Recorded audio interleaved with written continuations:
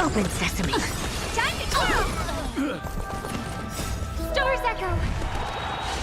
Welcome to this big diamond! It's all yours! Time to twirl!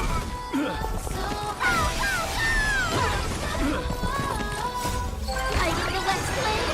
Away we go! Time to twirl!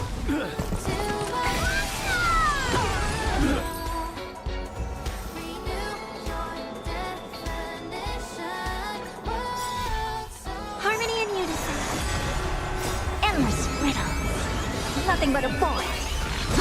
Time to twirl! Time to twirl! This big diamond! It's all yours! Time to twirl! Time to twirl! Are you the West Wind? Away we go! Time to twirl!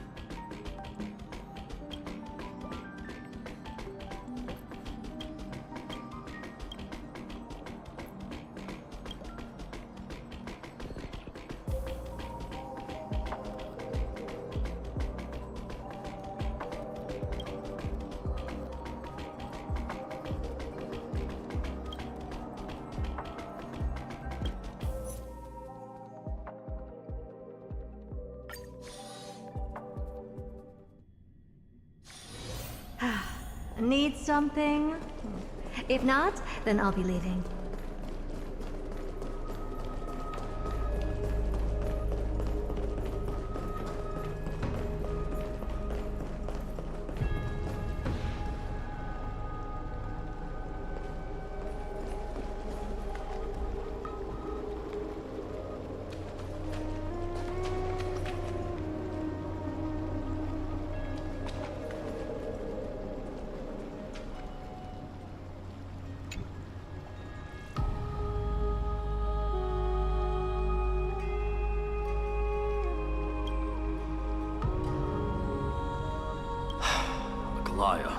With all due respect, this trial's taking far too long. What do you think of this, Trinan? It's not possible to tell for sure what goes on within the vortex. All I can hear are fragments of speech and distant battle cries. Is it Vainan's voice? I'm not sure. It's difficult to make out clearly. Wait, no! Lady Trinan? Snowy's voice. I can't hear him anymore. There's a sun-like existence in the trial. It's burning him up! It has come to this, after all. What now? Get ready, my Demos. Plan B. We pull him out when something goes wrong. As I promised you, Aglaya, I will intervene in the trial this time to bring your deliverer out to safety. But that's as far as I will go. Of course. I know this is not the time to demand any more from you. Discerning. All right then. To be as prepared as I can, I hope that the two Outlander warriors can also join me. That might not be a good idea. The core flame trial is many times more complicated than a standard ritual. Even the slightest misjudgment, misstep, or hiccup could result in grave consequences. Our two distinguished guests are not obliged to risk their lives for the flame chase journey. Let me join you instead, Lord Mighty.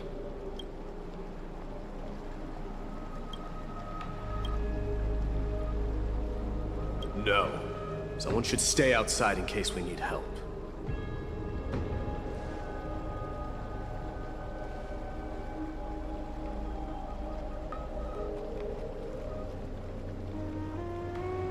Join me in the trial to look for Finon. And when we do, Aglaya's golden thread will guide us back out. Assuming we survive Nikador's wrath. If something bad were to happen, Castris, your priority is to ensure the safety of these two. I can find a way out on my own. Yes, Lord Mighty. Thank you both for your valor. Time to get to work then. Let me have the honor of taking the lead in this battle.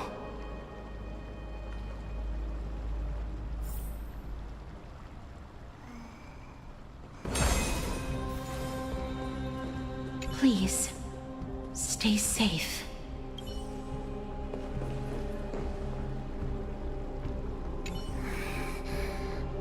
We can't get rid of all the noise.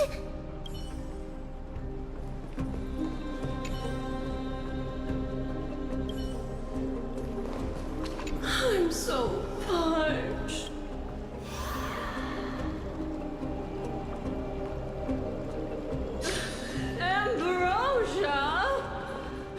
May that warrior be safe from harm. When you are ready, I will preside over the ritual on Trinon's behalf.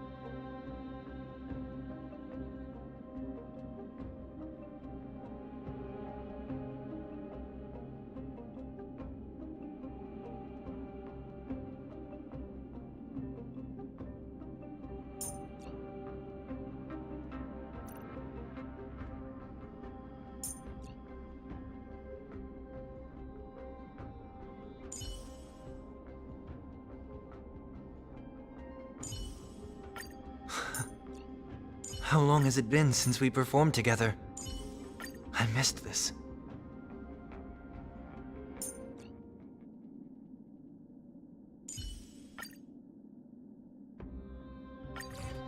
Our reinforcements from beyond the sky. Warriors of high esteem. Please close your eyes and hold your breath. They once kept the fate of this world, and many other challenges safe from the devastating rage of strife.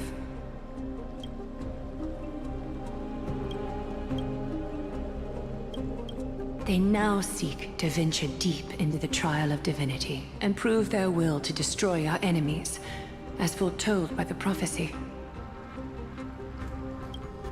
When the hammer of strife strikes the anvil of the warrior, the heat and impact will leave behind scars, and between them, a demigod shall rise.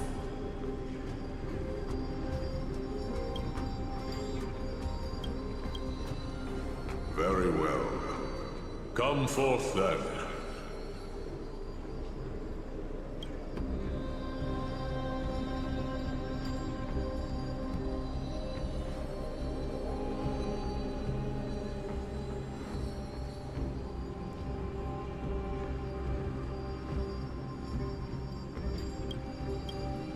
Souls foreign to this realm, and warriors in the making.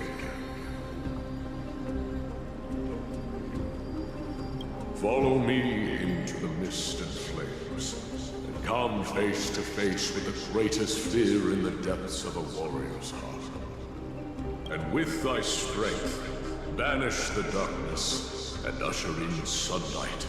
Let all lost souls find courage on a long journey back home.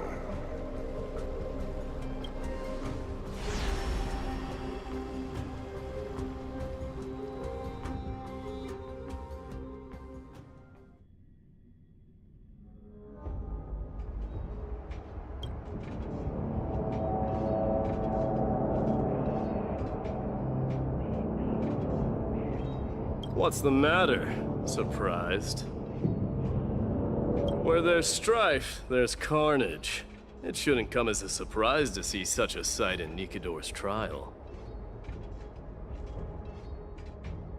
I told you, this is only a mirror of the trial. I don't see him around here. We should go first. Let's pray he stays safe. Huh. The greatest fear in the depths of a warrior's heart, huh? So, this is what he fears the most.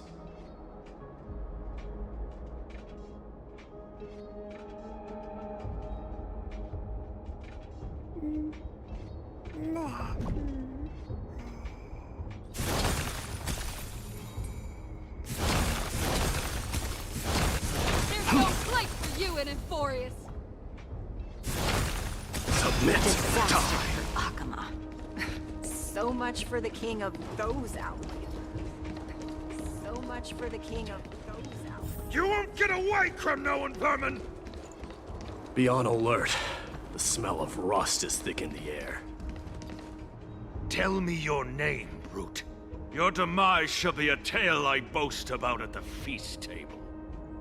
My name is Perdiccas, and I am here to avenge my people.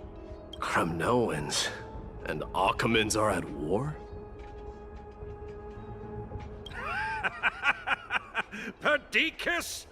Even the tragic cries of beasts at the slaughterhouse sound better than your name. Say whatever you like, despicable Akaman. Better to die in battle than return even in glory.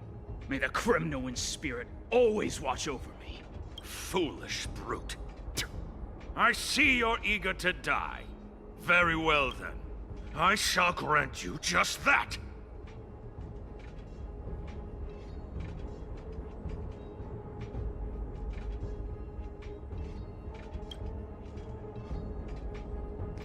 You are... Oh. So the Alpha Brute has found his way here. It's a pity, though. You're too late. You will never stop the Holy City's army.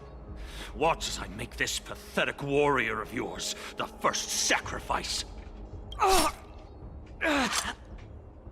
Minimos, my king, avenge me.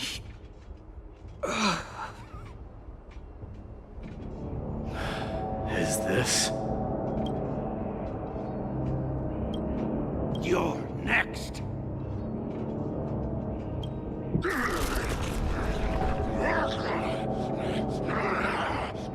Face your death, cowardly king!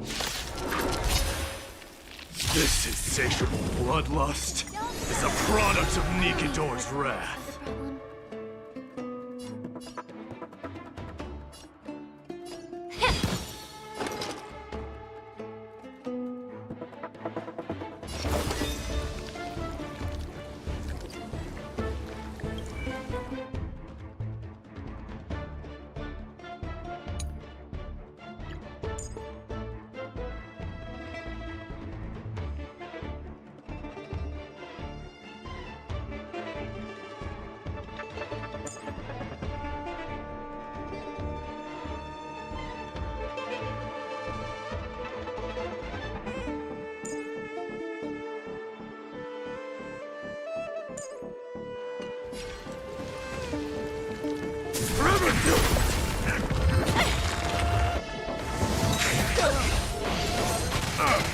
seek and you shall receive. Serenity is before me. Let this place witness This glory. mortal watch over you and guide you on your path. Burn it all. I am struck. Forever doomed. I hope for an end to strife in the world. Dying soul, face me. I'll accept your punishment.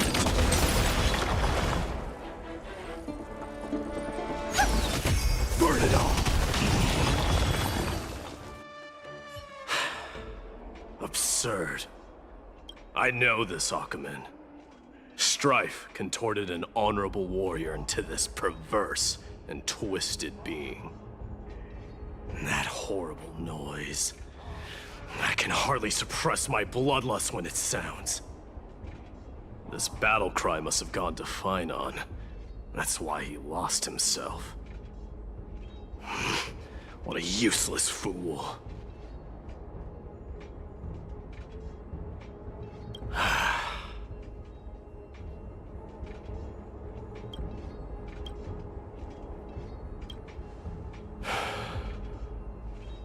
It's nothing. Let's go. That voice is Cartonis? Not you too, Cartonis.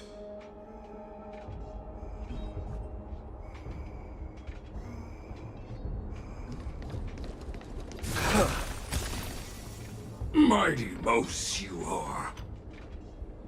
Destroyed all the wicked king. Here to take my life, finally?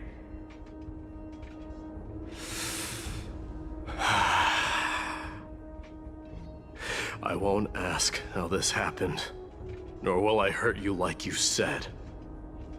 I just need you to tell me where Finon is. All of this, you know very well. Leave our city, cursed son of Gorgo! I have no intention of hurting you, Cartonis.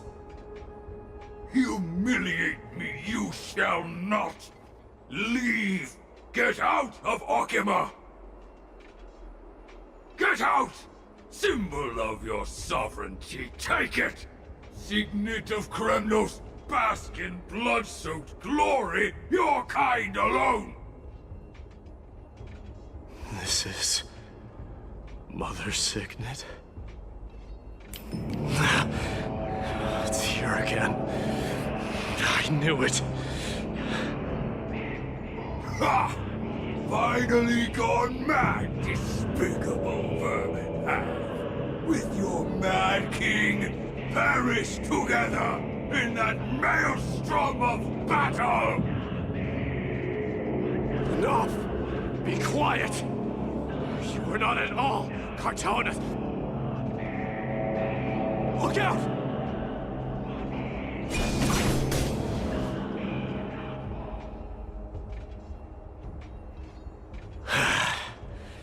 Nice move.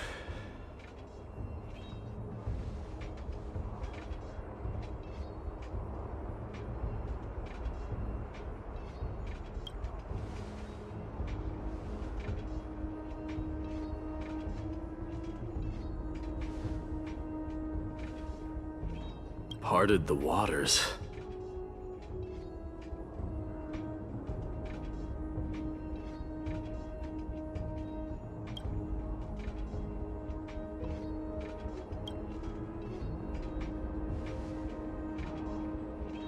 So, you are Dan Heng. What did you go through before meeting us?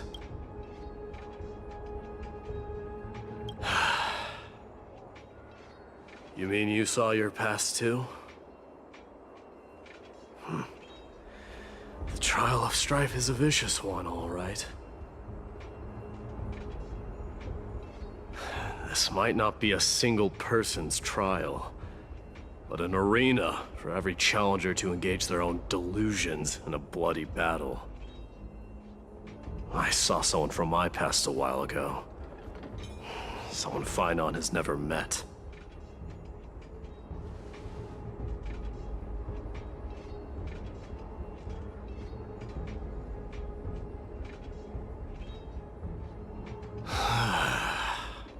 We can only hope this battlefield is nowhere as extensive as I imagine it to be. Let's first follow the sounds of battle to their source. The battle cries seem to be getting a lot louder. This will be the end of you Outlanders! I agree. Go find your friends in hell!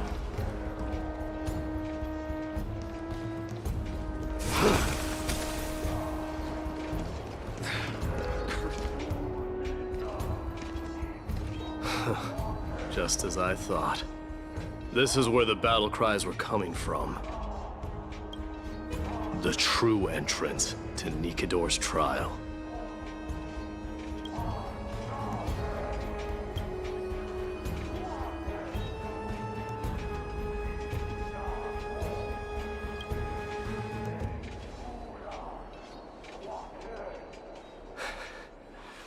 I'm seeing him for the first time, but there's no doubt about it.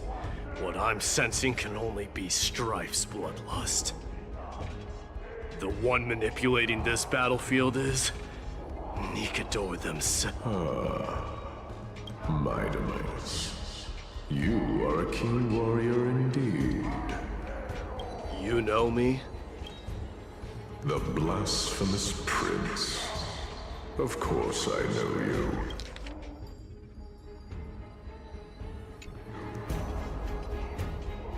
And I happen to know that you're here for the soul of that white-haired warrior. Great. Let's cut to the chase then. Hand over that poor excuse for a sword master, so we can be done with this farce. No.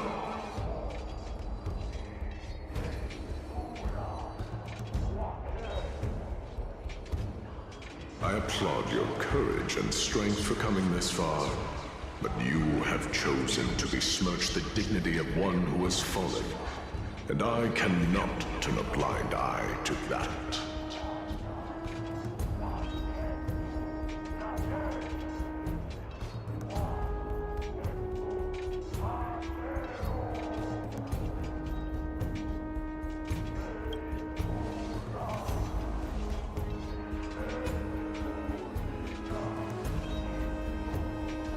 He faced the greatest fear in the depths of his heart, and fought with exceptional valor, though he eventually succumbed to the brutal onslaughts. I have since brought him to the rear battleground, and granted him glory worthy of his courage, tenacity, and sacrifice. You wish to take him away? Sure. Pick up a spear and prove that your resolve can rival his. Of course. Cowards who hope to avoid bloodshed are better off disappearing from my sight this instant. Your opinions are of no interest to me, Mad King. If it's a fight you're looking for, then you will get one, Titan. I will put you to rest once more with my curse of immortality. Commendable. Your noble mother displayed the same spirit with a spear in her hands. Don't you dare speak of her. Why not? She challenged the former Kremnos king to a duel, even knowing that it was a deadly trap, all to protect your dignity. Are you suggesting her efforts were for naught? Her death was caused by you, the incarnation of strife. How dare you talk about her past? Enough of this nonsense. You should be wielding your weapon at the god of strife. Battle me and put a swift end to this!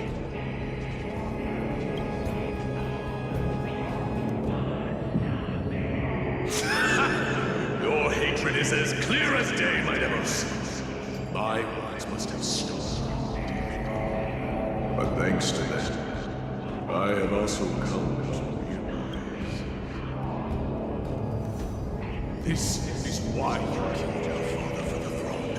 Only to let your signet sink to the bottom of the Sea of Souls, refusing to let the glory of Kremnos live on.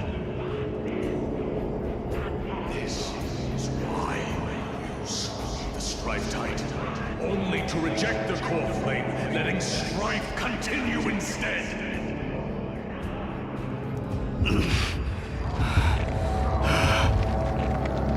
Oh, child abandoned, show me what you are capable of. Show me if you have the power to put out the flames of your very destiny.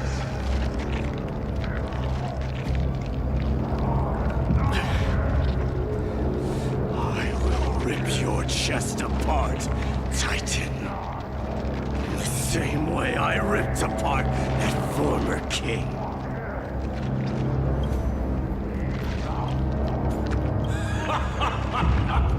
I see you wish to repeat these.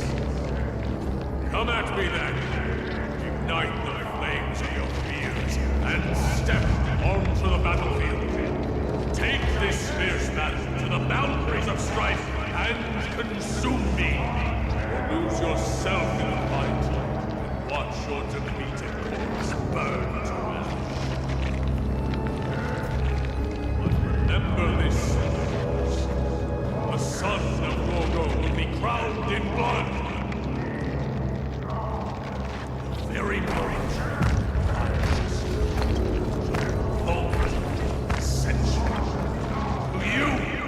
The successor of Kremnos!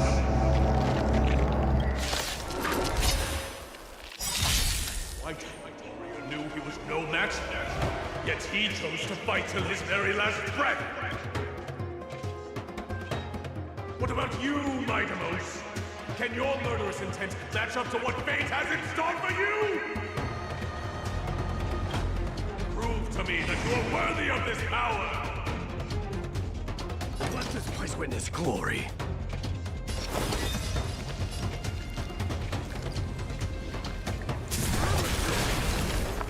Mournful cries. Miserable wails. Kings of Kremnos. This is the power you desired? Right. Stars echo! Heard the call. Dying soul. Fate now accepts your punishment. I am struck. I doubt farewell. Forever doomed. In the name of fairness, I grant you the blood of strife! This raging power. I can hardly contain it. Forever doomed. So feeble. Serenity is before me. Burn it all. Dying soul, now accept your punishment.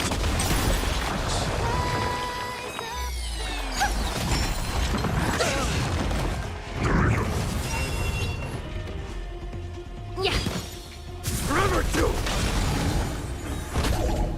Fury upon you. In fear you shall abandon your mortal body, King of Kremnos! How noisy. Allow me to purge the root of the problem. Forever doomed. The truth burns everything in this world. It's bleeding. May song bring us victory. I'll overcome the thorns. I doubt farewell. This mortal form. Watch over you and guide you on your path. Right. Stars echo. Welcome to. Burn it all. May the foul stench dissipate quickly. Yeah. Heard the call. Serenity is before me. Forever doomed. dying soul. Fate now accepts your punishment.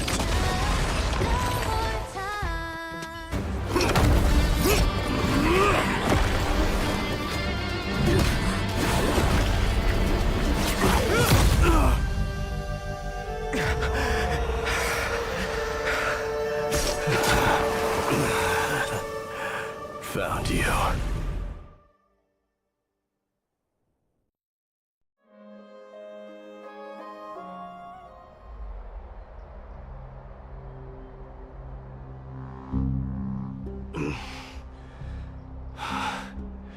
I did my best.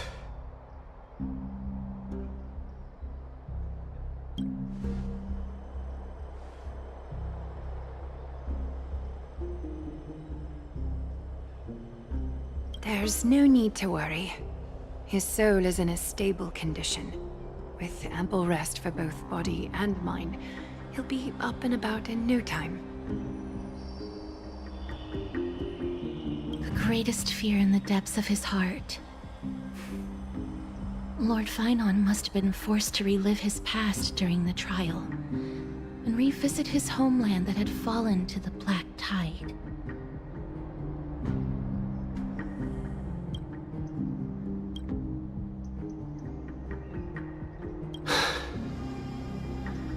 In all likelihood.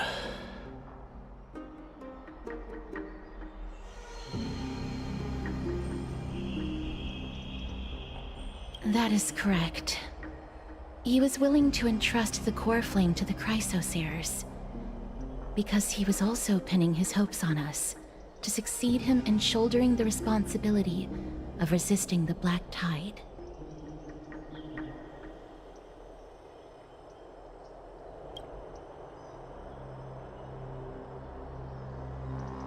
It is one of the culprits that drives the people of Anvorius to madness. It was during the Era Bellica that this unspeakable thing first appeared, like a plague, alongside the 3 Titans of Calamity. Nobody knows where it came from or how it came to be. What we do know, however, is that it is steadily encroaching upon what little remains of this tranquil land, much like a rising sea closing in on an island from all sides. It is for this very reason that it became known as the Black Tide.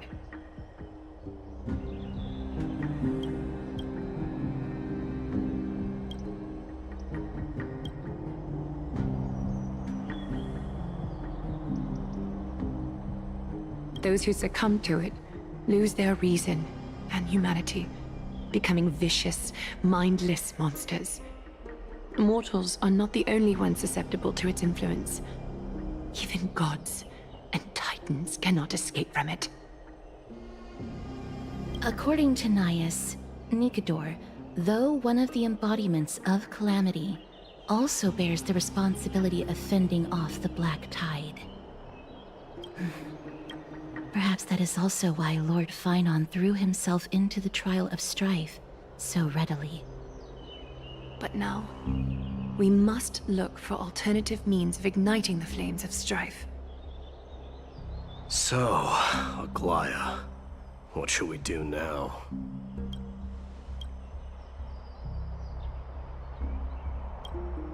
You know very well the decision doesn't lie with me. As the successor to Krymnos, Mighty, you know better than anyone that if it was simply about emerging triumphant on the battlefield of strife, you and your people could manage it with ease. But ultimately, the heavy burden of divinity can only be borne by one. It is foolhardiness and indecision, not the unclaimed seat of divinity, that pushes this world into the deathly fog.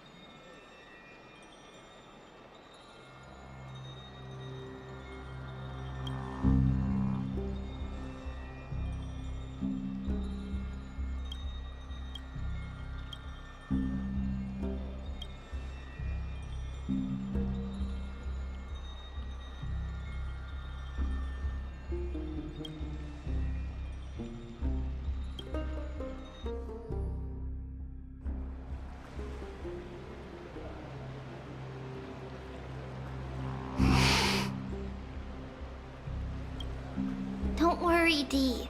This isn't the first time he's been like this. A long time ago. I'm not worrying about him. Oh, alright. You're a little quiet, though.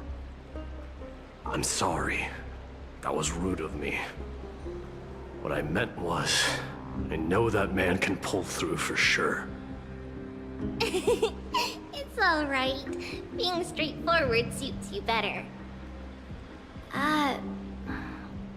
Actually, Dee, there's something we're curious about.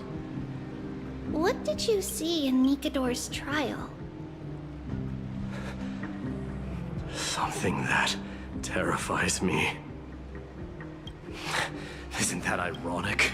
There shouldn't even be a word for fear in the Kremnoan language. Do you think you stand a chance against that thing that terrifies you?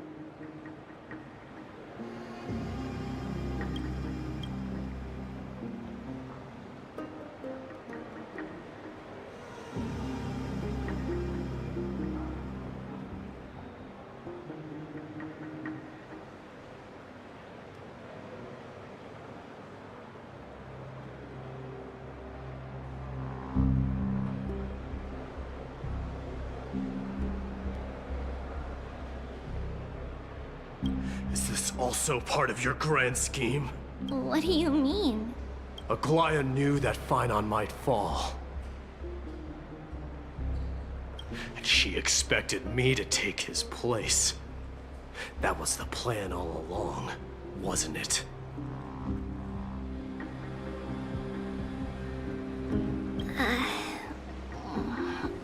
Yes. Looks like you know everything. I have no intention of condemning you for it.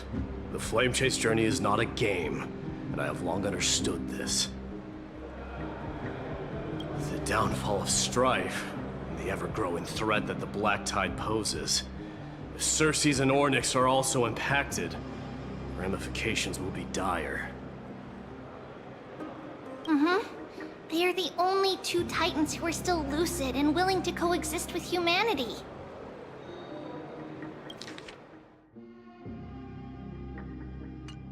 Regrettably, I do not hold the key to completing the trial. If I wish to conquer that fear, I need the assistance of my fellow Kremnoans. Give me some time to speak with my people. It won't take long, I promise. I see. There is strength in numbers, but you must know that the trial to become a demigod is ultimately meant for only one individual. Your people. They have been eagerly awaiting a new king all this time, haven't they? If you take on the divine role, they will have no reservations about following your lead. After all, you're the hero of Castrum Kremnos. I once was. But Lady Trebios... Therein lies my deepest fear. We'll talk again later. I'll be back. Dee? Regardless of what happens, we will always be there for you. Thank you. The person I'm looking for is probably in the hot bath. I should go take a look. The billowing steam always brings back memories of the furnaces in our homeland.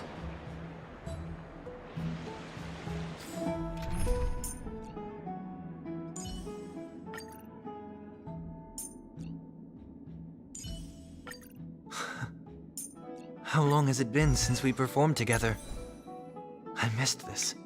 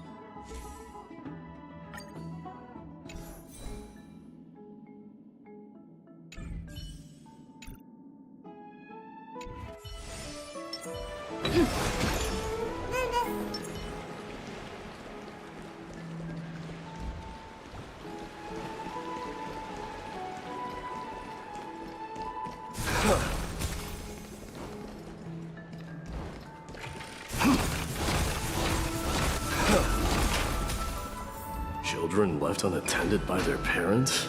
That's not safe.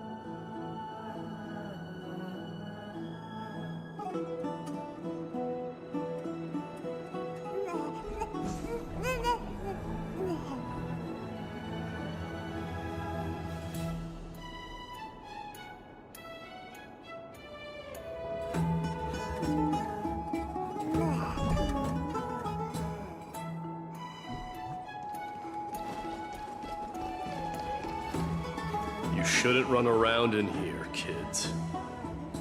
Hey! It's the Crown Prince! Are you also here for a bath?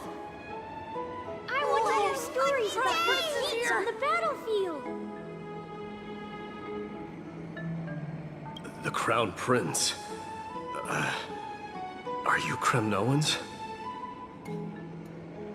Yeah, we are! The grown-ups said we used to live next to the arena!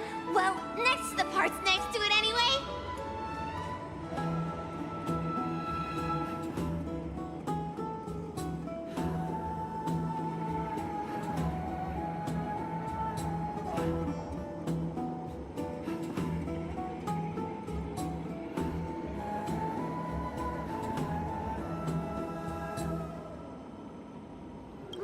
is a centurion with the Hydra Lancers, and my mom is the bravest warrior in the God Shield Brigade.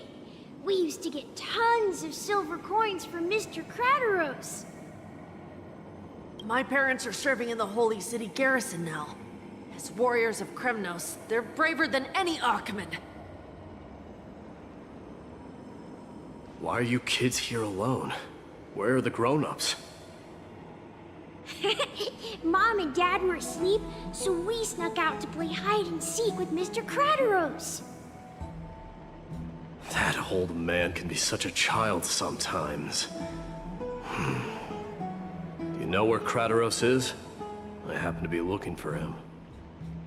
Sorry, I don't.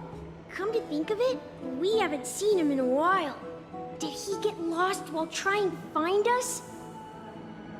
No way! Mr. Crateros is a member of the Royal Wing Elites. He's the best at hunting down enemies. He was counting near Verax Leo when we went to hide. I thought about taking a peek, but who knows if it might be a trap he set.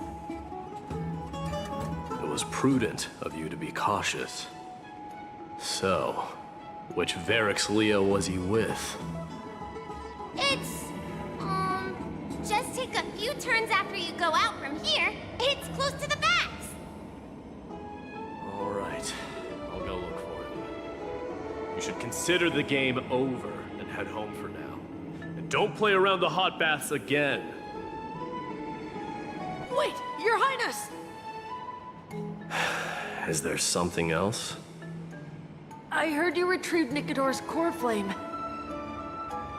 Does that mean we get to go back home soon? Have you ever been to Castrum Kremnos? You were all born in the Holy City, and are living lives no different from the Achaemenids. Everything you know about our people comes only from the tales of others. You have never even witnessed the blade in the sky with your own eyes. How, then, is a city you've never seen your home? Because this place is definitely not home. Mom and Dad told me that the children of Kremnos are born to wield swords and fight on the battlefield. They also said that the Kremnoan detachment led by the Crown Prince is the bravest army across all of Amphorius. No one can defeat them. The kids in the Holy City don't play with us. The moment they find out that our parents are Kremnoans, they shun us. We don't care. We all know that the Crown Prince will take us home one day.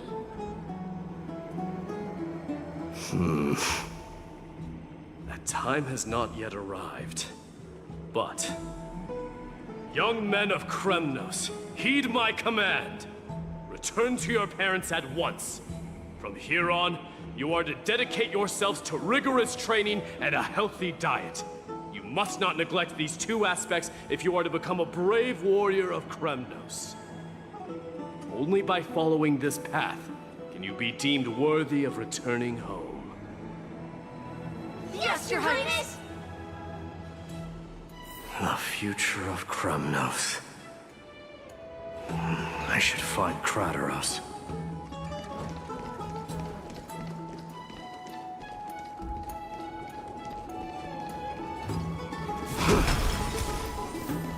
There he is.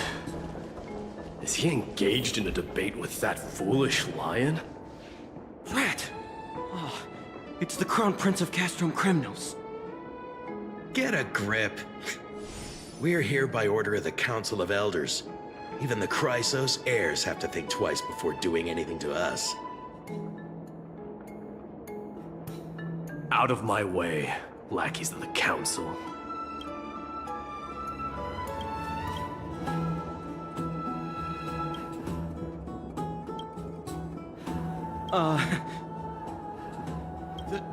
The Civil Guard of Akama is on official duty. Please keep out of this area. Calm down, my lord. Play nice. Don't make me repeat myself. I'll allow you to pass this time. Just this once! So, you think yourself knowledgeable? Then here is a question for you. Do you know how Chrysius Leo in Castrum Kremnos came to be mounted on the wall? I don't know, my lord. How did it come to be?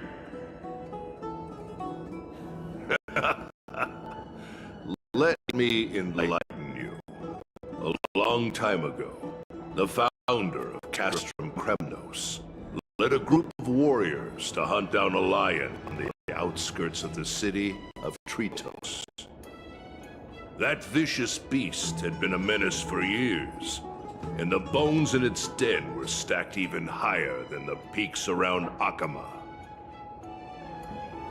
But do you know what happened? Nary a moment had passed after the beast's head peeked out of its den, when the Kremnoan warriors surged forward and brought it down within the blink of an eye, shattering its knees with a single strike. And then... Why are you red-faced already? We haven't even gotten to the best part yet. It's your storytelling, my lord. You're weaving such a captivating tale that it got my blood pumping. Please, go on. Well, if it isn't Lord Mighty. It's been a while. Oh, what in Akama is happening? To what do I owe the pleasure, son of Gorgo? Krataros. My esteemed teacher. Let's talk somewhere else, Mighty Mos. I'm tired of speaking with this silly lion. What about the Council's informants? Those two hyenas are nothing but scavengers of rotten meat. They couldn't bite even if they tried. They can follow us if they want to. Let's go. Good, wait, so how in the world did Chrysius Leo get mounted on the wall? Keep up with us, you hyena. Oh, sorry. I meant officers. Hey, old man, how dare you? Calm down. Calm down.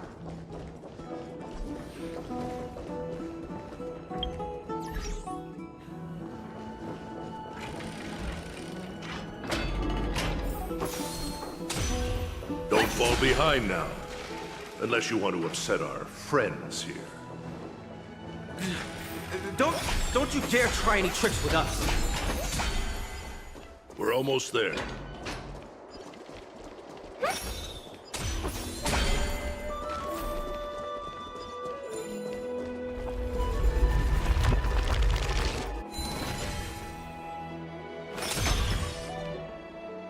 Why have you stopped? This is a nice spot for a private chat. Shall we, sir? Let's do it.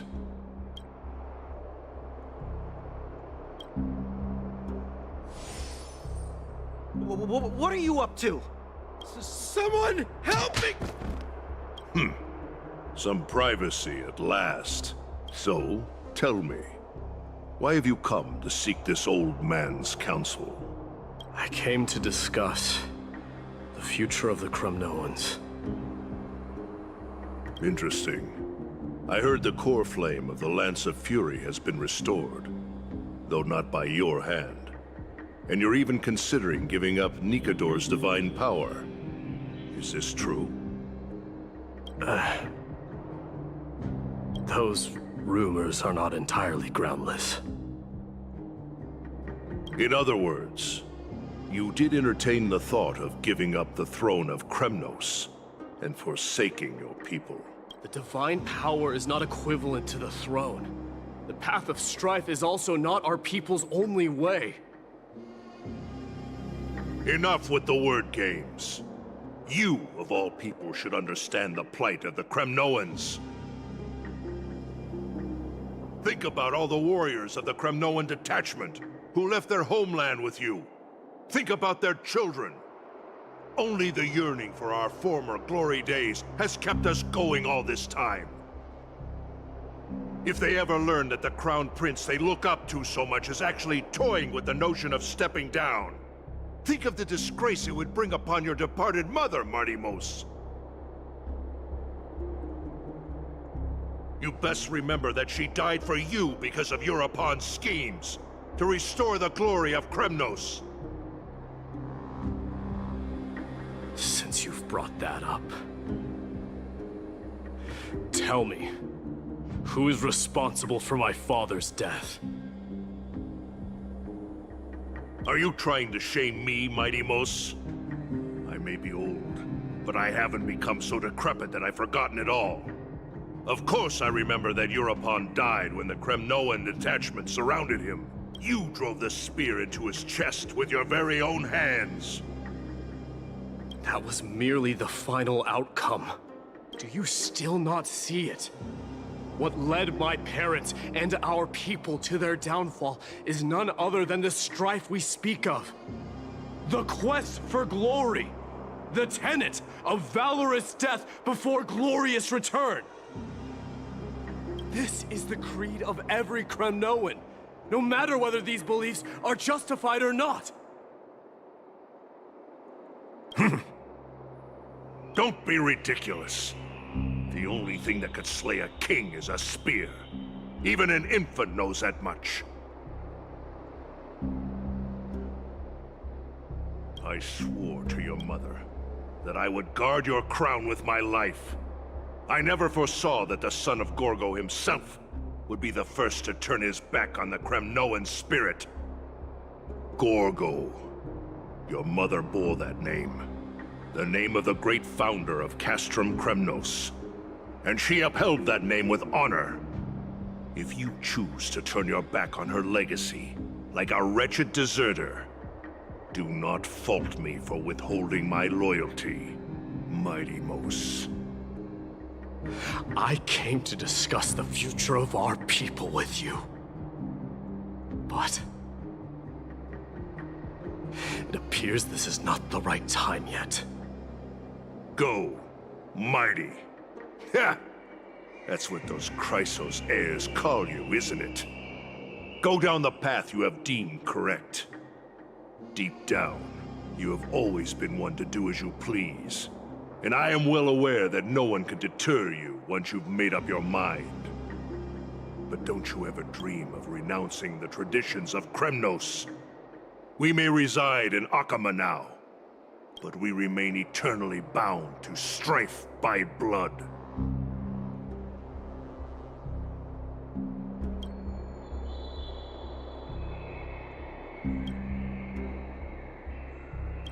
Bloodlines no longer hold any significance in this era of destruction.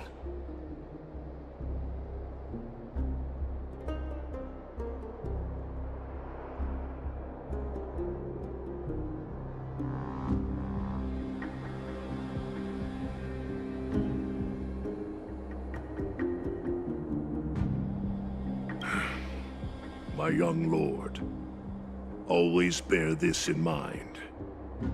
Never reveal your vulnerabilities to anyone. A lion should never dwell amidst its prey.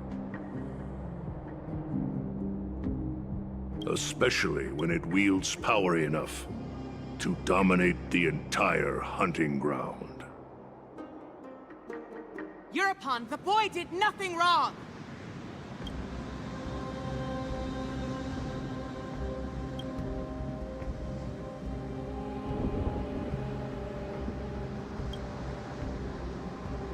This is murder! Do not sully the noble name of Kremnos with the blood of an innocent child. You mustn't reveal your weaknesses to the enemy. Enough! My decision is final. We must use this child's life to preserve the soul of the great Nikador. We must save Castrum Kremnos. Don't be absurd! Those tiny hands lack the strength to even lift a spear. Do you truly believe him a threat to Castrum Kremnos? You'll be ending the bloodline of Kremnos if you do this. Our millennia-old glory will become nothing more than a joke. Have you forgotten that we Kremnoans place no value in bloodlines? It is through pure bloodshed and slaughter that the kings of Kremnos have ascended to the throne. As for our millennia-old glory, it has always been a joke in my eyes. Glorify it all you want, but it will not alter the nature of slaughter.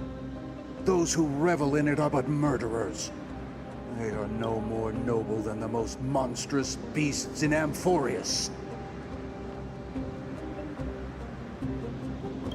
Enough with your words! Among all the kings of Kremnos, which one did not inherit the crown only after plucking it from the lifeless body of his father?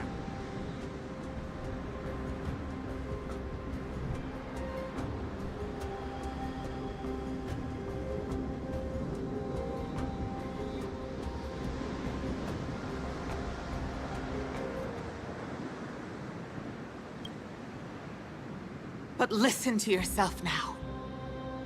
Do you truly believe you can cleanse the blood from your hands through mere words alone? Nay, quite the contrary. I will end this cycle of bloodshed. Starting with this child. With these blood-stained hands, I will end it all. Your failure is inevitable, Europe. You are just a coward who can only raise his blade against his own child! A beast that murders his own kin. Royal Wing elites and Emperors of Kremnos! You cannot sit idly by and watch this atrocity unfold! If you consider yourselves the honorable sons and daughters of Gorgo, then take up your spears and join me in putting an end to this bloody charade! Does anyone else have any objections? If so, come forward with your spear and prove your mettle. Understood. 5, 4, 3. No one dare stand by my side. Cowards! Has that crown stripped you of your courage?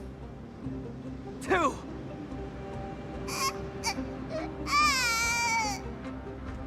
One. It appears there are no objections. Then, in accordance with the Kremnoan Council's principle of tacit consent, the decision is final. With all present as witnesses, this child shall descend into the Sea of Souls, where he will nourish the Lance of Fury and join the fallen heroes. May fate and the gods await your arrival. My son, my Deimos. Stop! If you have more to say, then speak. On account of the life we have shared together, I grant you this one final chance. With the Blade of Fury above us and the Council bearing witness, I, Gorgo, hereby move to challenge the crown in accordance with the laws of Kremnos.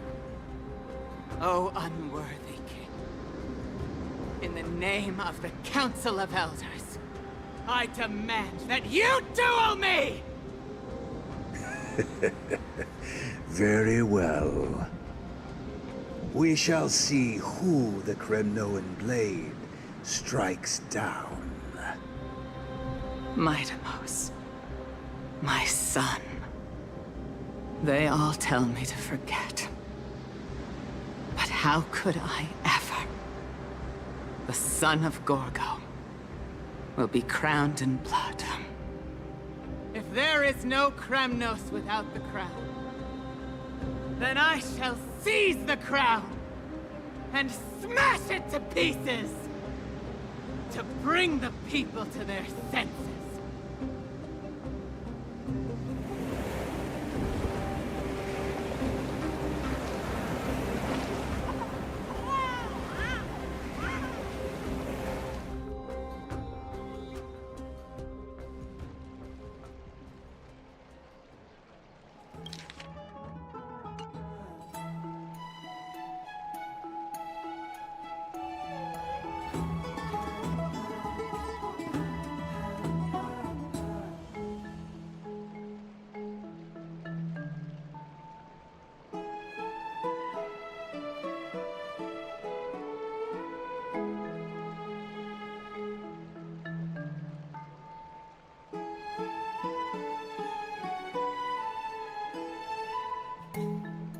Miss, you're awake.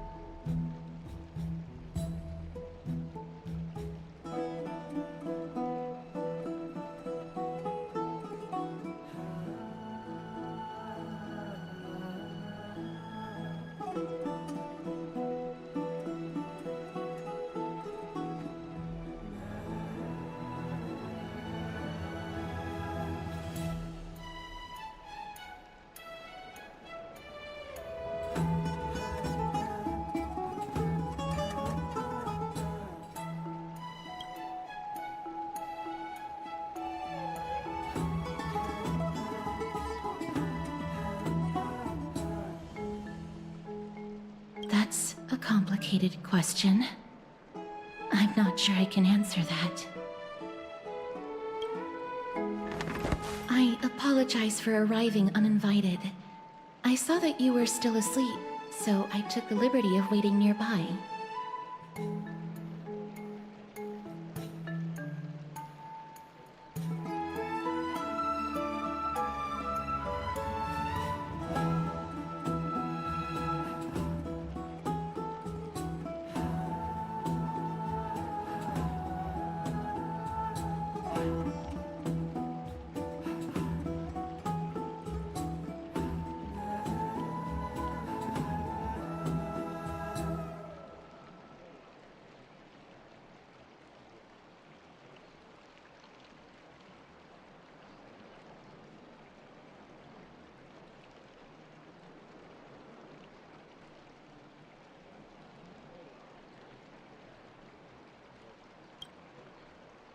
I bring a message from Lady Aglaya.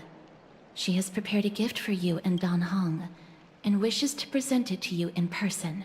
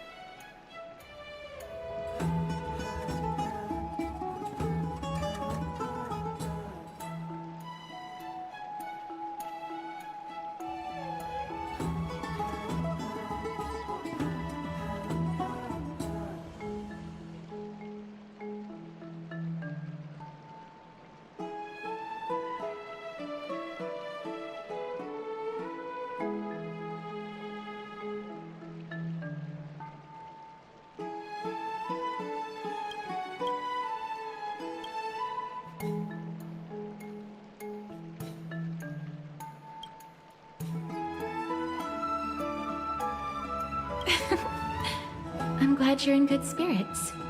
All right, let's set off.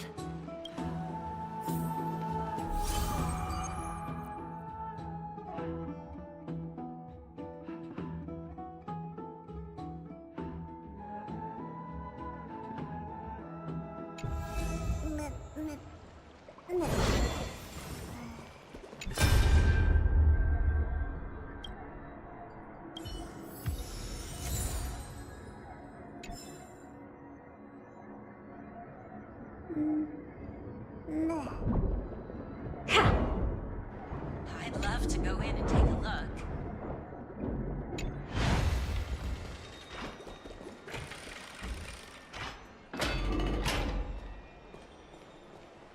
The baths are bustling.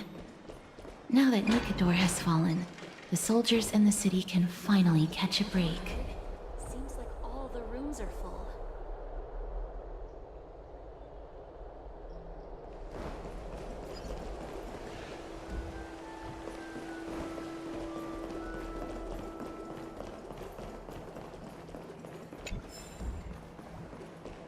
Faith can dispel the black. Is that Lady Treby and Lady Trianne? Ah, you must have forgotten. This is a precious relic from our hometown. We definitely all saw it back then.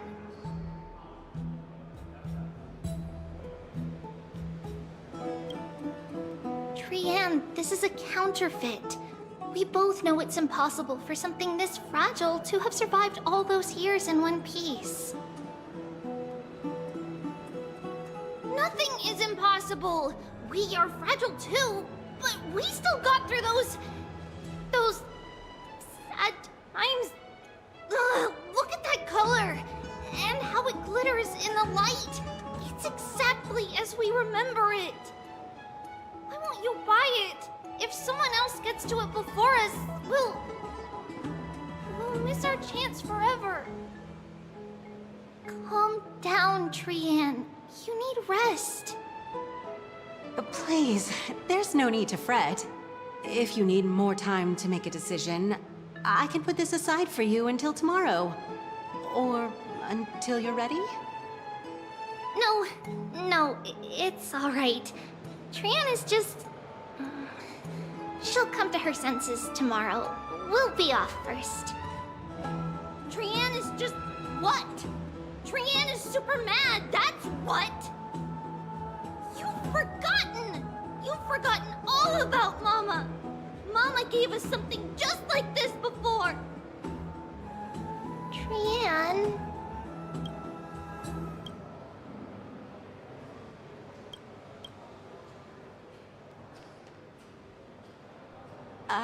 See you tomorrow?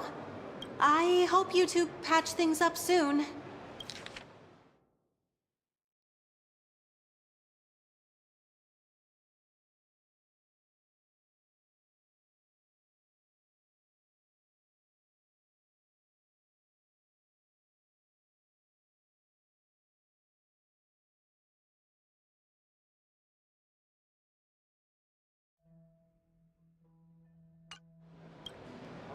See you tomorrow. May the winds of fortune bless you.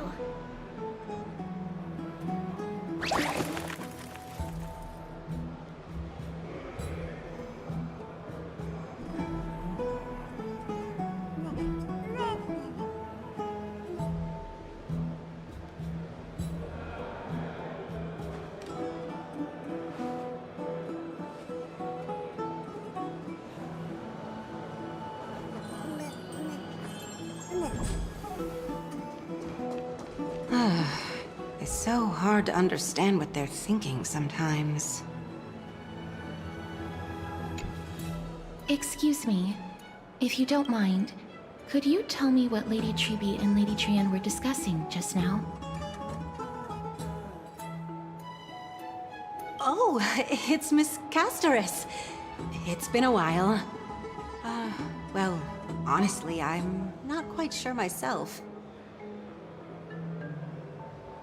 See, I have a little hobby of collecting handicrafts. Some time ago, I found this trinket being sold at the Marmorial Market. and bought it to use as decoration at my stall.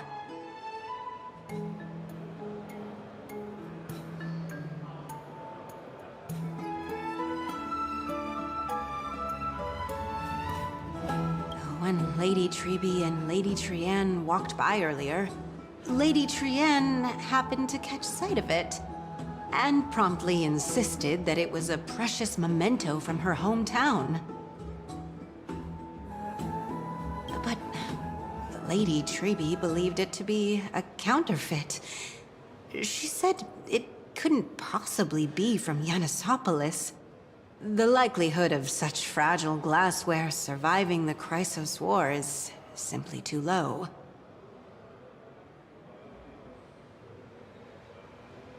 For some reason, Lady Trienne became awfully upset after hearing that.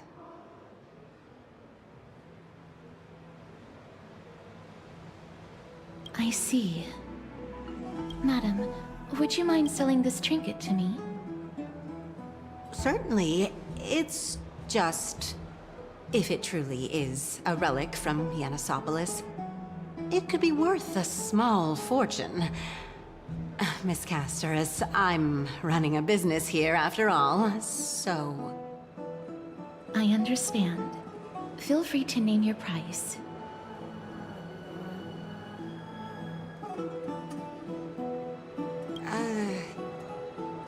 I suppose I can sell it to you at cost as a sign of goodwill, Miss Casterus.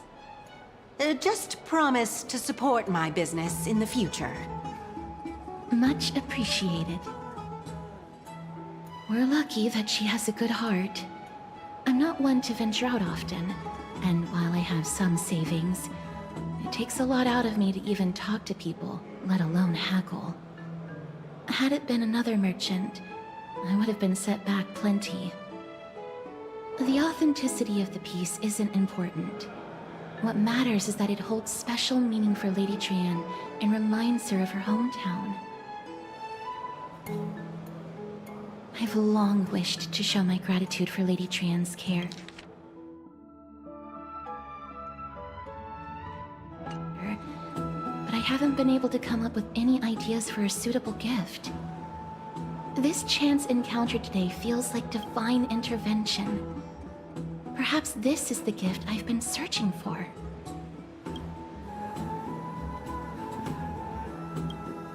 Still, this trinket is admittedly rather fragile. I will have to make some adjustments and stitch it onto wool felt to protect it. That way, no matter how much Lady Trienne runs around, it won't break easily. All right. Back to business after that little detour. Let's keep moving. Don't stray far now. We've already kept Lady Aglaia waiting long enough.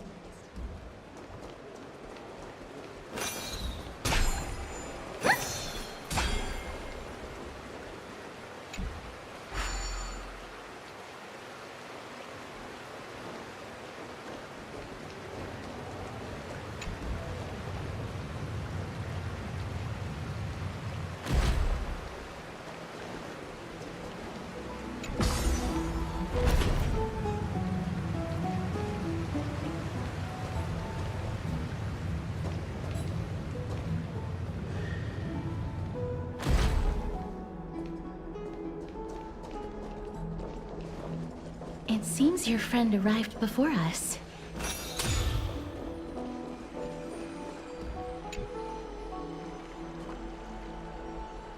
Welcome, Cass. And you as well, trailblazer from beyond the sky.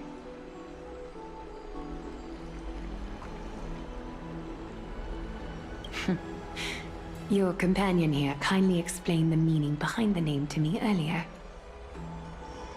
Through him, I've come to understand that you and your friends walk the paths of Kefali and Yanis in places beyond the sky.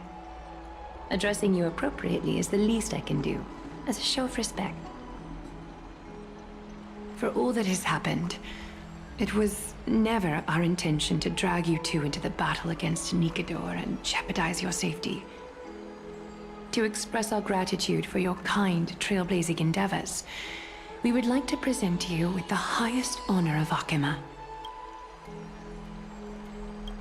This is the dew of divine blood, brewed from crops nourished by the blood of the Titans. It is said that only 12 bottles existed. The last 3 bottles are now being kept in the treasure vault of Akima. Back in the days of prosperity, cities fortunate enough to acquire it regarded it as one of the greatest treasures ever. Unsealing it during a ceremony held in honor of 2 cities' diplomatic ties was the highest form of respect one could show the other. And now, in keeping with tradition, Akima dedicates this drink to our esteemed guests from beyond the sky in appreciation of what you have done for us.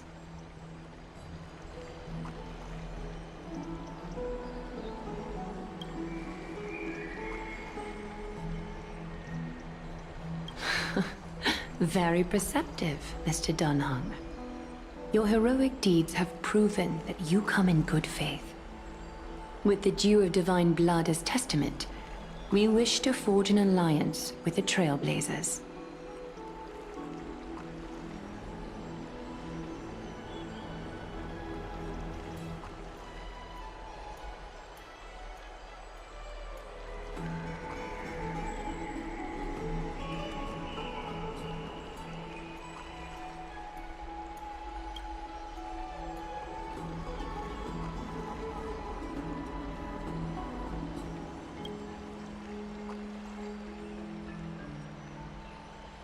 Wow! Grady and Danny have sharp eyes indeed. You'd make outstanding members of the Twilight Courtyard. No need to worry, by the way. I can tell from Lady Aglaya's tone of voice and micro-expressions that she's being genuine.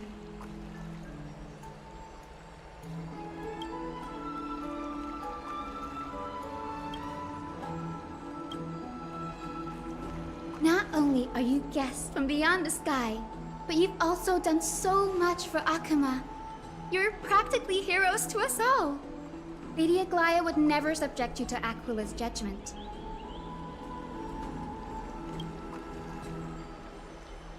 Hyacinth, thank you for taking care of the wounded of the past few days. Oh, it's no trouble at all. The patients are very cooperative when we attend to them.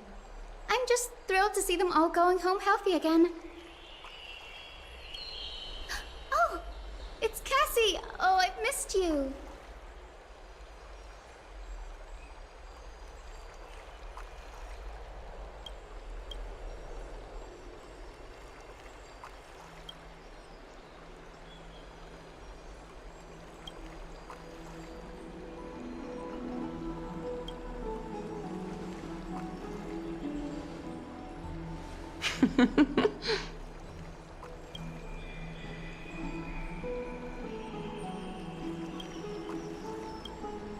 Miss!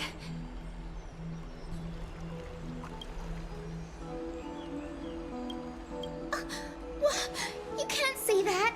Lady Aglaya should always be Lady Aglaya.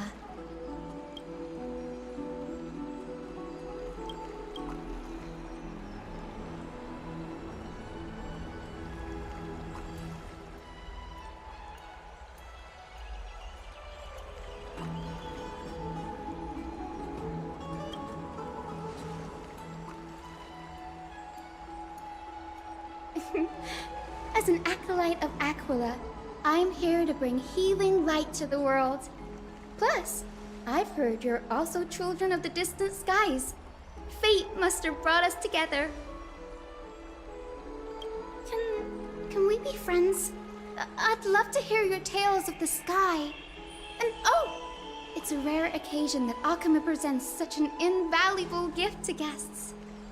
Lady Aglaya, may I have the honor of tasting it too? Of course you may. Esteemed guests of Akima, please believe me when I say that this gift carries no hidden agendas.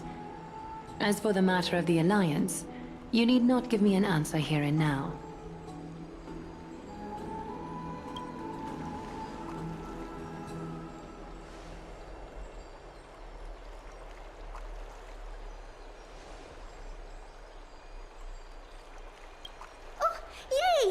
I'll get started on my questionnaire.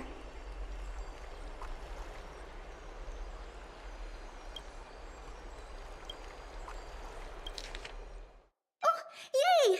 Then I'll get started on my questionnaire.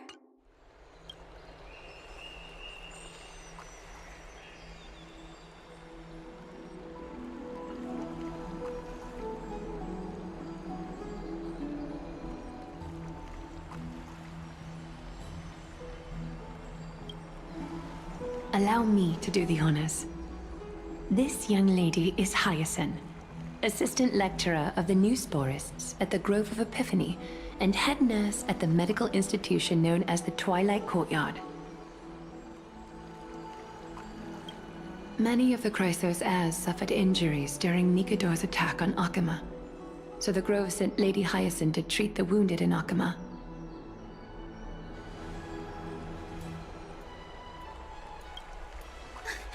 But what I'm really good at is helping people sort out what ails their mind and spirit. If you're ever feeling troubled, come find me. A little sunbathing in the courtyard will chase all your worries away.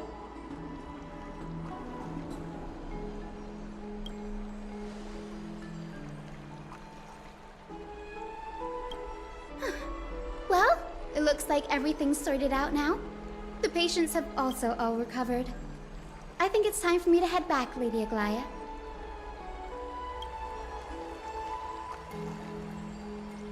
I would love to keep you in Akama for a few more days, but I would hate to provoke the ire of the Grove. As it happens, Akama intends to send a messenger to the Grove for updates about the research on the Black Tide. We also want to communicate our desire to discuss the retrieval of Circe's core flame at the earliest convenience.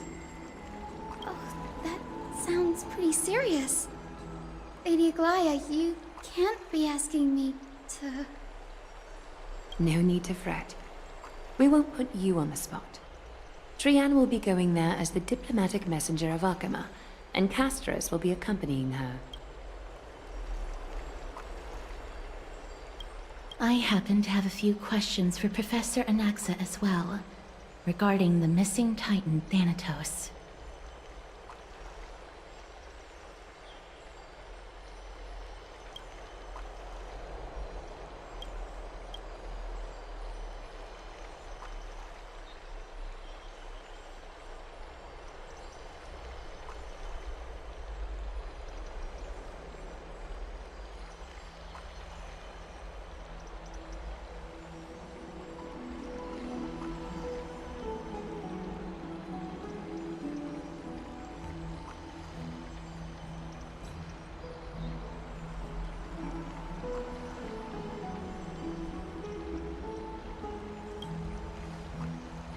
If you're not keen on just sitting around, Miss Trailblazer, why not go with him? The Grove is a picturesque place, perfect for sightseeing. That's a wonderful suggestion. Come visit the Grove, Grey. I'd be delighted to show you around.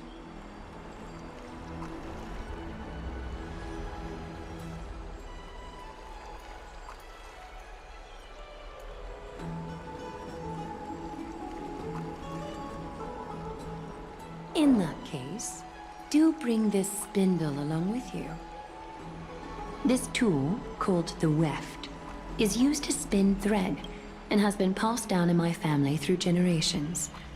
Though it doesn't see much practical use nowadays, it's become a symbol of great significance. In this respect, it is the perfect token to represent my will. If you encounter trouble at the Grove, just take this out and show it to them.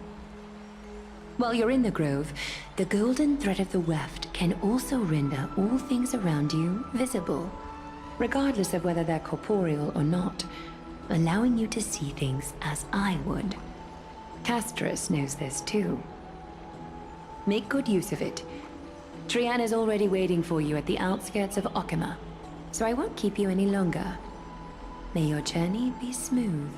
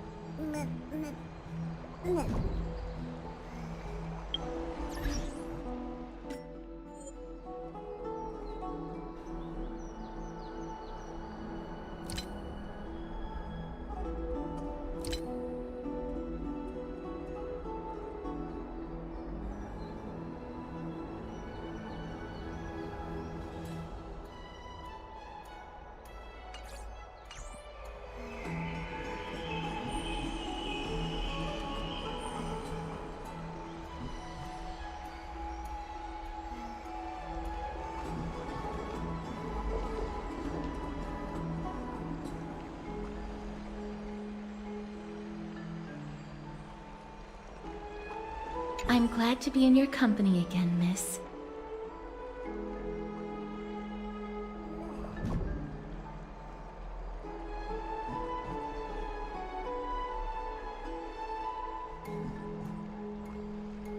Thanatos controls my fate, in a sense. The curse I bear came from them. And they have something of mine. Something of great importance that I must get back from them. When I was studying at the Grove alongside Phynon and the others, Professor Anaxa was responsible for teaching us about the Chrysos heirs and the Titans. That's also when I met Miss Hyacinth. She was Anaxa's teaching assistant then. The Grove of Epiphany is Akima's partner academy. They look after the core flame of Circes and are the organization at the forefront of researching phenomena such as the Black Tide and the Titans. They also provide academic research support for the Flame Chase journey. Several Chrysos heirs are based in the Grove, including Miss Hyacinth and Professor Anaxa.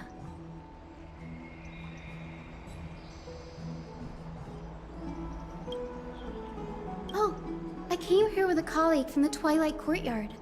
I've asked her to pack her luggage in advance, so she's already waiting for us by the city gates. Let's go meet up with her.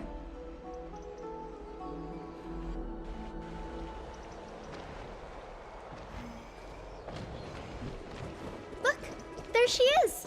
And Lady Trianne. But who's that they're looking at? Did something happen, Clementine? Oh, that's a serious injury. Miss Hyacinth, this man was discovered by Trianne! Trianne was in a bad mood this morning, so we went to the outskirts of Akama for some fresh air. But then we found him collapsed on the roadside. Trianne knows the city has good doctors, so Trianne brought our new friend into the city to look for a doctor. I was waiting here for Miss Hyacinth when I bumped into Lady Trianne. But by then, this man was already in critical condition, so I had to perform some emergency treatment first. These wounds, they're caused by the black tide. This is bad. Clementine, prepare a ward for this man at once. I'll treat him myself. It's a miracle he's still alive, considering how badly the black tide injured him. Grayi, Cassie, and Trianne, would you mind making your way to the grove first? Once this man is out of danger, Clementine and I will join you. As a healer, I cannot ignore those in need of medical attention. I understand. May fate have mercy on this poor man. Trianne believes he'll get better. Everybody, follow Trianne! Fly, fly, fly away from Akama!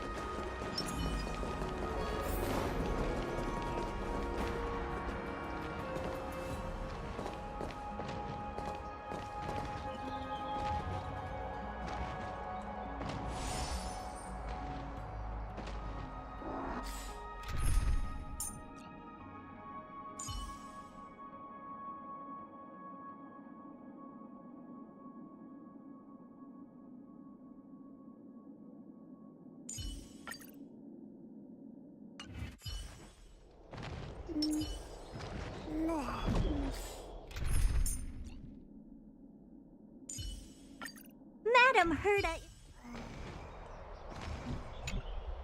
Down this road we go, to the skies we fly, leaving Akama behind! Little Cass, little Gray, are you ready? You might not be aware of this, but using the sentry gate takes a significant toll on Lady Trianne. Mm-hmm. Trianne promised Treeby that we wouldn't open the gate unless we had no other choice.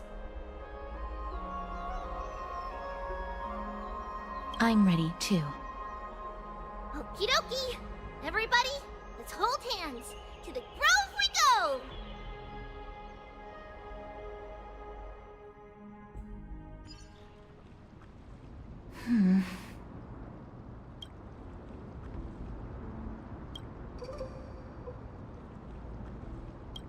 It's harder than I thought to sew gemstones onto Wolfeld.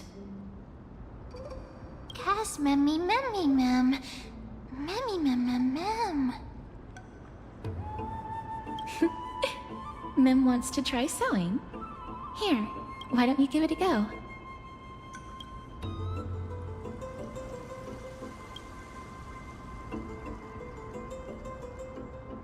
Memmy, mem, mem, memmy, mem. Memmy, memmy, mem, mem, mem, mem, mem.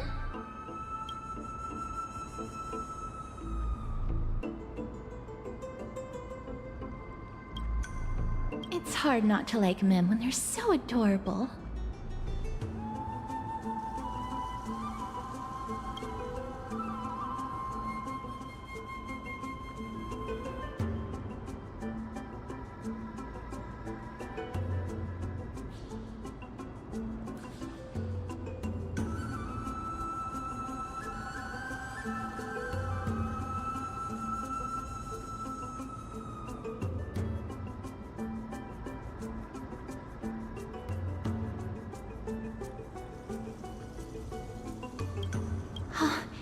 This is amazing!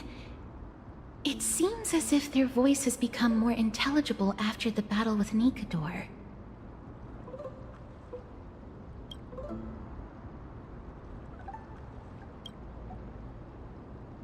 After spending the last few days together, I feel like I'm gradually gaining the ability to understand what they're saying. Even if it's just a little.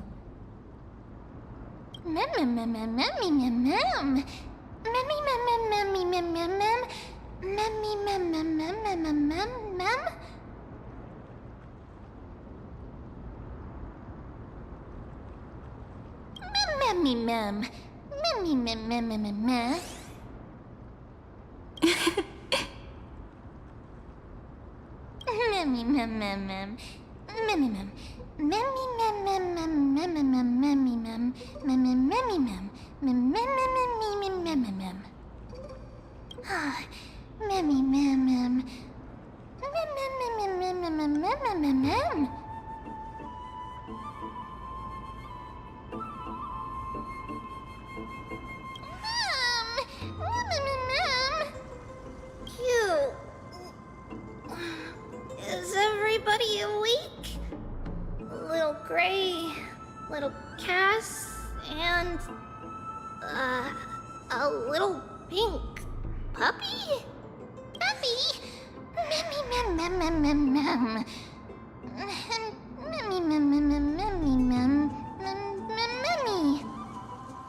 It's already action hour.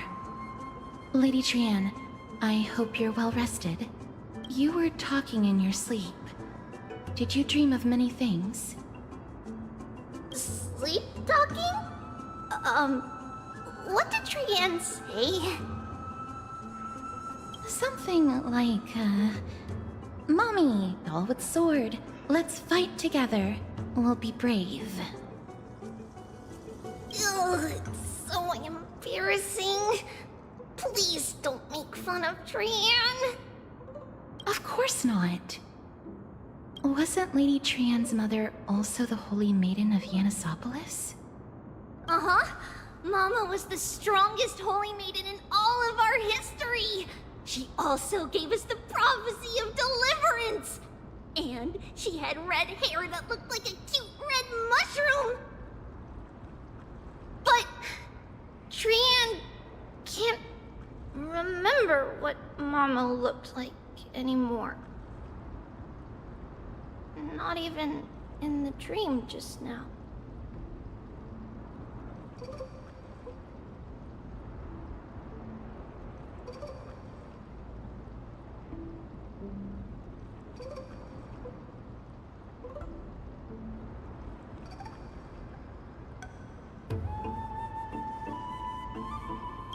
Memmy mem. Memmy mem mem mem memmy mem mem.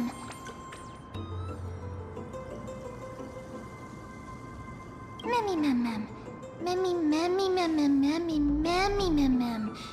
Memmy memmy memmy mem. Mem memmy mem mem mem.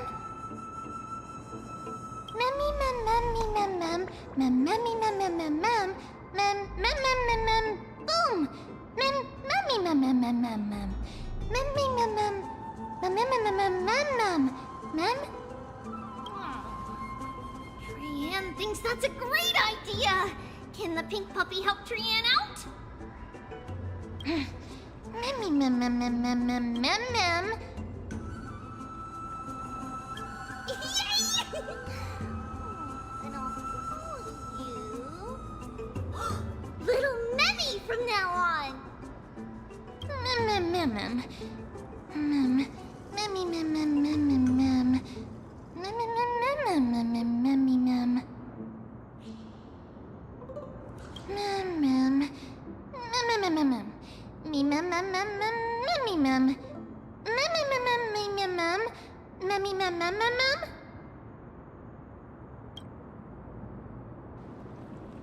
Okie dokie. Trianne remembers that we need to help Aggie ask the big tree whether Circes would be willing to visit Akama. If we follow this woven trail and keep going upward, we'll reach the grove in no time. Mem mem. Memmy mem mem memmy mem.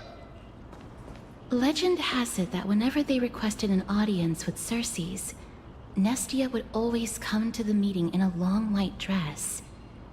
As the warps and wefts of the dress came into contact with the ground, they turned into paths and stairs. May this romantic path bring good tidings to Akama. Look! A huge tree! It's huge!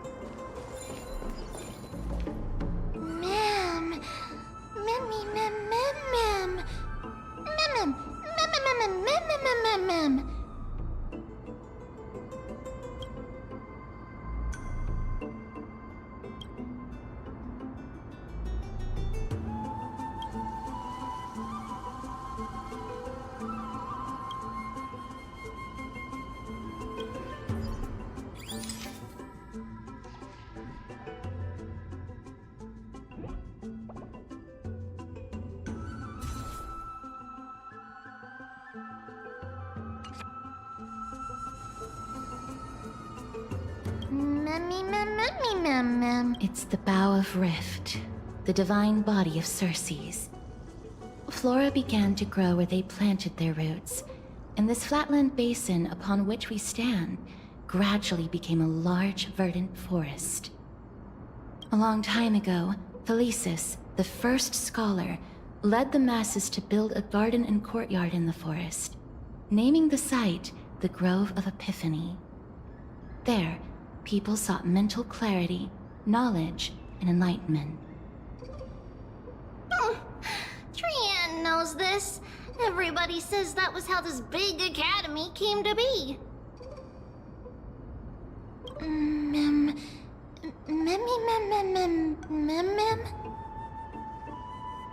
Something feels off. The Grove has always welcomed scholars. So too would Circe's give us her delicate leaves and extend her branches in greeting. Yet, it seems both the Grove's messengers and the Titan are indifferent to our arrival. That doesn't seem likely. Miss Hyacinth didn't mention anything about it. Maybe everybody's still asleep because classes haven't started yet. They don't want to be disturbed, so they shut the entrance.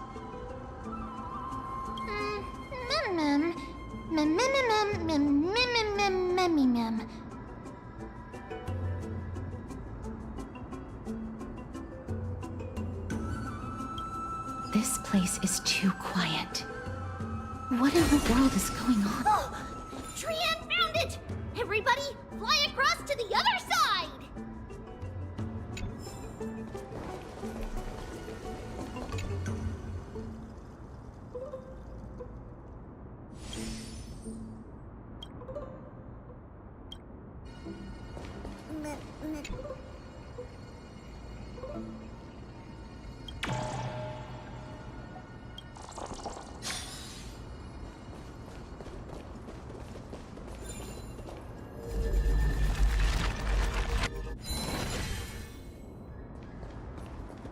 The entrance on the other side. Where could it be?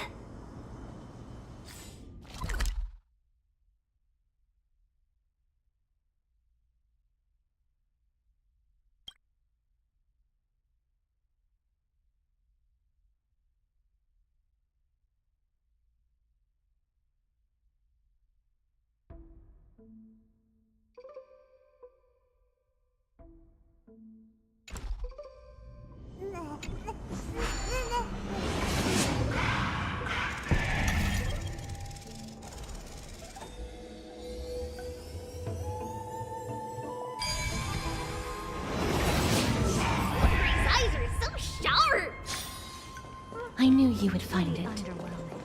The courtyard of Storgi should be just ahead of us.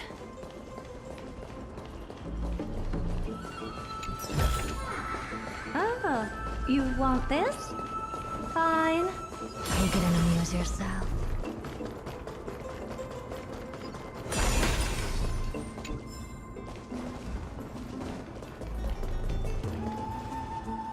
As I expected, something's not right here.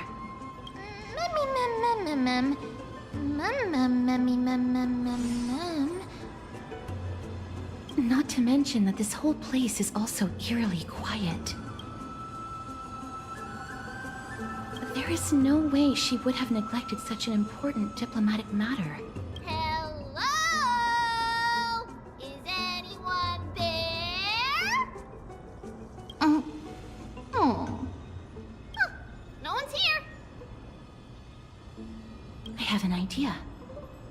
Lady Trienne, could you lend me that golden spindle? Do you remember? Lady Aglaia said this. While you're in the grove, the golden thread of the weft can also render all things around you visible, regardless of whether they're corporeal or not.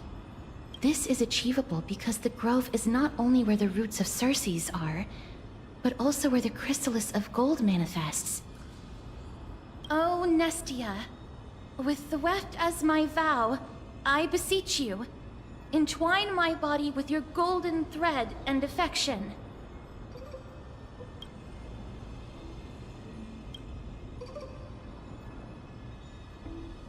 This is a proverb that was recorded in the handbook of Nestia's priests. If I'm not mistaken, we should be able to draw power out of this butterfly exuvia with the golden thread. There isn't a reaction. Did it not work? But that shouldn't be. Mem. Memmy. Are they white dryad flowers?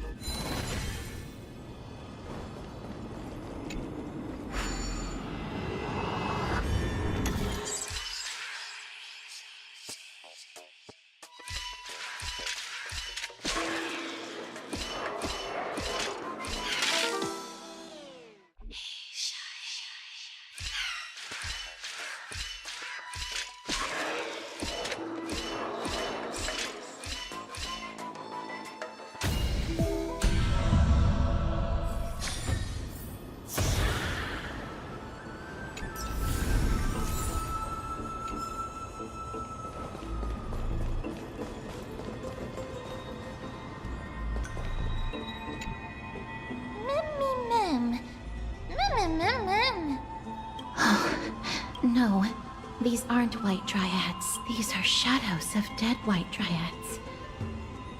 Dead, Mem? Shadow?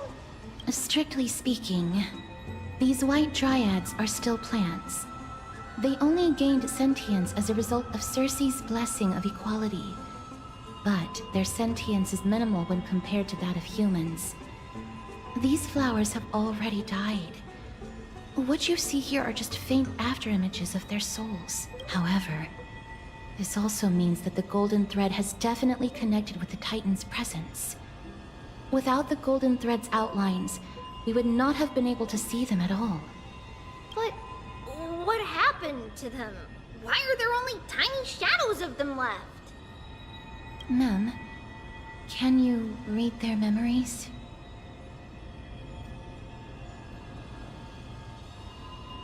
Let me try.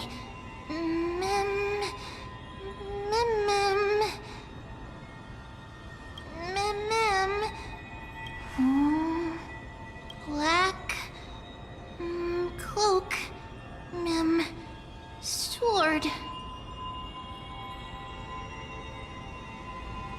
Towards the great tree.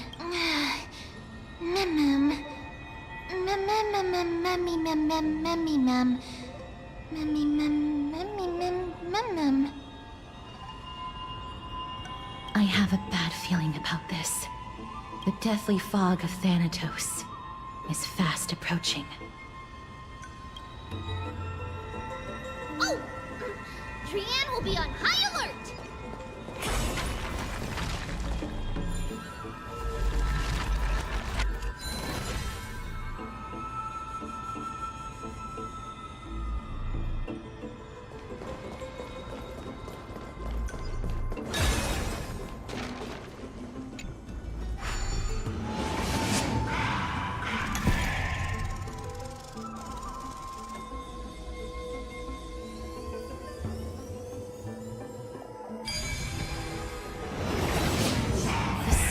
Death is becoming more and more intense.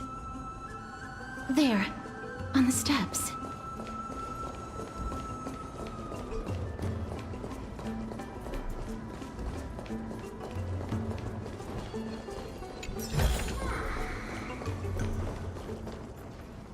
This looks really scary.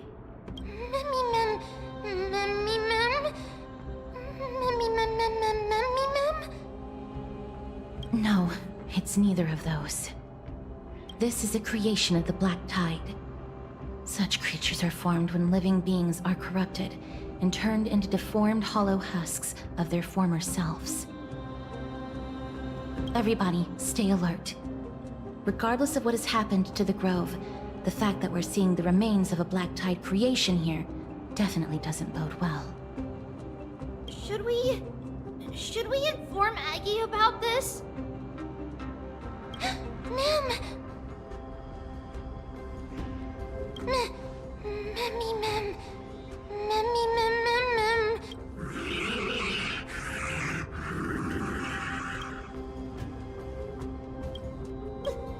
The monster is alive!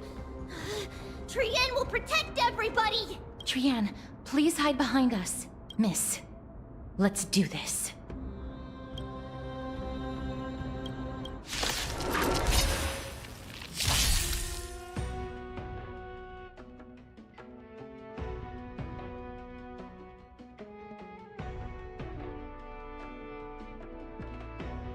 As expected, the words black, sword, and cloak, they're talking about the Black Tide. Resonate all together! Be of your body and mind! Never seen perfection before. Open sesame.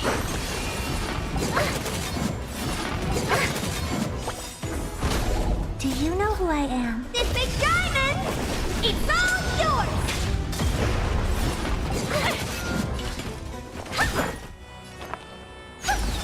Time to twirl! May the foul stench dissipate quickly. Expand your thinking. Time to twirl! Curious, endless riddle. Nothing but a void.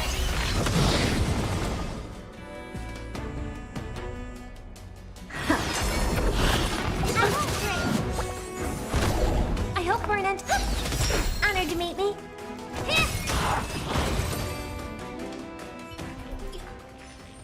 You defeated it!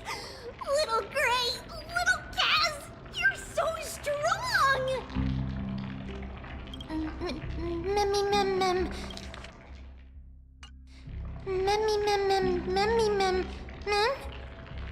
To think the Black Tide has spread this quickly to the Grove despite its remote location. I'm afraid a world where strife has fallen is far more dangerous than we ever imagined. Oh no! Akama is also in danger? Looking at this mess, it seems the scholars at least succeeded in fending off the first wave of attacks. But at what price?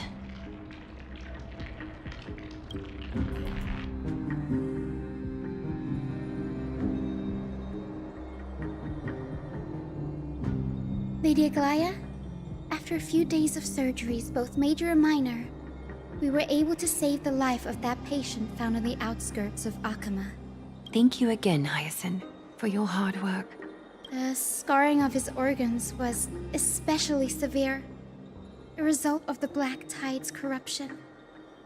It's a miracle he's even survived. I can't say for sure when he'll regain consciousness.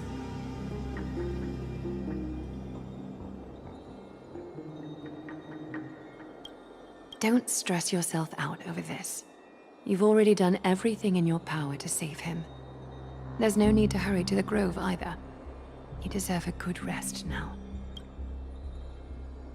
Treeby, I have some things to tell you as well. There's something strange about where that patient came from. He is not Akaman. The way the stitches on his clothes are hidden is quite unique. Such craftsmanship is undeniably from the Grove. The Grove? You mean... Now that I think about it, Castris and the rest should have arrived at the Grove by now. Trian just got in contact! The Black Tide has invaded the Grove. We haven't detected any survivors, even with the help of the Golden Thread. What should we do, Aggie? The Black Tide is posing an even greater risk to us now. I did not expect the Grove to be the first to be impacted, though. Can they tell where the core flame is right now?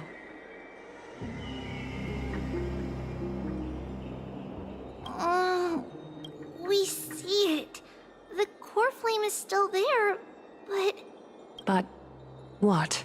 But they can't say for sure whether the Titan has also been corrupted by the Black Tide.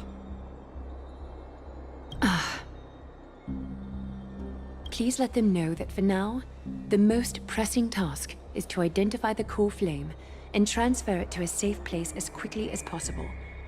We must also search for survivors and find out exactly what happened to the Grove. Oh, and find Anaxa. Unless something went terribly wrong, he should still be alive. They've set off. Please, stay safe, everyone. I pray for their safety too. Aggie, how do you know that Anaxa is still alive? I know that man all too well. If that blasphemous performer knew that he was not long for this world, he would most certainly try to seize the core flame and drag the Titan down with him. Is this a joke as well? No, I'm being serious this time.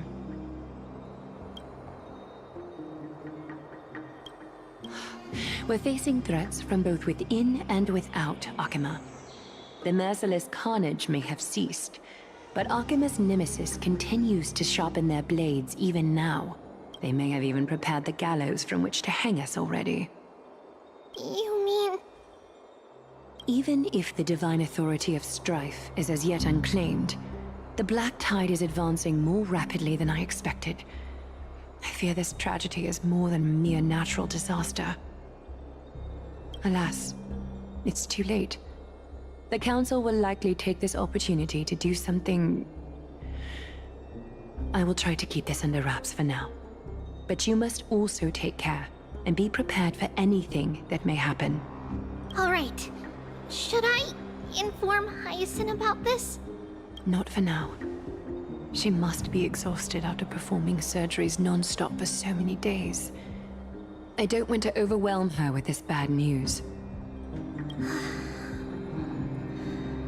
We can only hope that the Grove weathers this crisis with as many survivors as possible.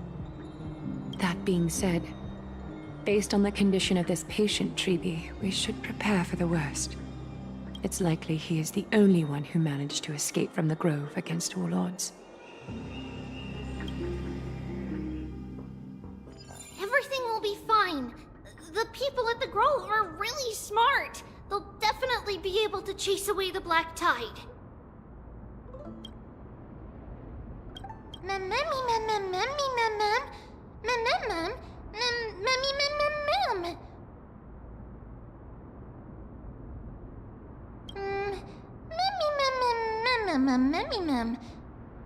How should I put it?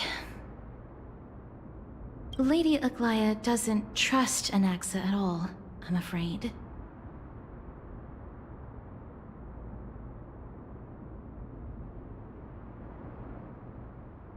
Despite being a Chrysosaur, Anaxa resolutely believes that Titans and prophecies are a load of nonsense.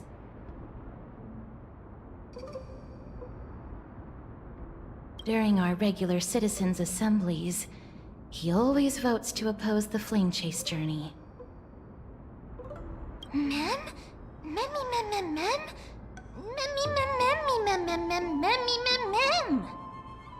Trian knows the answer to that. Everybody says that Circes, who symbolizes reason, is the most tolerant of novel ideas. Apart from Kefali, they're the Titan who treats us the best.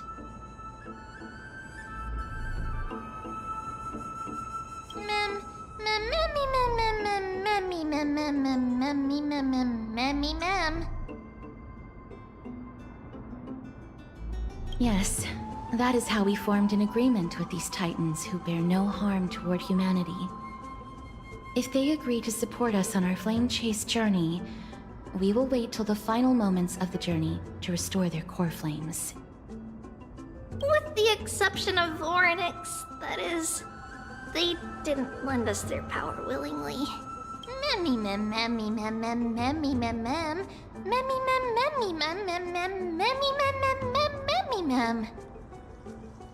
That is true. It's also fortunate that these gods weren't corrupted by the Black Tide and did not descend into madness. Trian believes Circes will be alright. After all, everybody says that the people of the Grove are really smart.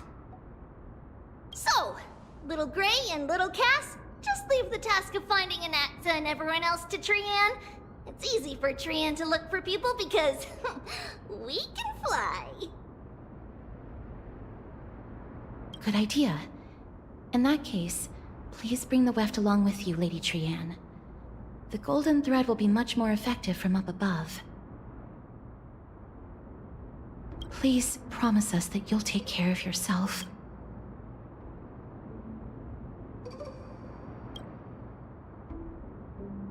Okie doke. If Trian gets in trouble, we'll look for all of you. In return, if you get in trouble, remember to call for Trian, okay? We'll come right over and open the gate for you. That's the other thing I wish to mention. Do not open the gate unless you have no other choice, Lady Trian. Your body is not in good shape at the moment. Okay. We will keep that in mind. Trian was just trying to help. Of course, we know that. After all, Lady Trian is a demigod, the most powerful among all of us here.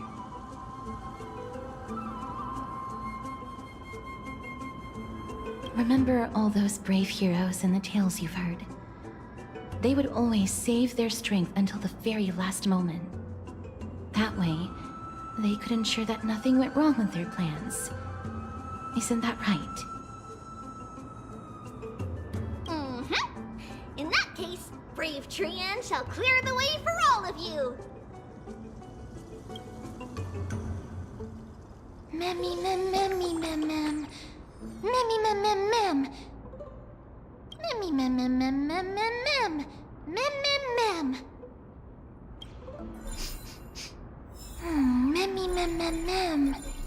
So many monsters.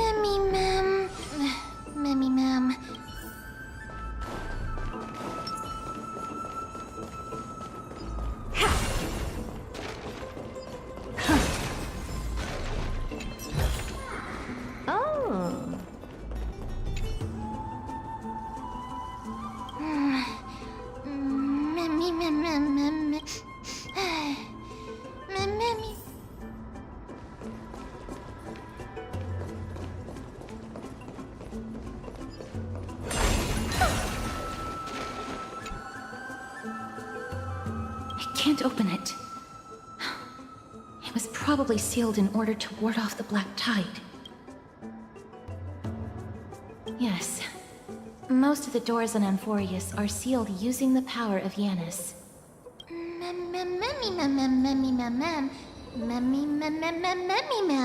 Are you serious? Just a mere door, and your first instinct is to call on the gods? Memi!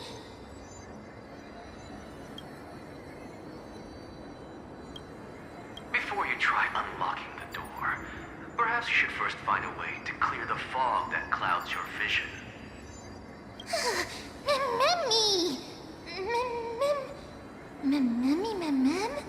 My name is Anaxagoras, one of the 7 sages of the Grove of Epiphany, and the founder of the New Sporists. Before we go any further, rule number 1. Do not call me Anaxa.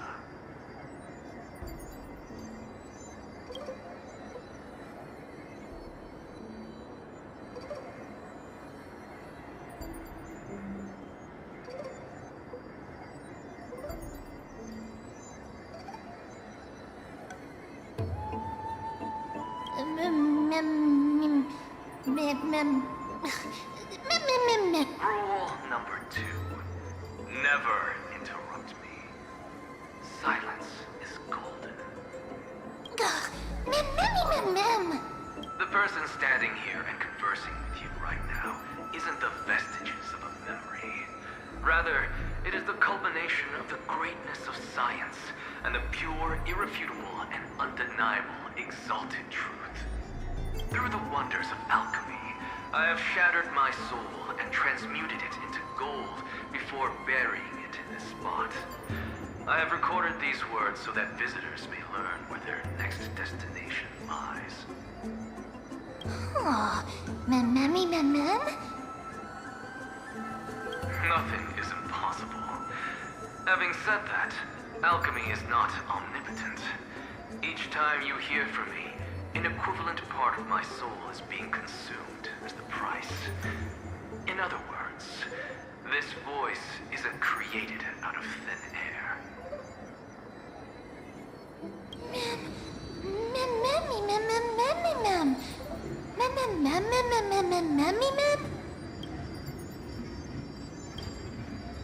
That's because my precise calculations account for every possibility.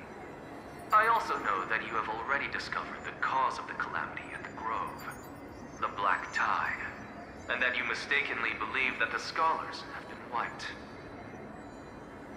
But that is where you're wrong. While the Black Tide was still approaching the Grove, the sages found a way to evacuate the vast majority of the scholars.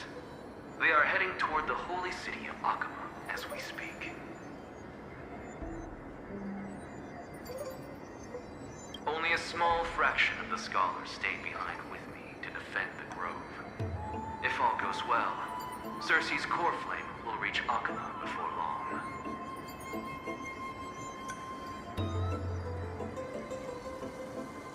But since you have accessed this message, something unforeseen must have occurred. For now, you should continue onward to the Luminary Throne, where you may retrieve the core flame. And our mortal remains.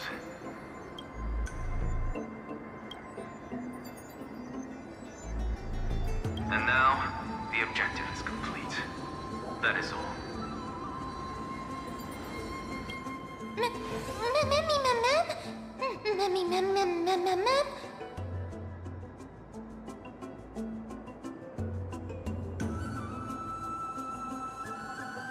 Miss, judging from your reaction, you must have found a useful memory.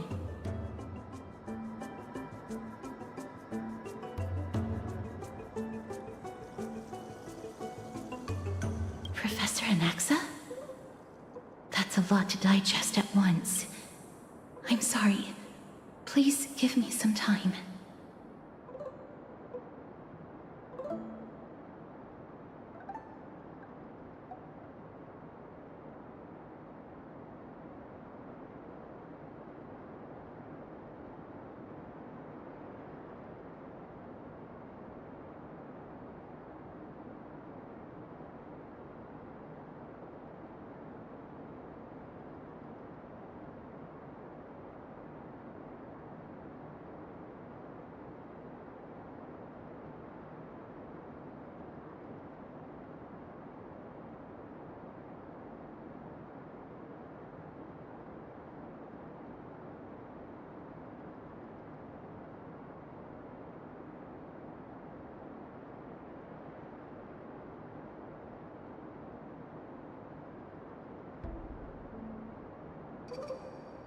You don't have to take that too seriously. For some reason, he's especially particular about his full name.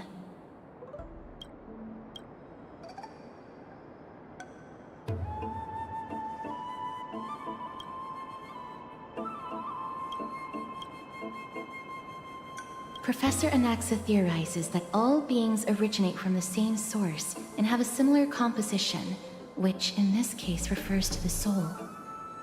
He calls this theory Nusporism. It is an extremely complicated theory. You should get him to explain it himself if you're interested.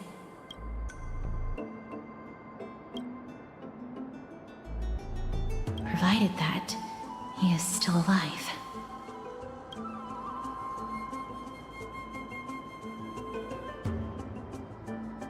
Yes, that seems like the only good news so far. We can just focus on retrieving the core flame then.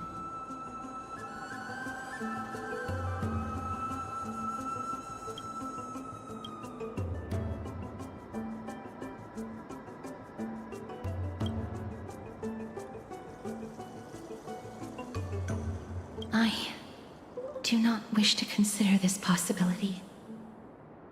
Perhaps they were just unable to transfer the core flame, but managed to escape.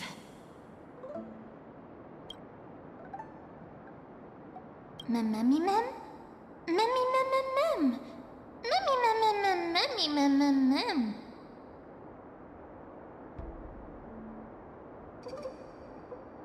It is located at the top of the giant tree, and is where Cersei's core flame is kept. According to Anaxa, the core flame should still be there. But making our way there won't be as simple as the professor made it sound.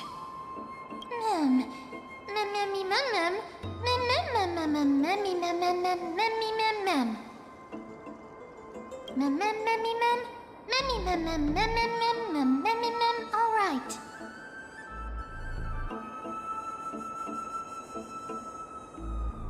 Right. Let's see whether he left any similar directions for us along the way.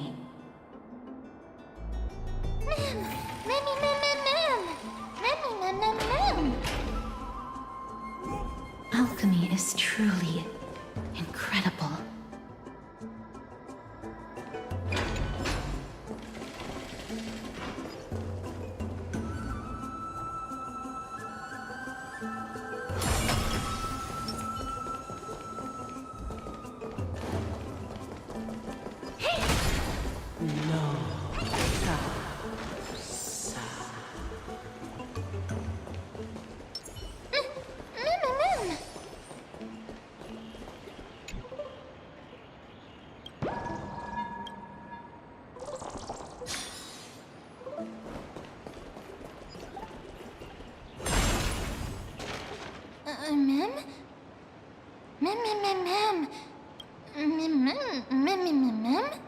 No, you didn't imagine it.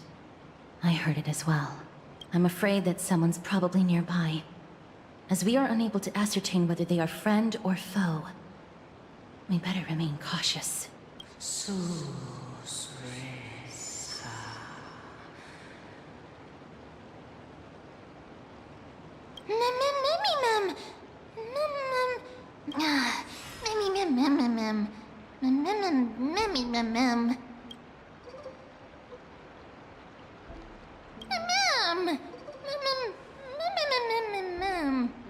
Found it. The voice is coming from over there.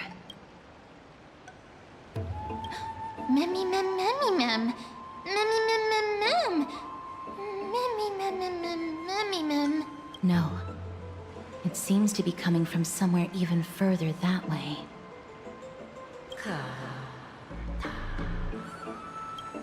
Let's go check it out.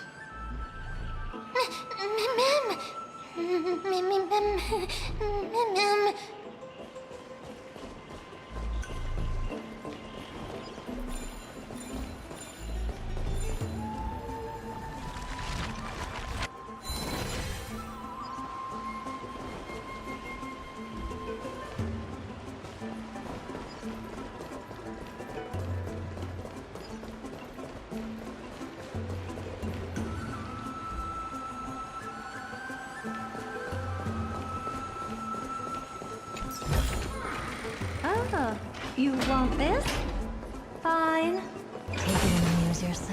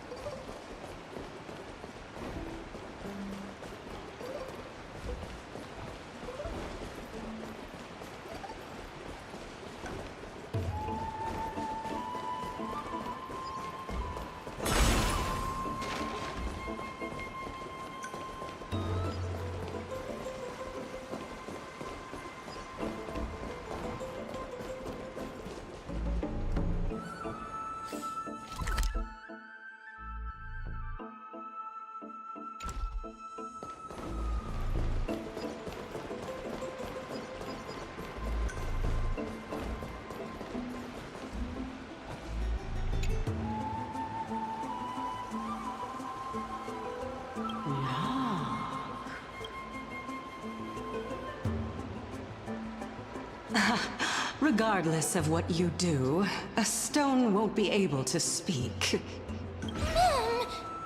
Mim! Such a lively little bunny. You even smell a little familiar.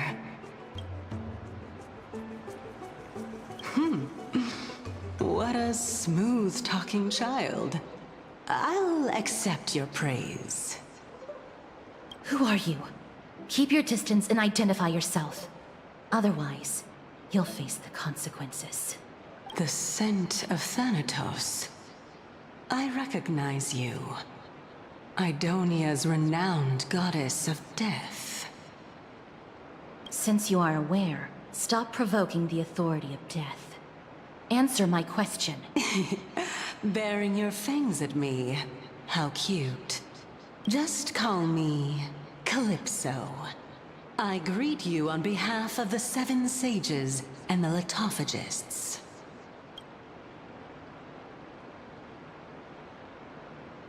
Of course not. Just ask the fair lady beside you. She'll definitely know the reason why. Be careful. Even if the head of the litophagists has never shown their true identity before, we shouldn't trust this person so easily. The weft could not detect her presence just now. That would be out of the ordinary if she were truly a phantom body. But if she is someone who has passed on, I should be able to tell. Let me test her. Do you mind if I join your private conversation?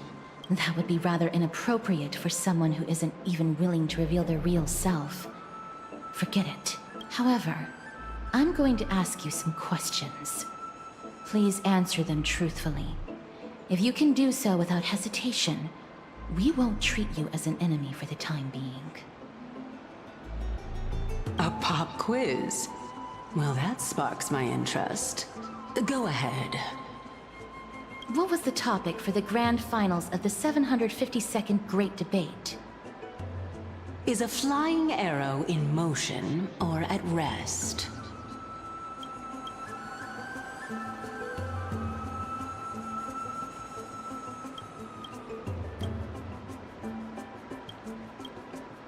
Who was your representative? Medea. She went up against Phynon of the New Sporists. Who won? Nobody won because the 752nd Great Debate never took place. What I just mentioned happened during the previous debate. Phynon emerged victorious and obtained his 10th consecutive debate wreath. Also, to alleviate your worries, I shall provide you with a piece of information that's more valuable than the Great Debate. Anaxa the New Sporist is still alive. I saved him, and he is now recuperating at the Luminary Throne. So, are you satisfied with my answers?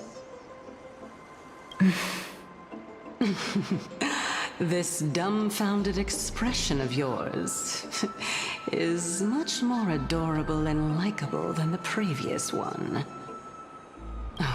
As the saying goes, seeing is believing. Why don't you follow me to the throne and take a look for yourself? I'll keep my eyes on you at all times. Oh, that's truly an honor.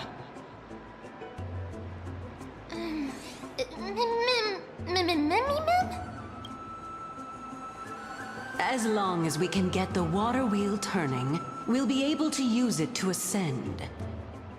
So, the solution is to awaken this heart.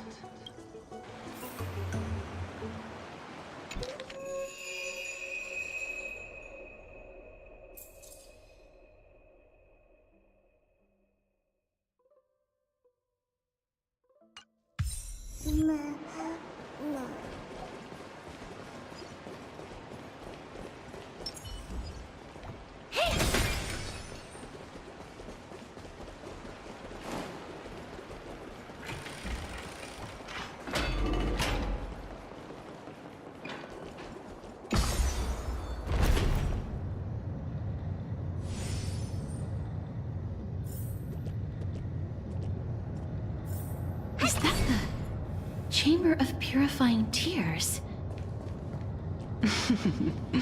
You have a good memory. Why exactly did... My intention should be obvious. See that shallow pond over there? Water lilies grow there. Initially, Circes watered them with their tears, while Nestia nurtured them with affectionate love. They are a token of the eternal companionship between the two gods. All the two of you have to do is to cross the deep well and retrieve the golden bough of vows for me. Mem.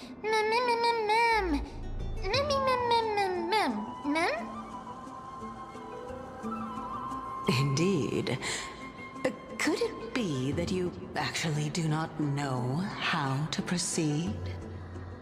We can retrieve it, but I advise you not to waste your time on any schemes. Oh my. I'm helping you to eliminate your worries and obstacles, and yet I receive nothing in return?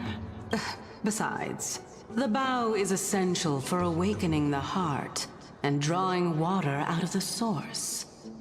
If you can't find it this time, we can just remain trapped here for the rest of eternity.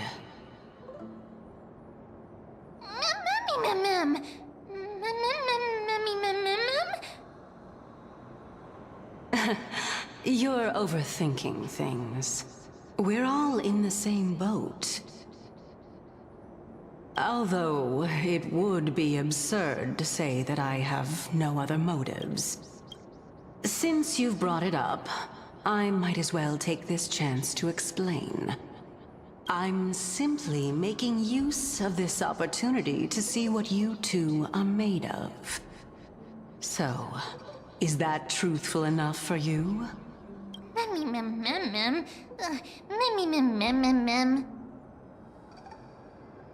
Now is not the time for me to elaborate further.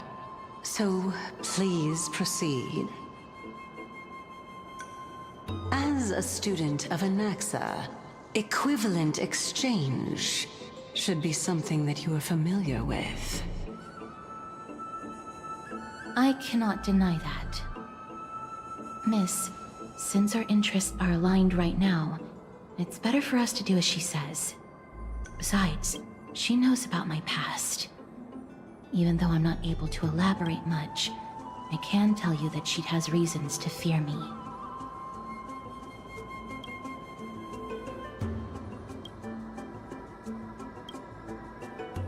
If you unfortunately turn out to be her ultimate target, please don't worry.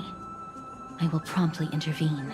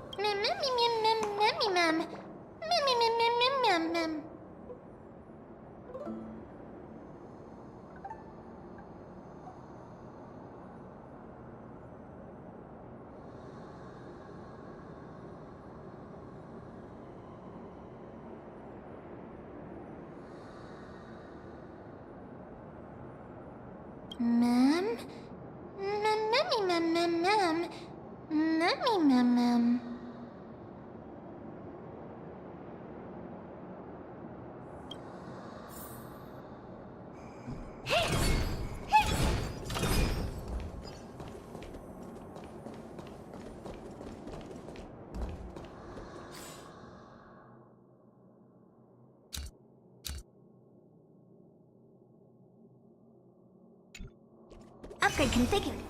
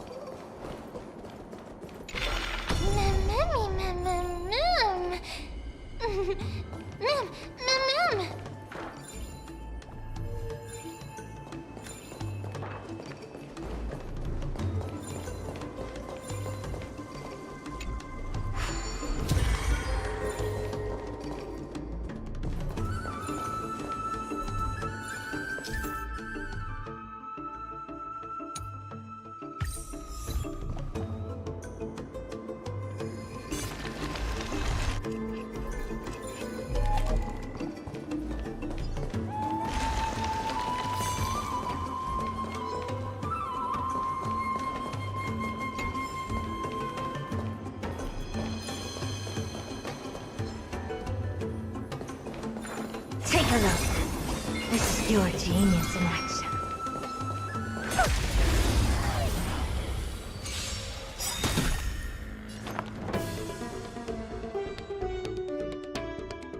Harmony and unison.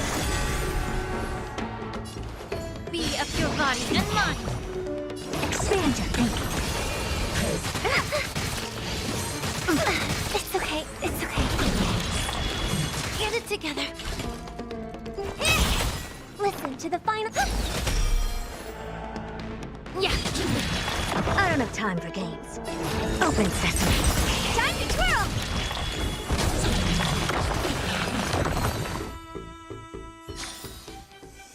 Amazing. But then again, it's me we're talking about.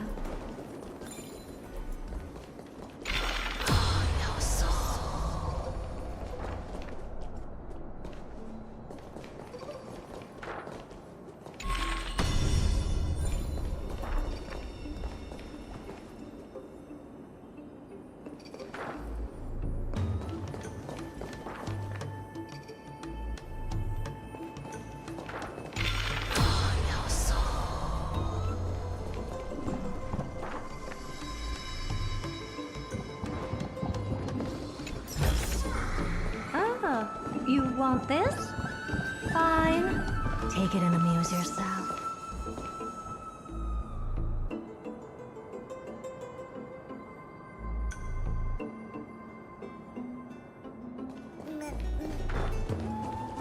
Huh? There are Ichor vessels stored here.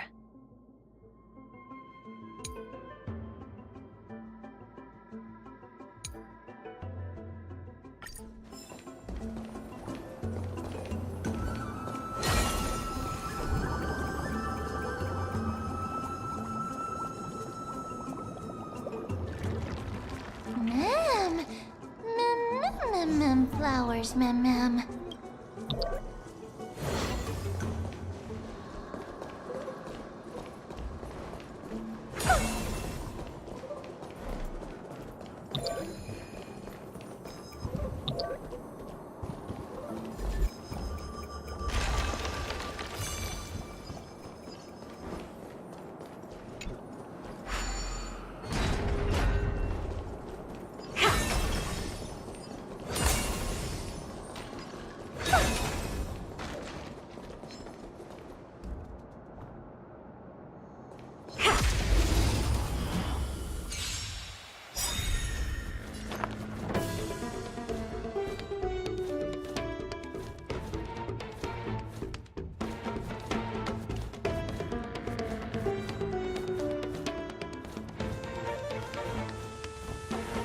Time to play the next piece.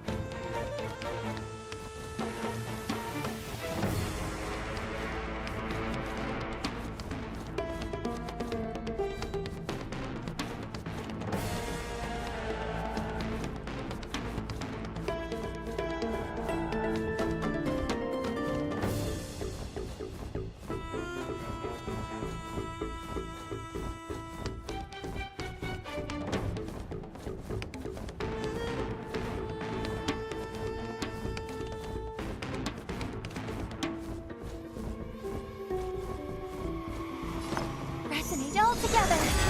Allow me to purge the root of the problem. Time to cleanse the filth. Never seen perfection before. Open sesame. Curiosity. Endless riddle. Nothing but a boy. Time to twirl! Do you know who I am? This big diamond! It's all yours!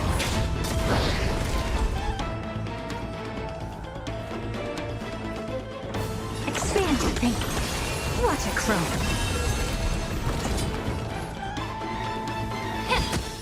The truth burns. Everything in this world is bleeding. Open sesame. Right. Store's echo. Welcome to life. Time to twirl. Yeah. I don't have time for games. Expand your thinking. Time to twirl. Curiosity. Endless riddle. Nothing but a boy.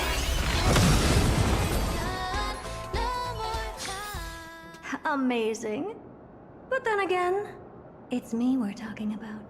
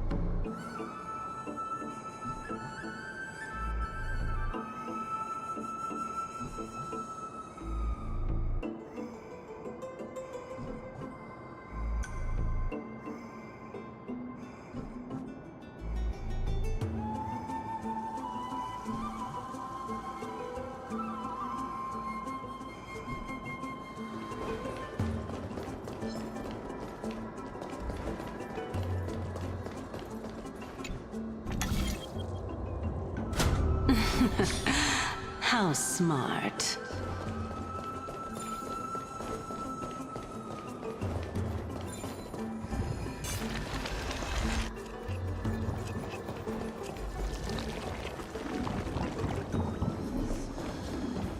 Let's hope that this is not a trap set by her.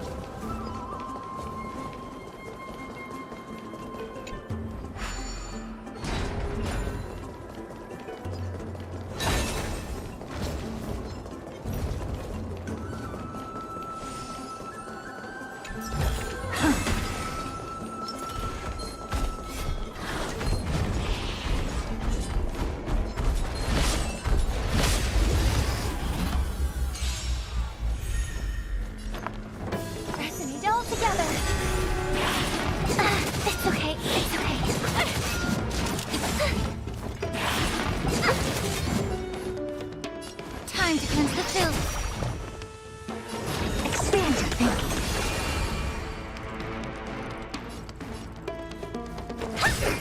May song bring us victory.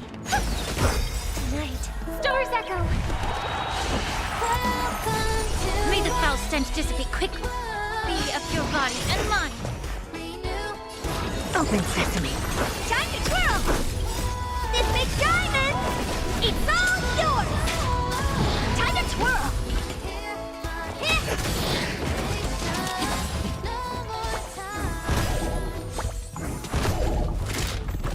Allow me to purge the root of the problem. Yeah! Expand your thinking. Time to twirl! Curiosity. Endless riddle. Nothing but a boy. Time to twirl! Open sesame. Glimpse the unknown. How am I gonna get that time back?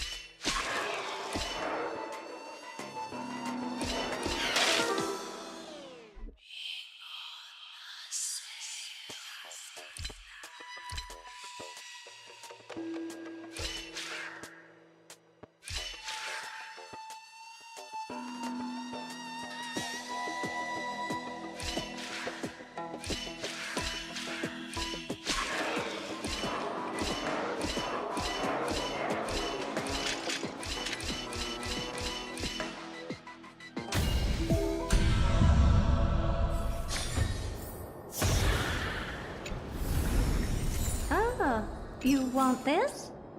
Fine. Take it and amuse yourself.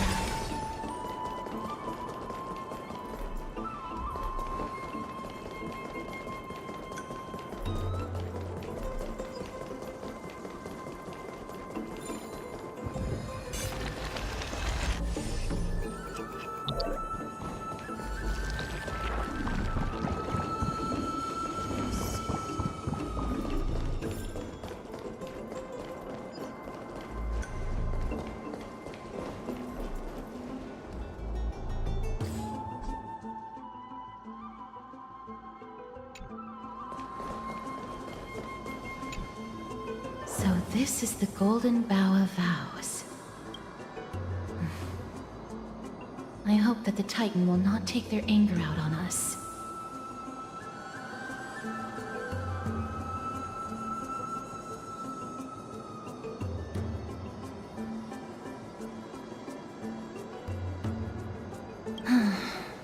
If only they could interfere in the affairs of the Titans. So lustrous and beautiful. It's even more magnificent than before. Mem Cal.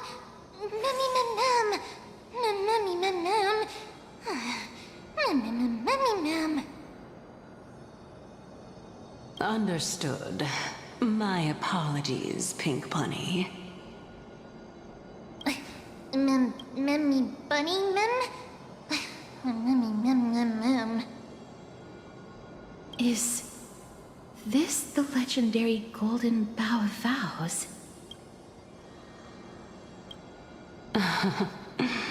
We'll know once we test it. There's a secret passageway behind the pond. It's faster if we take that path. How do you know this place so well? Well, I'm one of the 7 sages after all.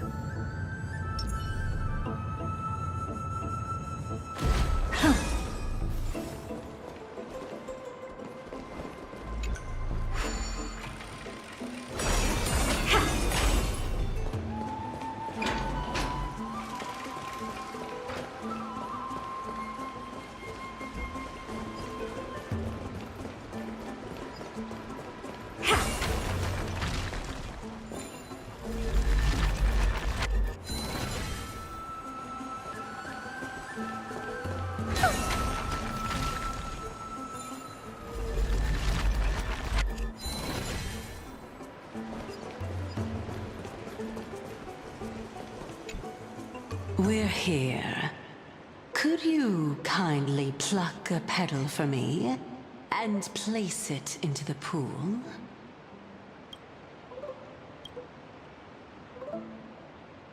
Now, can our little goddess perform that again? Huh? That being the oath of Nestia's priests. Right. Got it. O Nestia, with the weft as my vow, I beseech you, entwine my body with your golden thread and affection.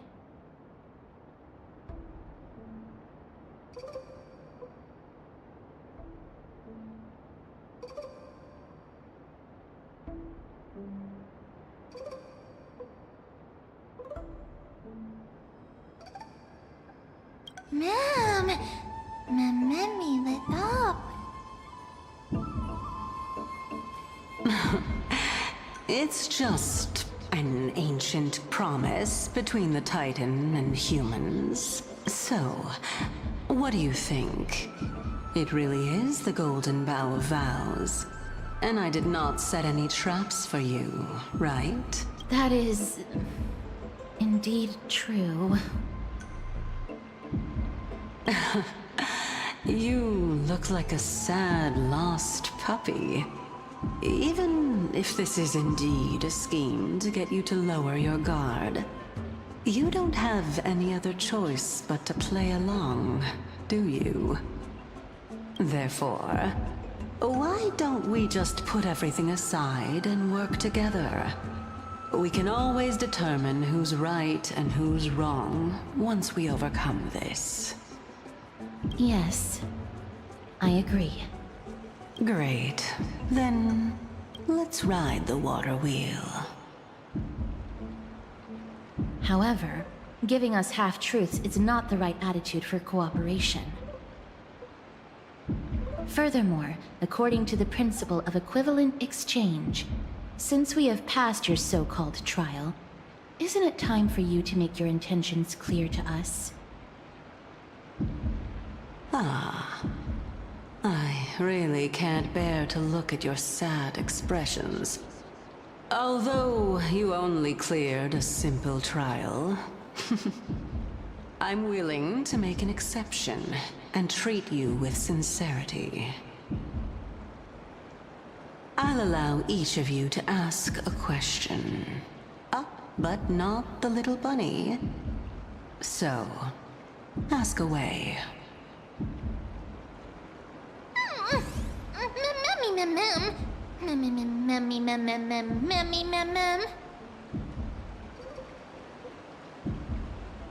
Well, in that case, miss, please go ahead.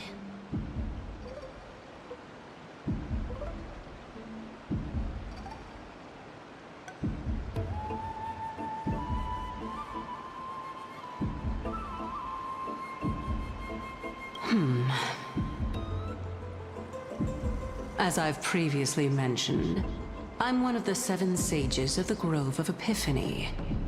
If you think that this answer is insufficient, then I'll add to it. I'm the leader of the 7 sages. Well, it's your turn.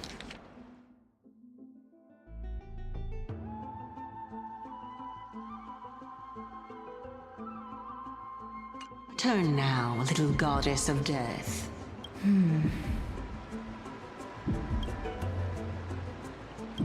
My question is, was your previous answer the whole truth and nothing but the truth?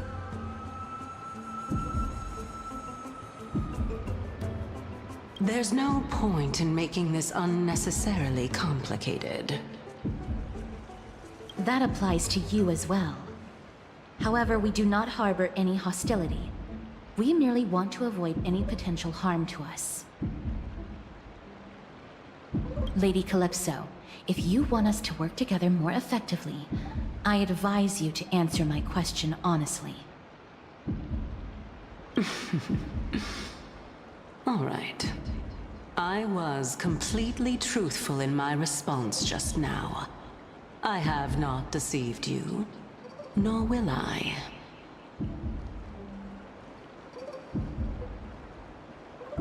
With all due respect, omitting facts can also be considered deceit.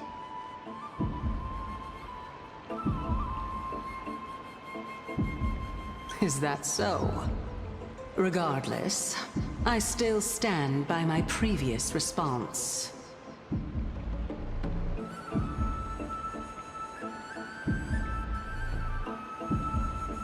Then please lead the way. After all, facts speak for themselves. The truth will come to light once we arrive at the Luminary Throne.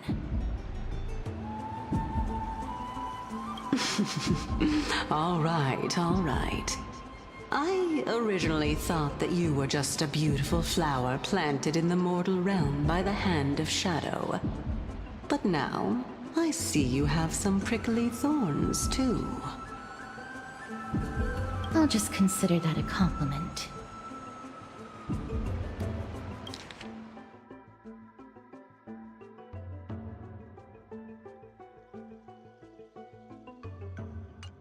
Indeed. I'm complimenting your charming naivete.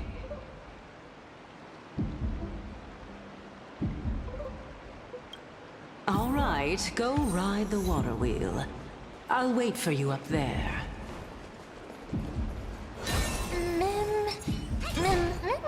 Mem.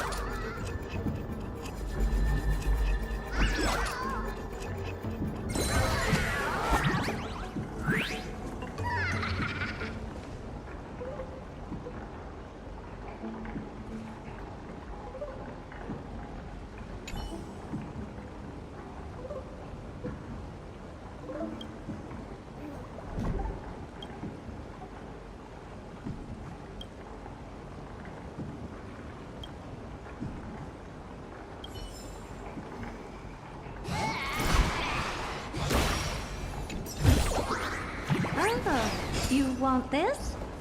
Fine. Take it and amuse yourself.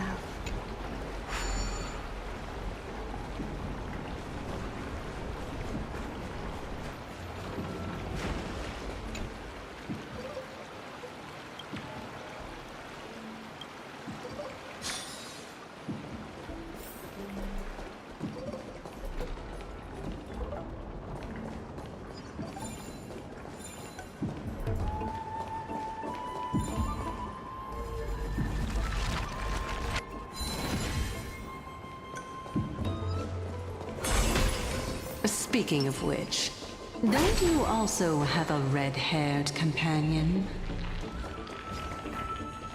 Mem. Not too much. It's just that I seem to hear the sound of a bee buzzing around. Lady, your metaphors are not worthy of praise at all.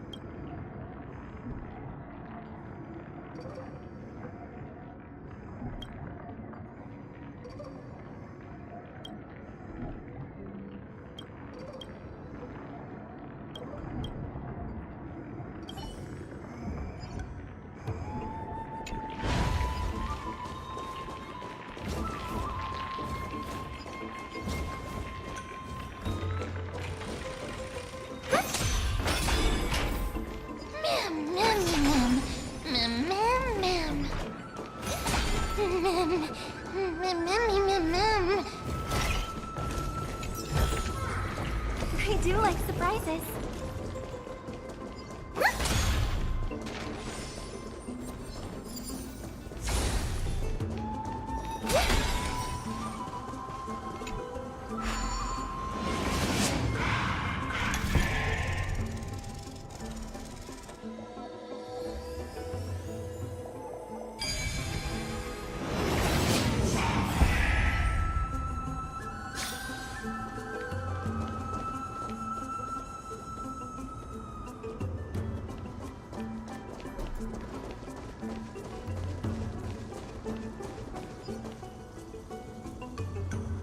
Whoa! It's Little Gray, Little Cass, and the pink puppy!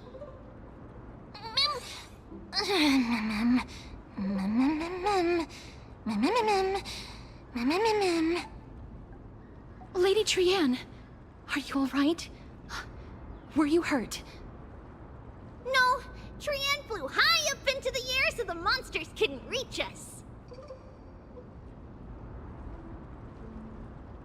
Yup! The spindle that Aggie gave us is so powerful that Trianne seems to have found Nax. He's near the treetop.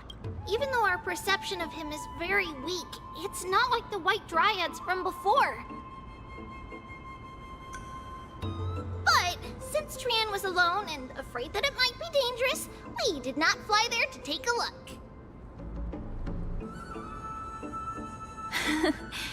It seems like Lady Trianne did not forget our promise. Anaxa is indeed still alive, and he's at the Luminary Throne right now. It seems like Lady Calypso did not lie regarding this. Huh? Calypso? Who's that?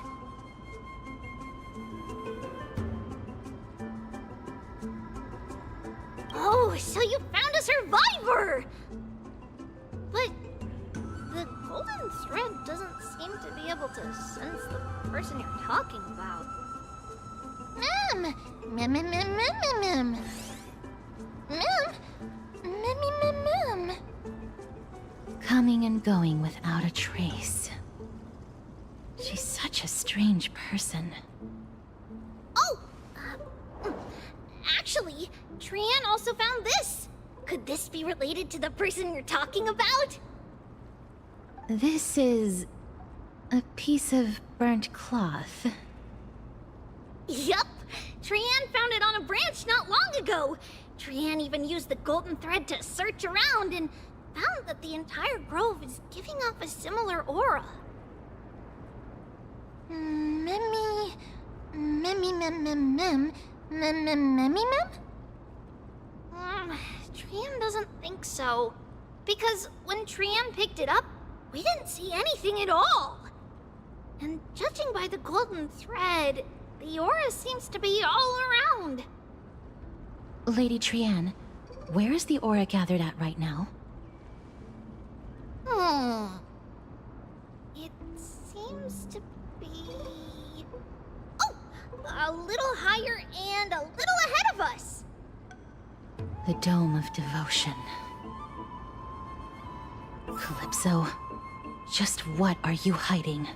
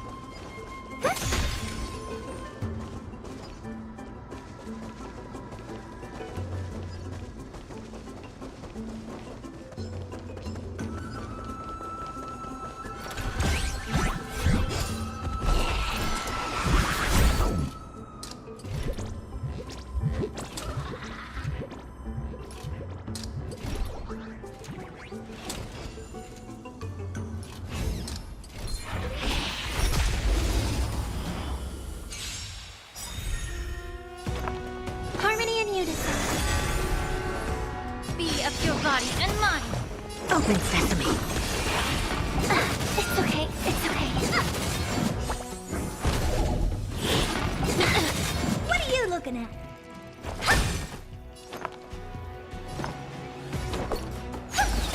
Allow me to purge the root. Yeah. I don't have time. Expand your thinking. Great. Stars echo. Honored to meet you. Time to twirl. Never seen perfection before? Open sesame. May you find peace and song.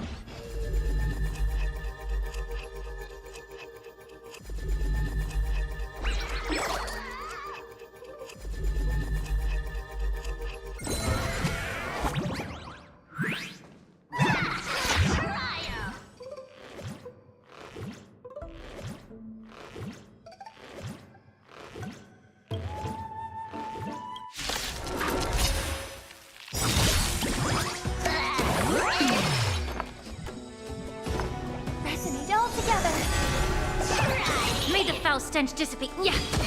I don't have time for games. Curios, endless riddle. Nothing but a void.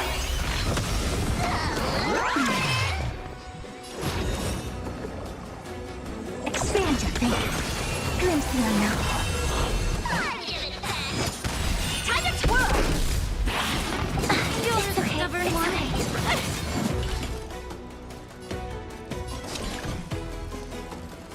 The truth. Everything in this world It's bleeding.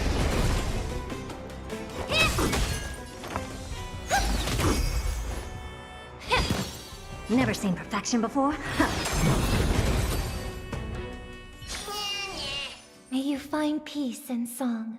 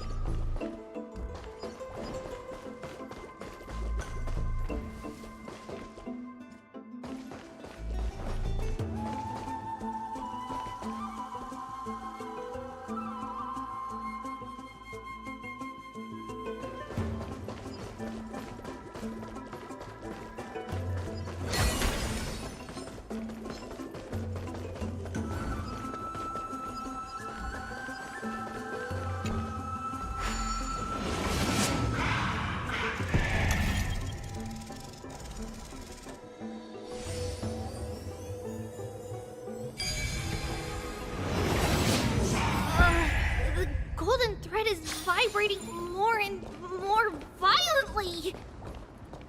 Everyone, let's be even more cautious.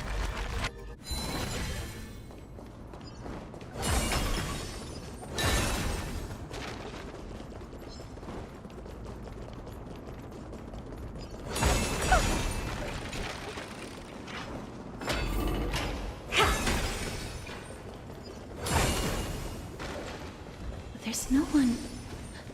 Hold on. The butterfly of divine mind is gone?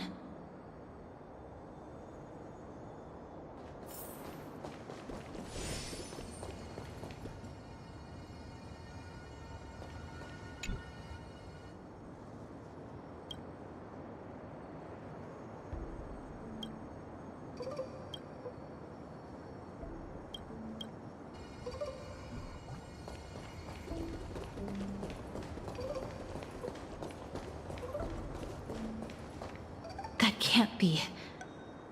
Was it for fending off the black tide? Or perhaps... What exactly is this butterfly of divine mind? Is it a very powerful guardian monster? No, how should I put it? It's considered a safeguard for the Titan's core flame. This butterfly is created from Nestia's remaining divine mind, and bears the responsibility of guarding the core flame. Legend has it that someone can only pass the trial of the butterfly by proving they possess pure and unselfish love within their heart. Only then can they awaken the great tree to open up the path to meet Circes. But how are we going to prove it? Mem mem mem mem mem mem mem mem mem mem mem. Sorry, but even I don't know how. After all, this is a secret among secrets that only a select few in the entire grove and even Amphorius know. Rather than worry about this, Lady Trianne, did the golden thread react to anything around here? No. That unknown thing seems to be even farther ahead and higher up.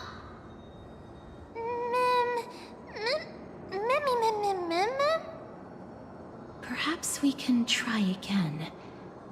Let's see if the butterfly will still react to the golden bough of vows despite having dissipated.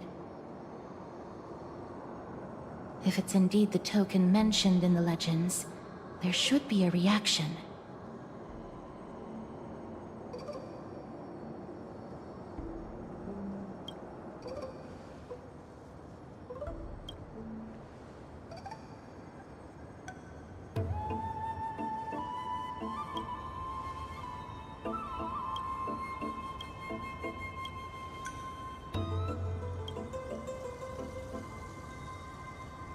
Let me give it a try. Oh, Nestia. With the weft as my vow, I beseech you, entwine my body with your golden thread and affection.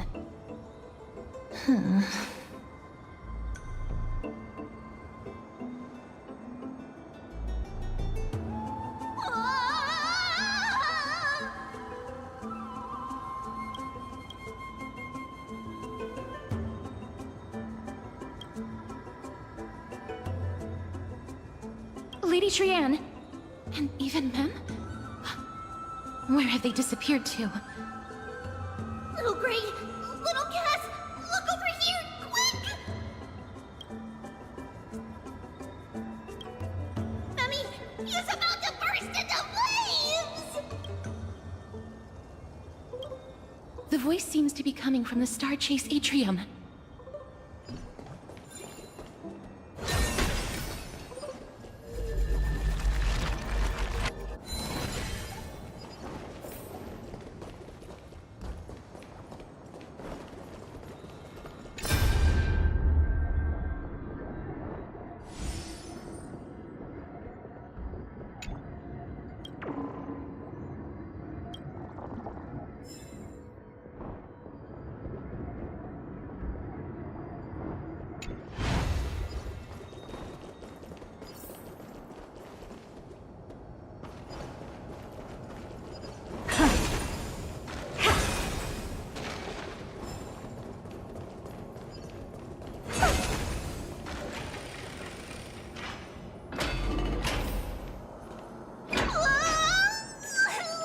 Little Gray, little Cass, it's bad. It's very bad. I'm fine.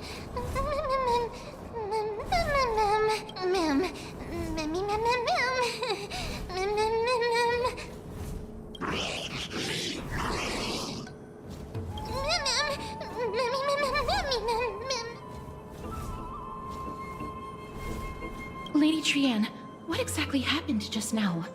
Trianne and Memmy were looking around to see if there were any mechanisms nearby. But just as they went to take a closer look at that big piece of amber, they were surrounded! I see. Let's get a move on. The orbs belonging to Ornyx's priests should be nearby.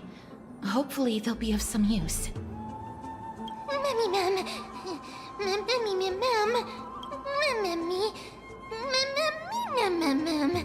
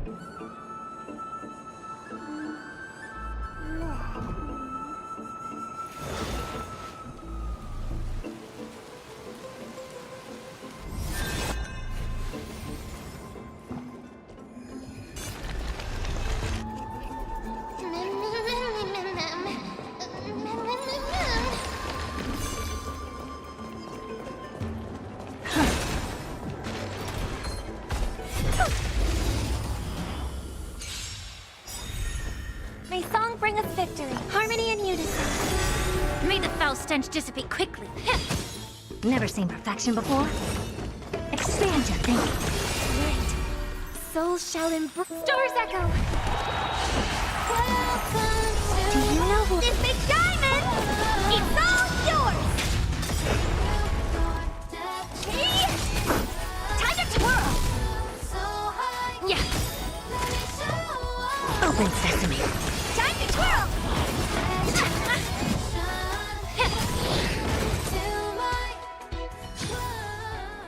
Amazing. But then again...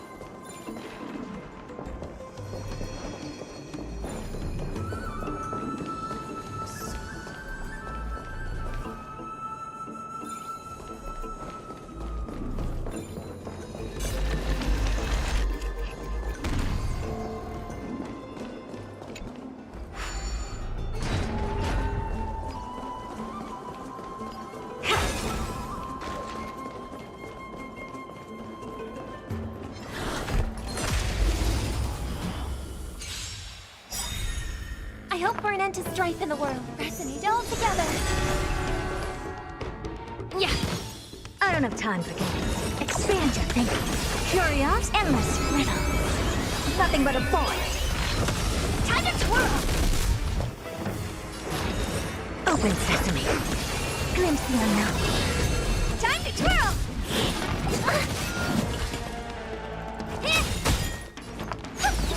Allow me to purge the root of the problem. Be of your body and mind. Never seen. Expand your thinking.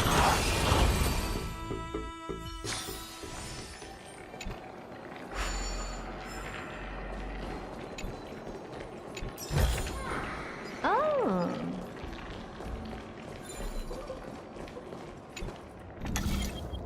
Disconnected! Let's hurry! Memmy is already bouncing around due to the heat!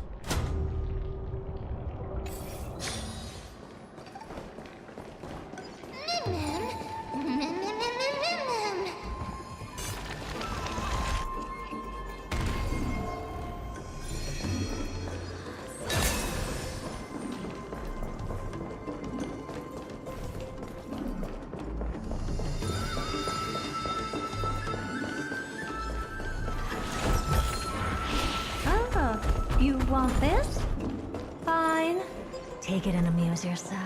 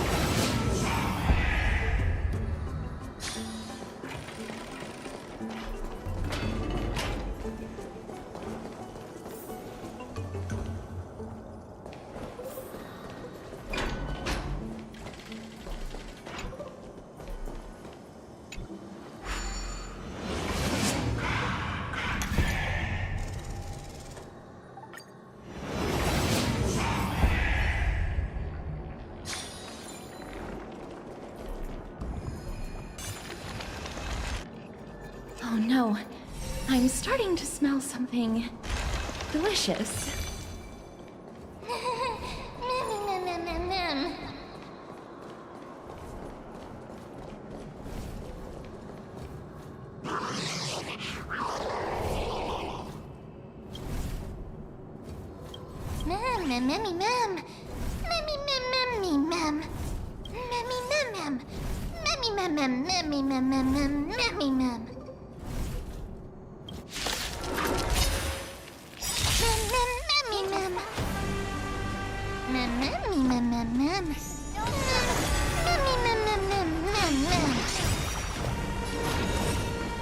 Open sesame.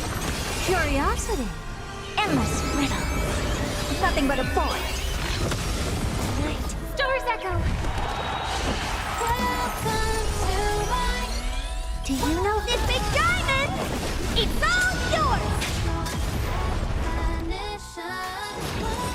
Expand your thinking. Glimpse the unknown.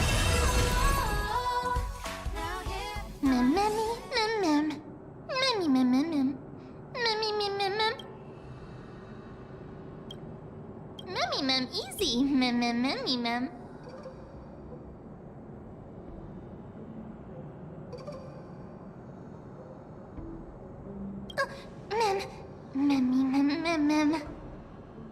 It's alright. Trian only just flew down. I'm glad that everyone is all right. Speaking of which, this piece of amber is... A remnant of Nestia's core flame. To get to the throne at the treetop, gather the embers before you with the golden bough of vows, and present it to the divine butterfly. Whoa, where did you come from? You finally appeared, Lady Calypso. Yes, it's been some time. The battle just now was a true delight, and I feel quite elated. It seems like I'll really be able to rely on all of you to reclaim my true form. Lady Trian, how does the golden thread react to her? Huh. There's no reaction at all. Obviously. After all, the fragment that you picked up just now is completely unrelated to me. All right. Just do as I say. If you're able to pass the trial, I will tell you everything truthfully. Another trial. Mem.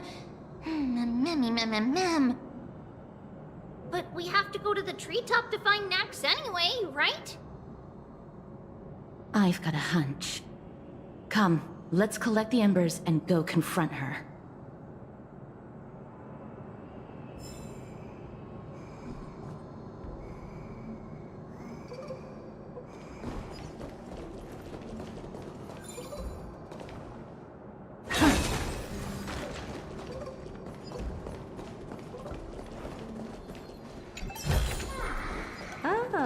You want this? Bye. According to Calypso, we just have to gather the embers before us with the golden bough of vows. How incredible. Mem.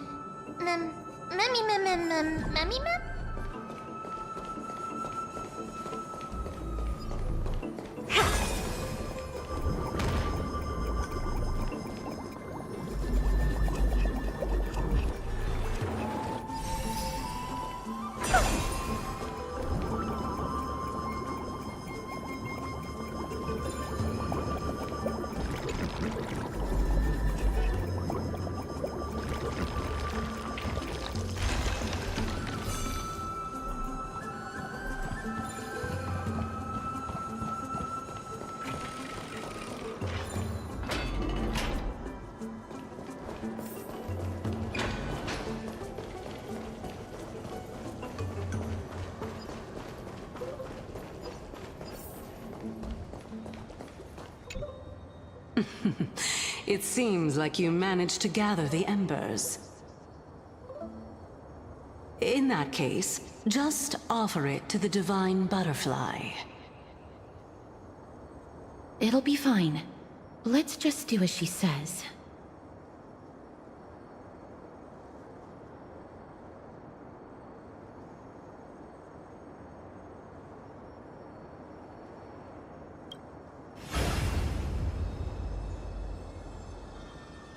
It's a success!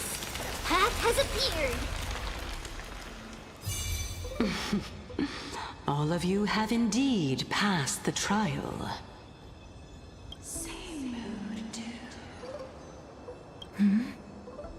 The sound of a butterfly's wings.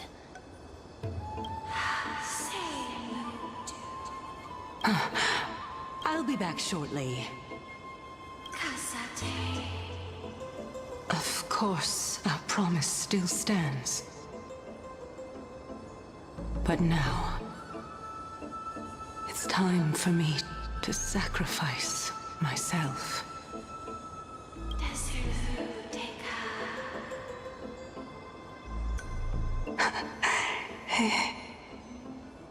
If the West Wind ever ends, let that be the place where we reunite. Farewell, my love. Lady Calypso, this is... It's nothing much. Thank you so much for your help. Now, it's time for me to fulfill my part of the promise.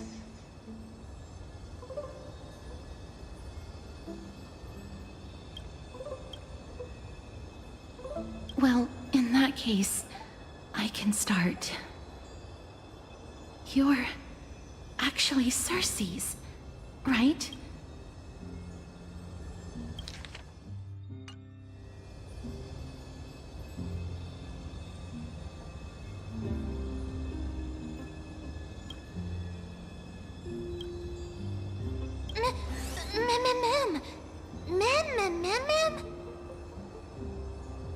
Oh my.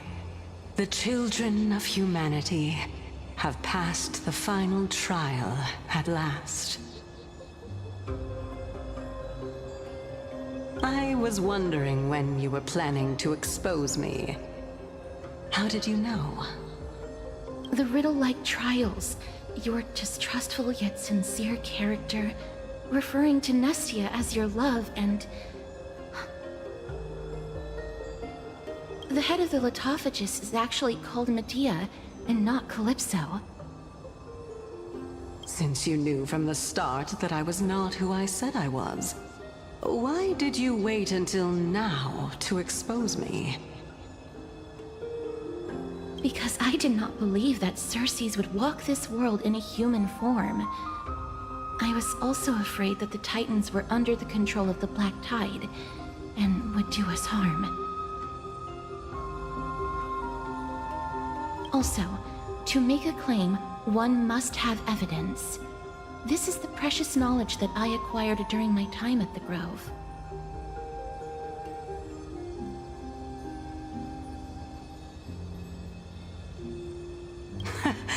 Excellent. To think we were able to gain a new chance at life in the midst of death. Fate truly is a mysterious thing.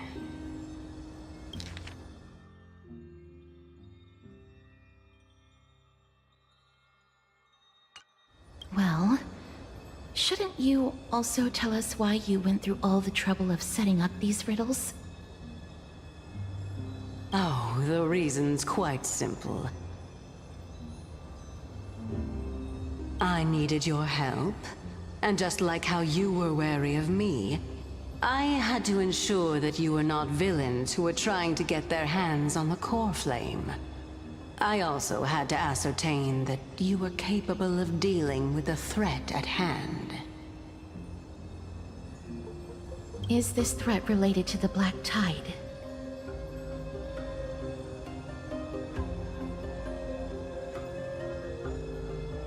Indeed, and it's even more related to that lost item from before. Its owner is a quiet and paranoid hunter who seems to have been reborn from the Black Tide and is attacking along with it.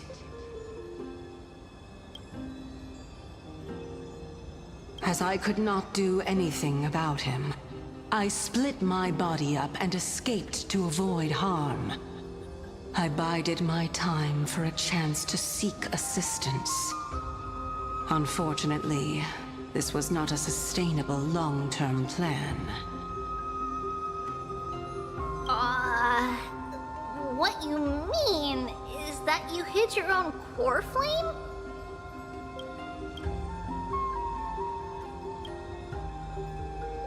Indeed. I split it into 3. I hid one within the Golden Bough of Vows, and sealed another in the amber, along with Nestia's remaining embers.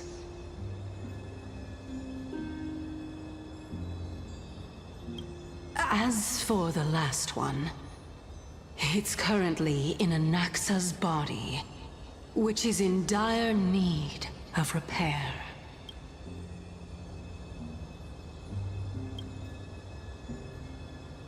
What? Do you mean that you're using such a method? After all, the scholars of the Grove have always been willing to lay down their lives to defend my core flame. As a respected god, it would be too embarrassing if I were to do nothing and simply watch the children of humanity give up their lives for me.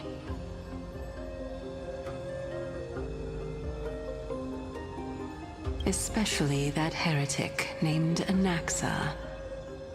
He did not even hesitate to tear his soul apart and use it to perform a miracle. He trapped all the creations of the Black Tide within the Grove, so that they would not be able to harm others.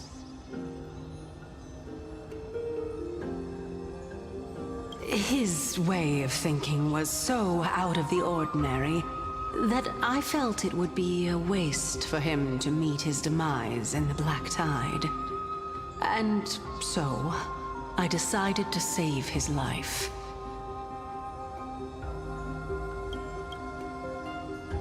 Of course, this also meant that I was able to conceal myself and remain hidden.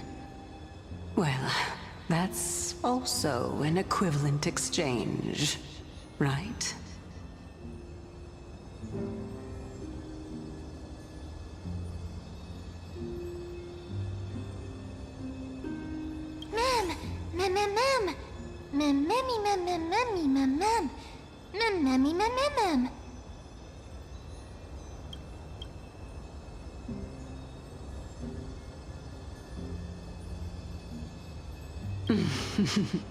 What a smart little bunny. This way, I'll be able to regain my true form, and you will be able to bring the core flame and your teacher back to Akama.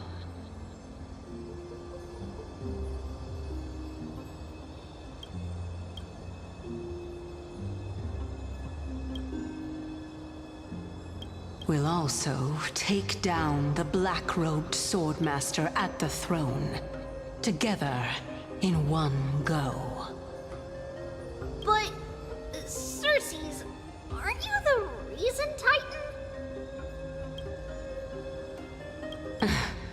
Even if I do not have the authority of strife, I'm still a god. I just need you to buy me some time against the warrior's blade. Once the core flame is reformed, I'll be able to show my hand.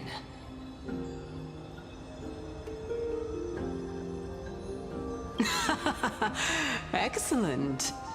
Then just continue climbing to reach my throne. Turn the Golden Bough of Vows into firewood to reignite the core flame of reason.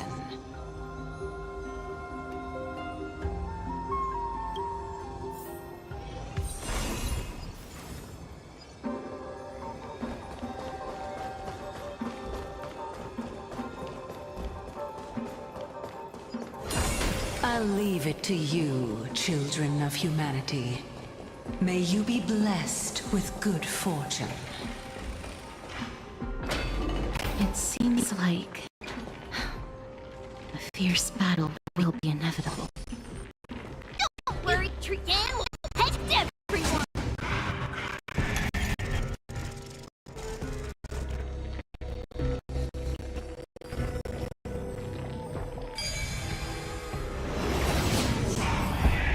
Ahead lies the Luminary Throne.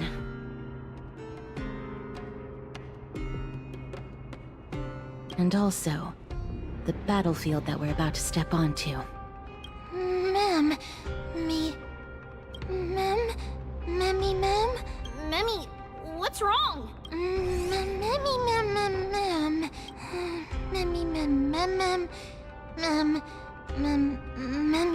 Is this Professor Anaxa?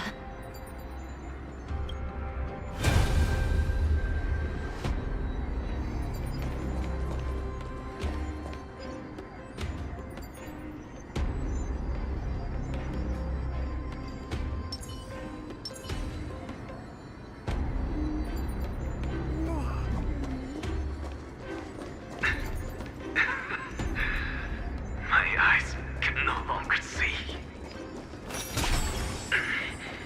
No matter. All I have to do is to place this body at the core of the array. For the sake of Emphorius. Die with me, Titan.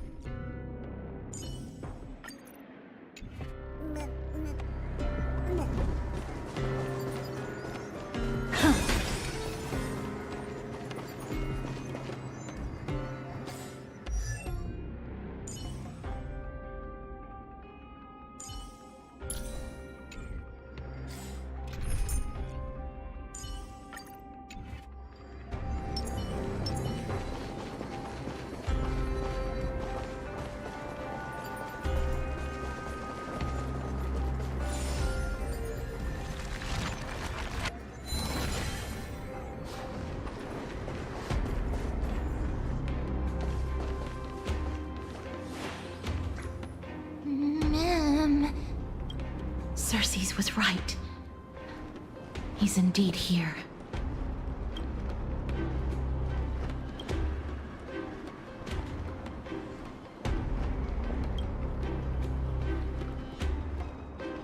Who is this black-robed guy?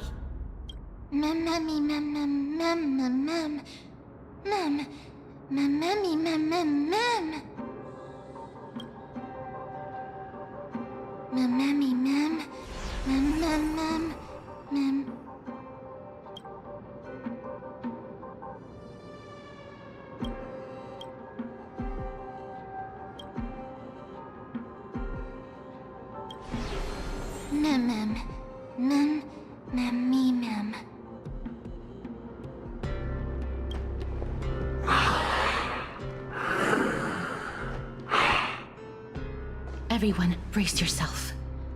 This must be the hunter reborn from the black tide that Cersei's was talking about. The black sword and cloak. The owner of the piece of cloth.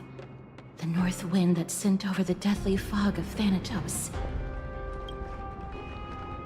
You're not demigods. Stand down or die.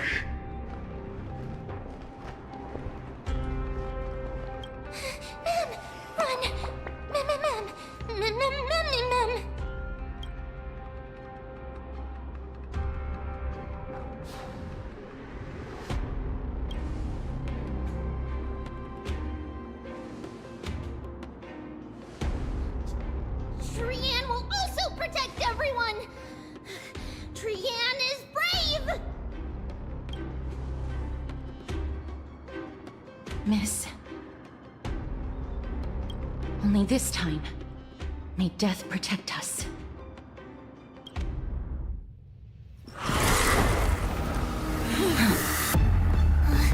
Be careful.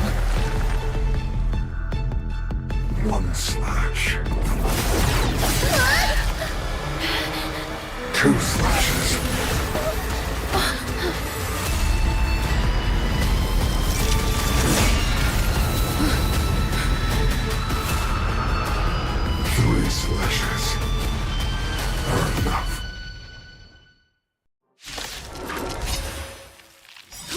exactly are you?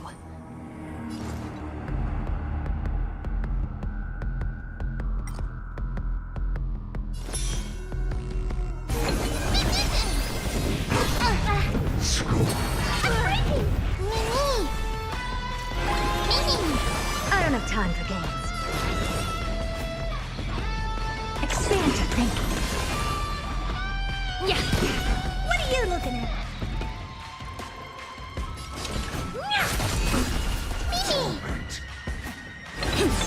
So powerful. Cersei's was right.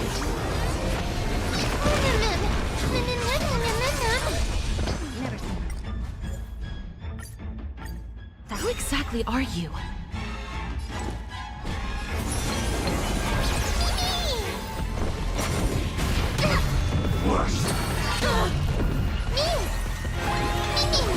I don't have time for open sesame. Be of your body and mind. Honored to meet me. Many.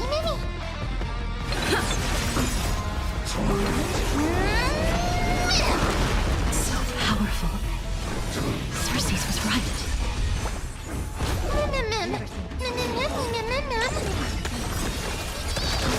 Curious, endless riddle. Nothing but a boy. Open sesame. Watch it crumble. May the foul stench dissipate quickly.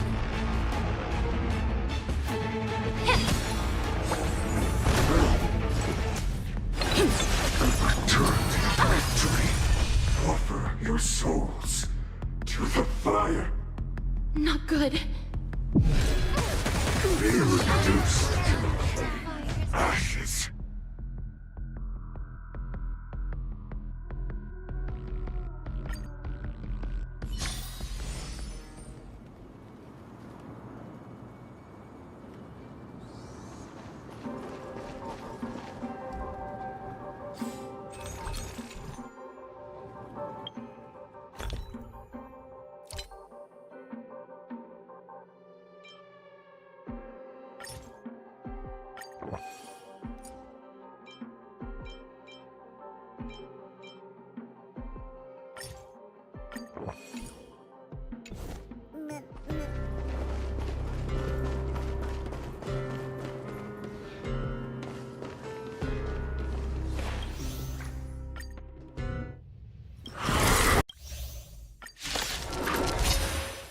Who exactly are you?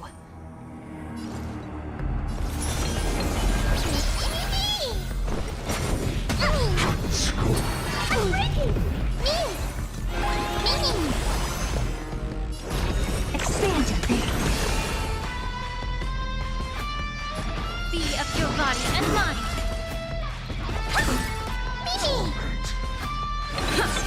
So powerful. Cersei's was right.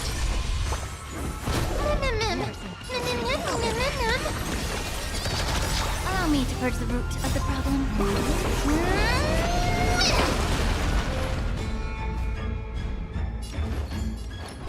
Yeah.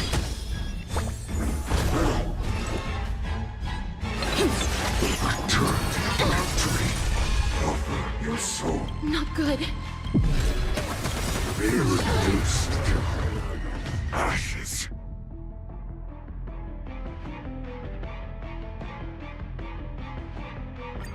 Who exactly are you?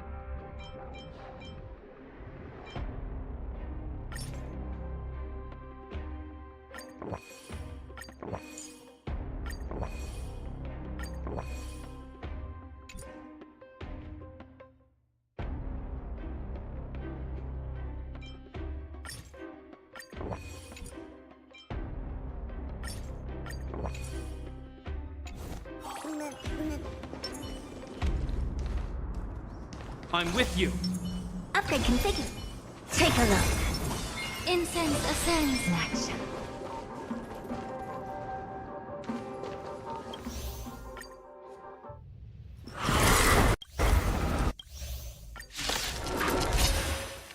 Who exactly are you? In the name of Landau. A will forged in ice never falters! Get it together. The stench of evil. Be of your body and mind. Never seen perfection. Open sesame.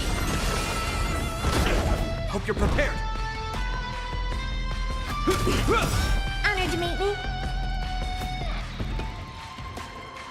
Curious, endless riddle. Nothing but a void. I don't have time for games. Expand your thinking. Watch it grow. So powerful. Cersei's was right. Allow me to purge the root. Time to cleanse the filth. Never seen perfection before.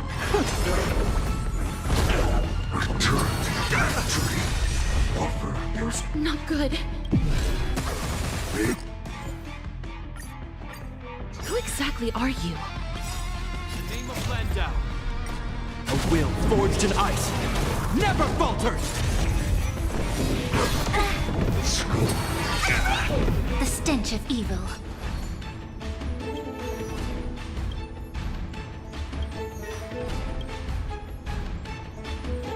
Be of your body and mind. I don't have time for games.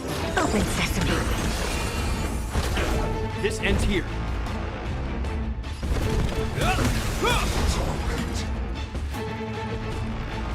Curious, endless riddle. Nothing but a void. Never seen perfection before. Expand your thinking. Glimpse the unknown. So powerful. Cersei's was right. May the foul stench dissipate. I don't have time for games. Open sesame.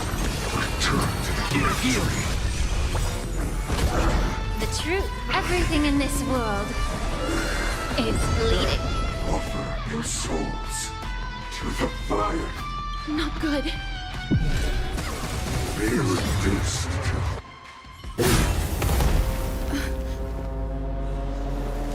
In that case.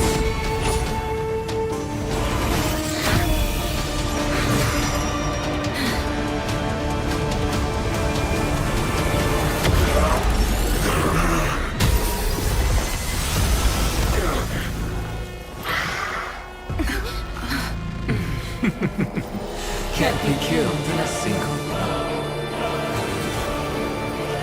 You are indeed no ordinary human.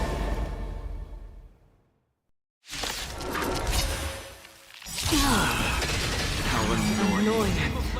Children of humanity, don't waver now. Let's just destroy them, one by one. A will forged in ice never falters! It'll heal! Do you know who I... This big diamond! It's all yours! Since the ambush failed, it'll be difficult to find another opportunity. What a pity. Professor Naxa? No. It's Cersei's. Curiosity. Endless riddle. Nothing but a void.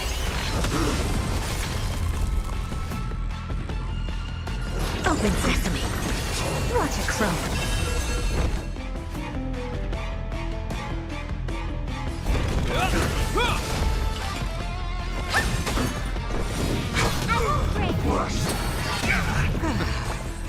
I'm about to be overwhelmed. Fighting is so much more tiring than thinking. Expand your thinking.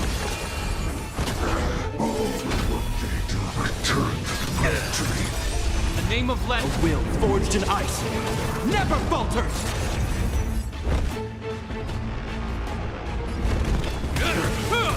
Honored to meet me. Allow me to offers him. Open sesame. That was tough. I'm truly exhausted.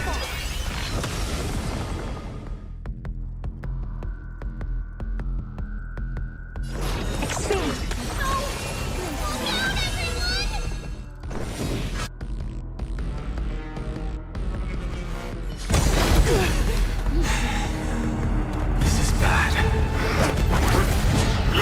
Century Gate, open!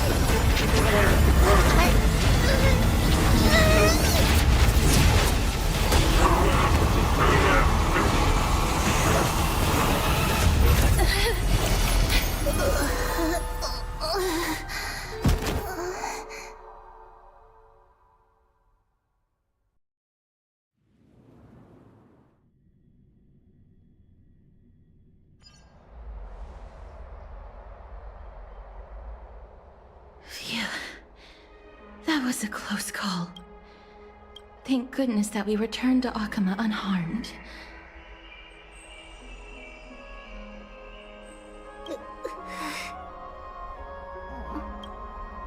Little Cass, my head, it still hurts. Sorry. I know you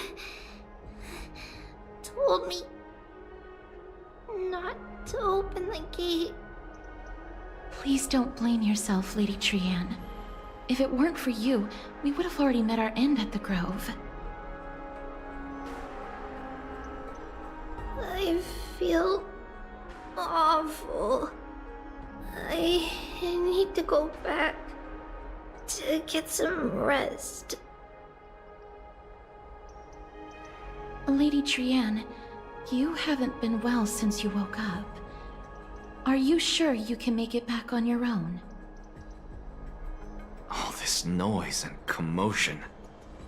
Akama hasn't changed a bit, has it?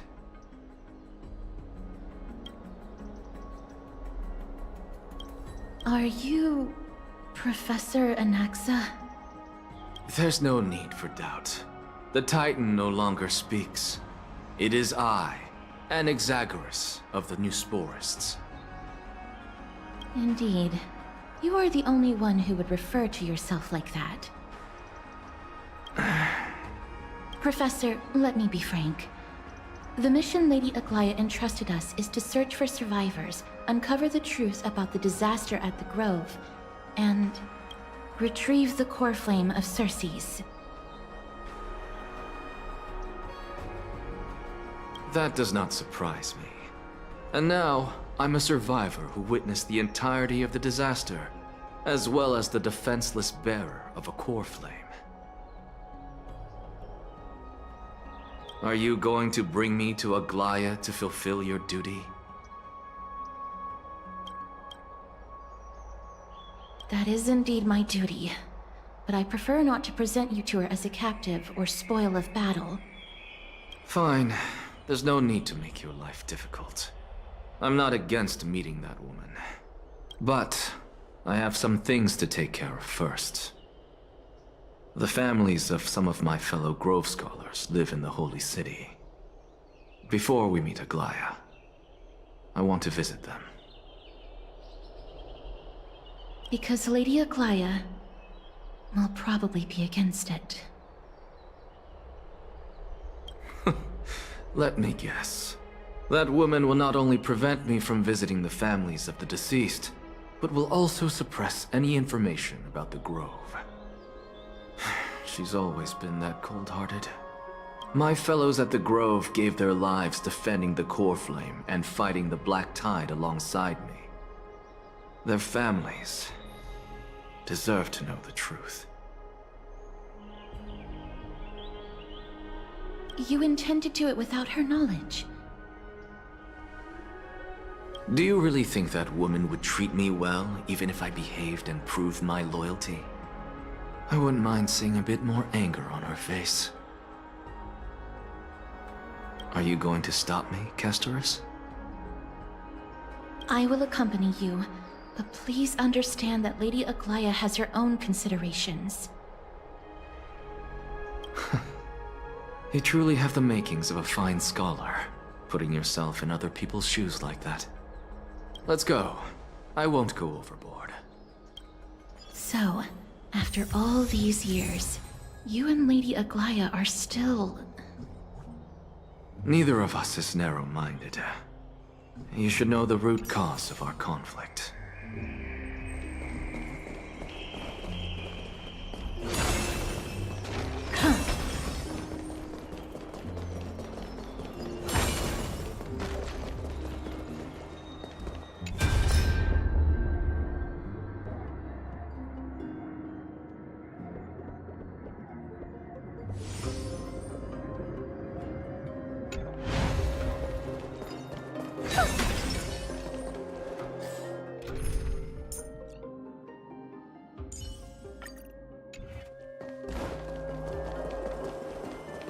What's Dad talking about? What's wrong? I'm busy. There's a lot going on in the city, and I've got my hands full. Mister, we're sorry to bother you, but... Wait, Lady Castors, did Lady Aglaya send you because of some mistake I made at work? Keep your cool, Titus.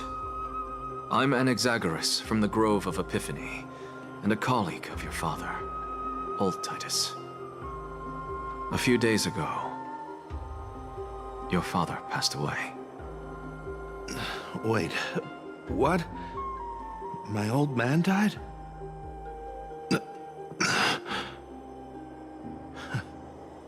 That's no shocker. At his age, he was due for the River of Souls any time.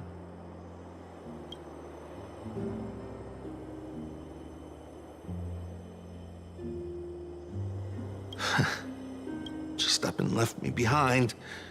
That old man. I've been telling him for ages to stay in the Holy City and enjoy his retirement. But no, he just had to go off to that grove and mess around with those scholars. Still wouldn't budge after all those arguments. That stubborn old thing. I already got him a retirement home and was waiting for him to come around. All my effort is wasted now, and he didn't even give me a chance to say goodbye. That bull-headed old man, stubborn as a mule. Talking about?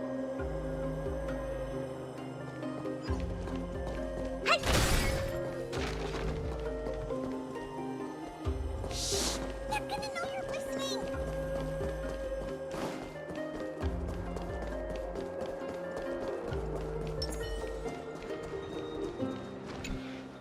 Hello. And you are? Hello. If I'm not mistaken, you are Callinicus's wife, right? Yes. Oh, are you a messenger? No wonder I haven't heard any news for so long. There's been a change in personnel, hasn't there? Ma'am, Callinicus passed away a few days ago, defending the Grove against the Black Tide.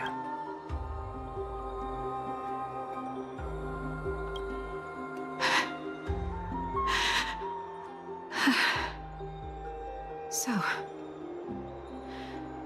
did he manage to defend the Grove?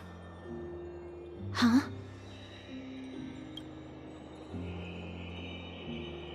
Yes. He managed to protect Cersei's core flame, at the cost of his life. I see.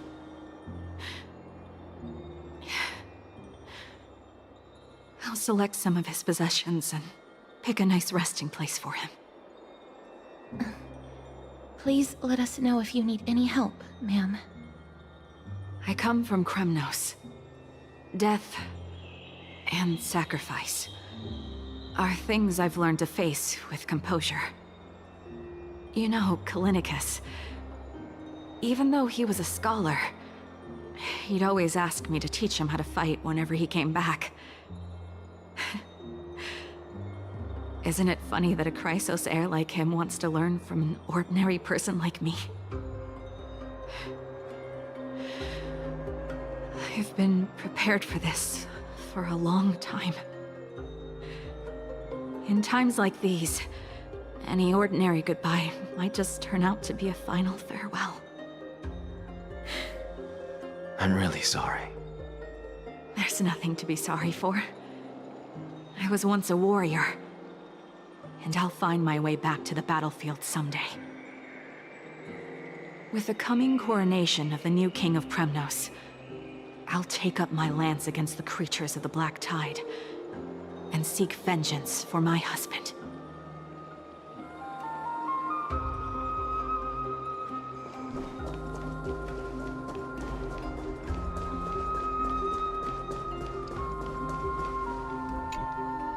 Oh, hello, young ones. Is there anything I can help you with? Are you the father of Keinani and Artakama? Ah, yes. Did my daughters cause trouble at school again?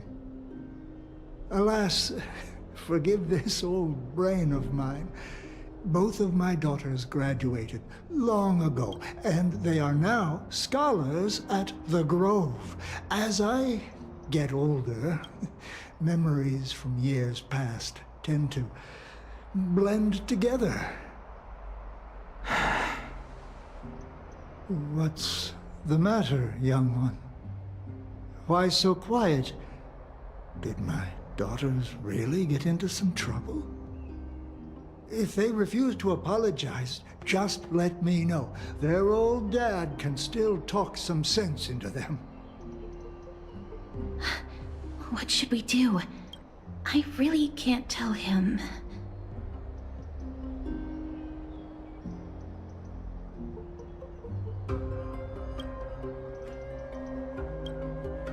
Mr. Fabio, the Black Tide took Keinani and Artakama. What? They fought until their last breath against the Black Tide to defend the Grove. As the Chrysos heir stationed at the Grove, I failed to protect them. Mr. Fabio, if you're upset... Don't put it that way. Even if my Artakama wasn't one of the Chrysos heirs mentioned in the prophecy, she was still a heroine, wasn't she?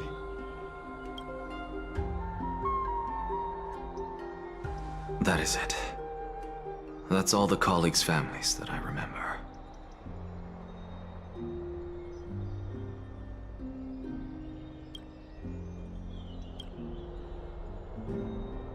Good work, Miss.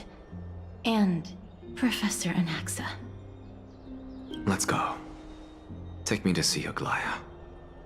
All right. I'll lead the way.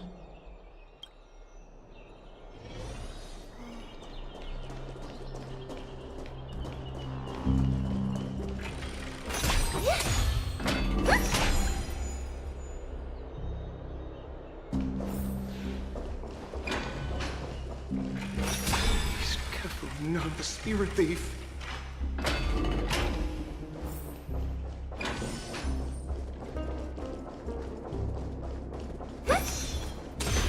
Let's go back for it.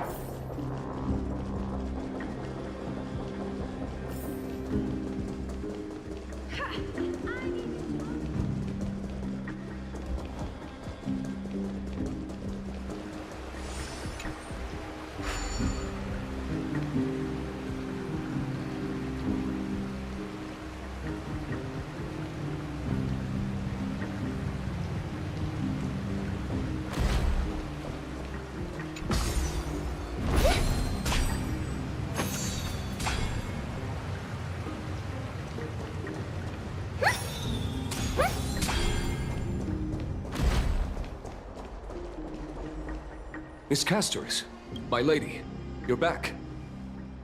Hello. We have an important matter to discuss with Lady Aglaya. May we trouble you to inform her of our presence? My apologies, Miss Castoris. Lady Aglaya has just informed me that she has no time to receive anyone at the moment. That's just great. She refuses to even see me. Answer me this, friend. Did Aglaya order you to take me directly to prison? Who are you? Please don't jest. It's possible that she really is busy. Let's wait here a moment, and I'll try to contact her using the slate.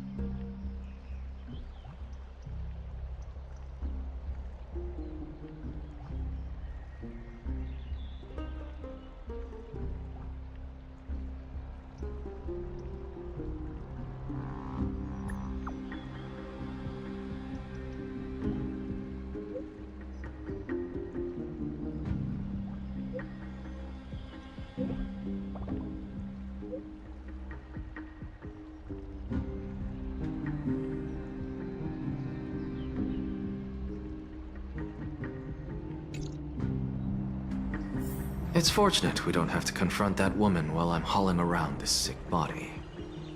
Castoris, and this friend I haven't gotten the chance to know, I'll take my leave for today. That Titan made a myriad of adjustments on their own. My head still aches from that. I don't want to stay a second longer in this noisy city if I can. Please be careful. Akama isn't the Grove. This place is covered by her golden threads. I know.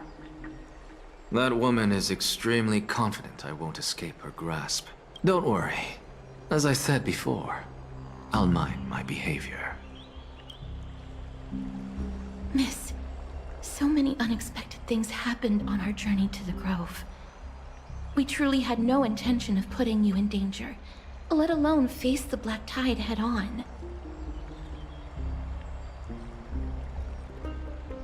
Please do not underestimate the threat the Black Tide poses.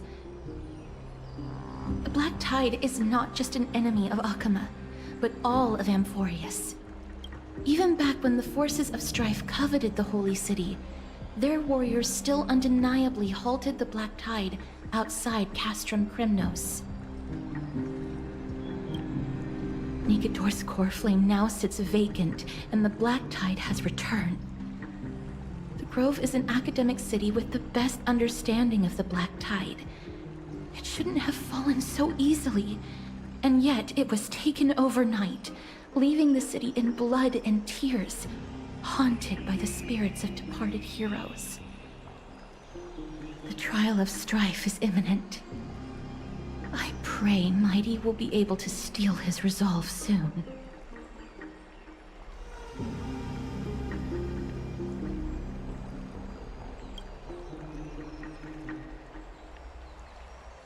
Lady Trebe once traveled across thousands of cities in Amphorius to repel the Black Tide. But even they have no recollection of this powerful enemy in all their journeys. Perhaps the fall of strife has triggered even more terrifying events in unseen places. As for me, I detected a strong stench of death from that entity. But it wasn't because it had a connection with Thanatos. I'm afraid it's purely because it has sent countless others to their deaths. Speaking of Thanatos, Miss, there is something else I wish to verify with you. You must have an idea of the curse I bear by now. I was born as the shadow of death, a poison shunned by all living beings. Yet when you caught me in the grove, I'm curious why you weren't affected by my power, Miss.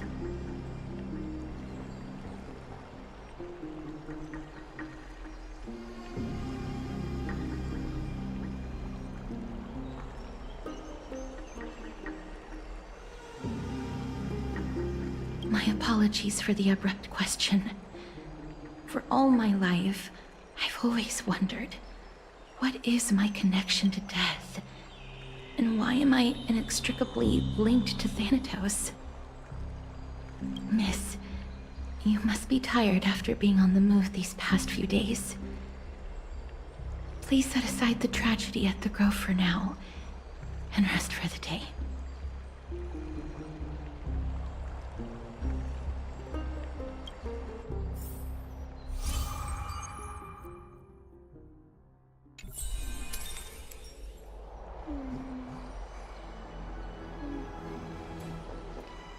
Miss, you must be tired after...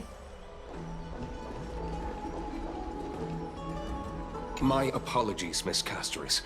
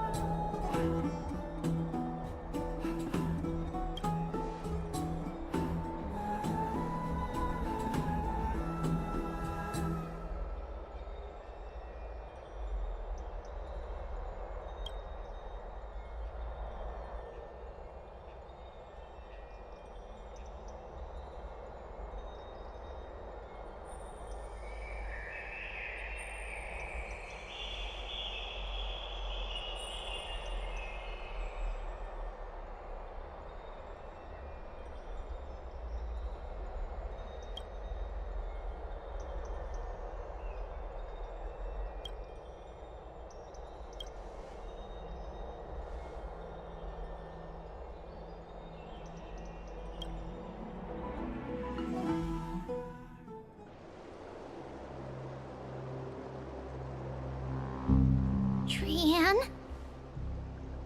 What's wrong? Is there trouble at the Grove? Yes, I sensed something. It was fleeting, but very strong. It feels like they're in some big trouble. Trianne used the Century Gate again. Can you see what's actually happening? No, it's fuzzy like always, but the enemy's aura has disappeared. Maybe they've moved to a safe place? Let's hope that it's just a false alarm. We should place our trust in her and Castoris, teacher. They will keep Trianne safe. Aggie, you're talking like we're little kids. One day, Trianne will reach her limit, and Trebi will take on the role of gatekeeper from her. We are all aware of that. I am just a little concerned about her state of mind. Trianne was already unable to speak, even in short sentences when they left. We want to say a proper goodbye at the very least. I will pray with you. Thanks. And Aggie, it looks like we will need you to come with us to the baths this time to unwind. It feels like neither of us have laughed for a long while. It's time to head out with the west wind. All right.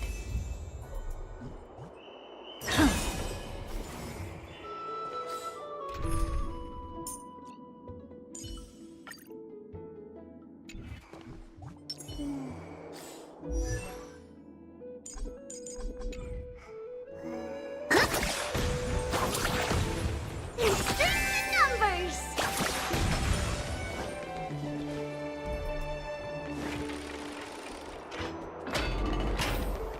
Here's really hot and heavy. Has it always been like this? Is someone injured over there?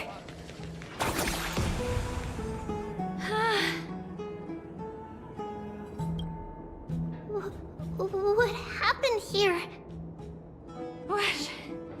Watch out! Watch out! For the Kremnoan! Kremnoan? This is their doing? Aggie, now's not the time to dwell on that. Let's help the injured people first. Excuse me! Coming through!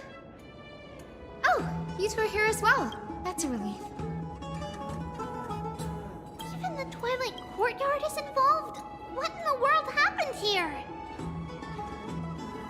I actually just came to relax. But as soon as I got here, I saw all these people lying on the ground. I've examined them, and they don't seem to be seriously ill. It feels like they've just spent too much time in the hot water. Multiple individuals fainting simultaneously from the hot pool steam? Where is the manager of the baths?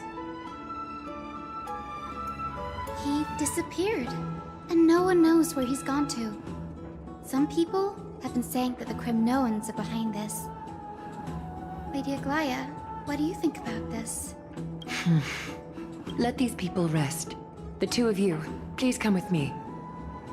Have you thought of something, Aggie? Yes. While their intentions elude me, it's time to bring this farce to a close. This is really bad. I heard it's the Kremnoan. This is all you can do, huh?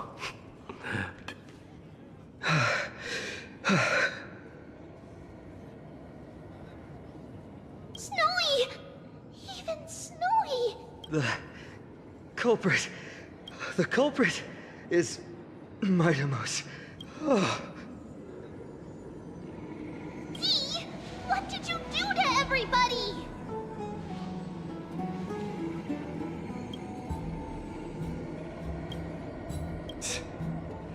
It's just another duel where I claimed victory. Duel? As I expected. On the surface, these two are the mightiest warriors in the Holy City, but they're still impulsive youths at heart. Speak up, Mighty. Tell us exactly what kind of foolishness you and Finan indulged in this time.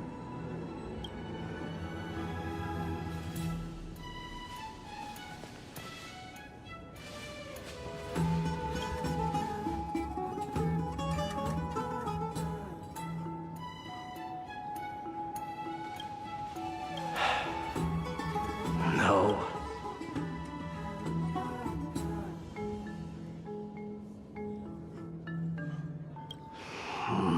Forget it.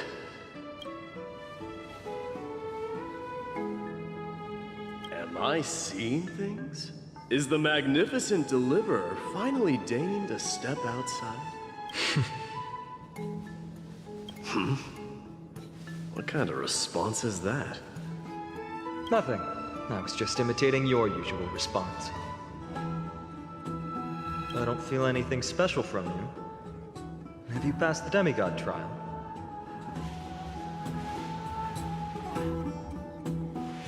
The ritual hasn't reopened yet. In case you forgot, it hasn't been that long since I pulled you out of the trial. I didn't forget. Then, you're welcome. In twilight's last gleam, Makima stands bold. Her walls sturdy, tales untold. Dreaming of her fruitful gardens, pilgrims arrive from distant lands. Figs and olives, oh so grand. Yet little do they know that they will step into flames, fuel to the fire, a burning brand. What are you playing at this time? I just felt like reciting a few lines of poetry. Surely the Crown Prince of Kremnos knows how to appreciate poetry, right? Kremnoans steer clear of such weak literature. But my library doesn't lack collections of this kind. These lines express the poet's yearning for their home, just as Akama is distant from many people's homes. I know how to interpret poetry, Haikis.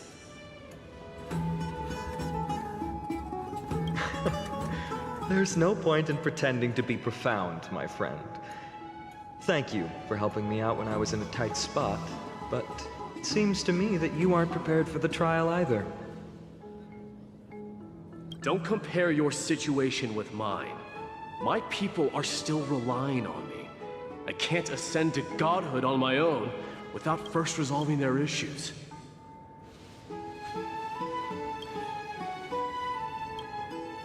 So, are you suggesting that you, the mighty Mightimos, and the heir to the throne of Kremnos, wish to defy tradition that has endured among your people for millennia? Still thinking about what I should do.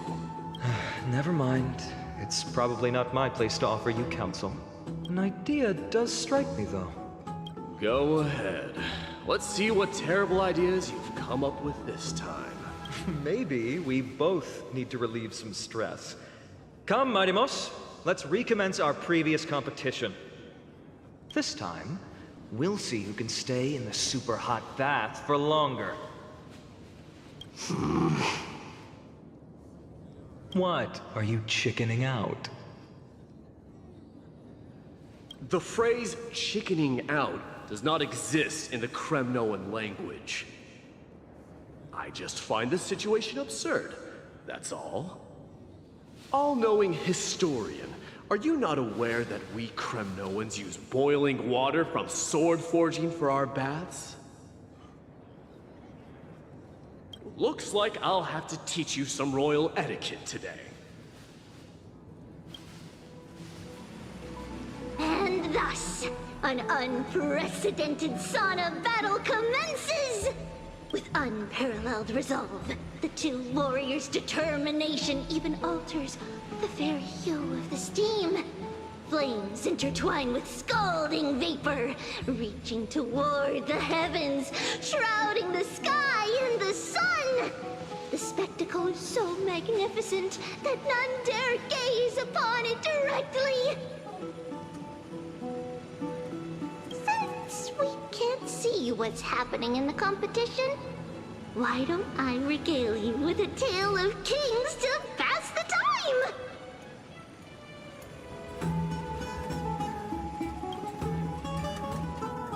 Do you recall the legend of the Gorgo lion mentioned by a certain veteran? The central figure, the main character, was not the sole sovereign of that land. An oryx stood as its formidable rival.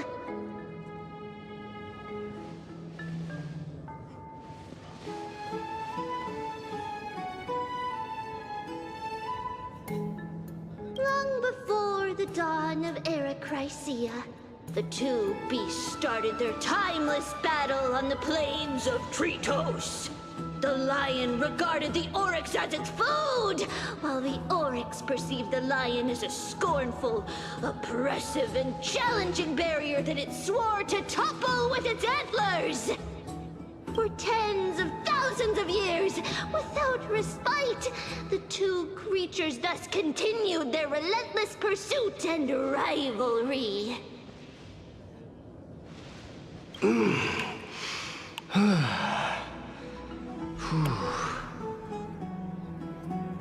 It fixated on its rival's fleeing form in the chase.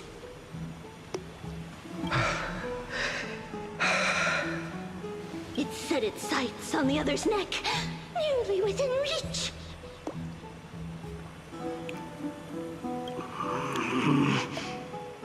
It was stuck in a corner.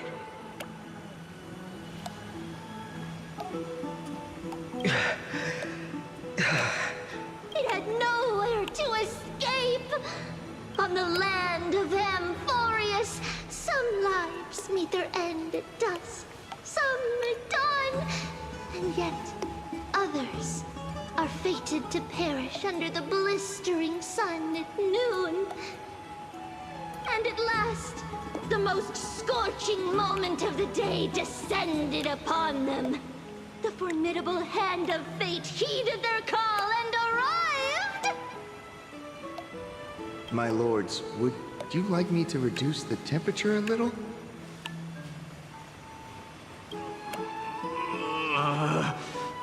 What? You're chickening out already? Get lost. Are you asking me to get lost, or...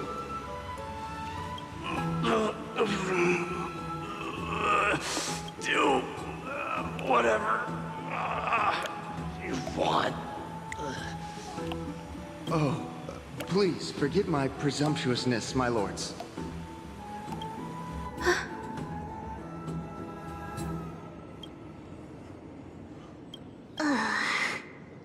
What a spectacle of folly.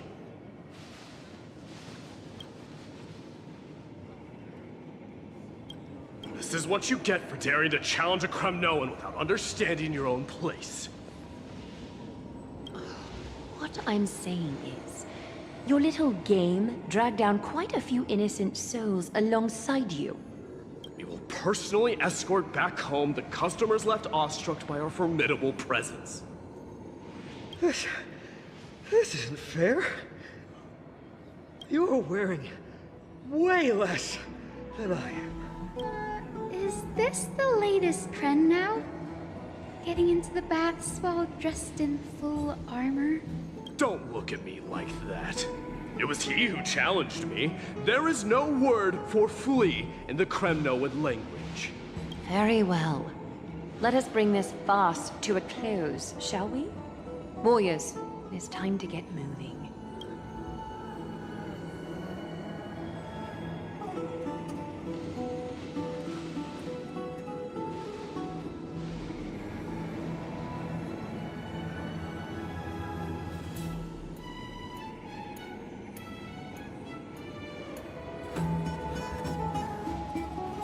Alas, the flame chase journey is destined to be a lengthy one, replete with obstacles.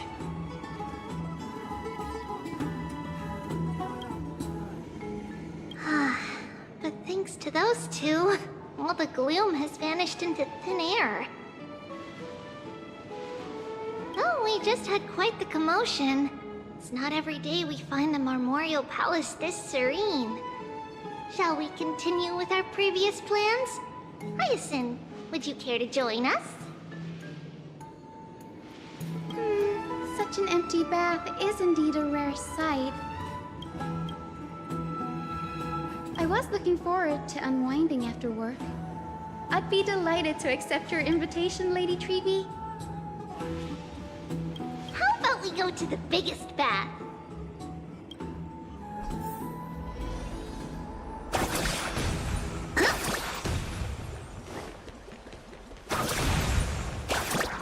Let me check. The water temperature feels just perfect.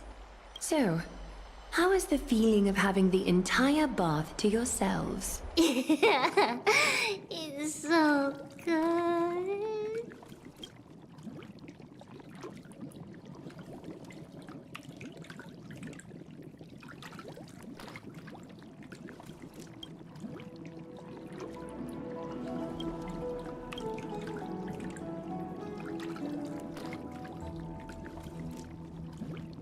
But, Lady Treeby, aren't you going to soak in the bath with us? We will have to pass. After all, we've become children. Please understand that she can no longer endure the heat of this pool due to the blessings of Yanis. Oh. Are you curious about us, Hyacinth?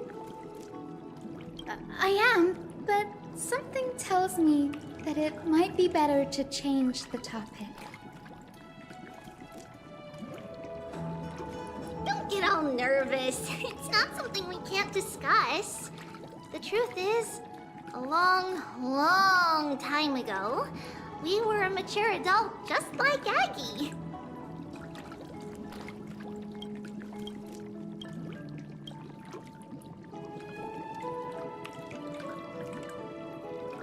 Then, because of reasons, we inherited Yanis's divinity and gained the power of passage. And in return, the price we had to pay was the splitting of our soul. Each opening of the Century Gate intensifies the strain on Treeby and the others. They are gradually regressing towards infancy, both in body and mind. We don't know what awaits us at the end either, but anyway, that's why we've turned into children. In that case, when you opened that giant sentry gate above Akama during the battle against Nikador. Well, there's no way around it. We all know that the flame chase journey won't be a smooth ride. Maybe we can find a way to fix it. The primary research focus of Noosporists is the soul. We explore its depletion and methods to restore dispersed souls. As long as research continues, there might be a breakthrough that can help. We will do everything we can.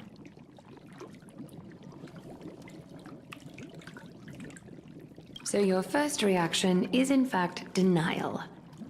You're indeed an Access student. I look forward to your good news, Hyacinth. Now there's another reason to look forward to tomorrow.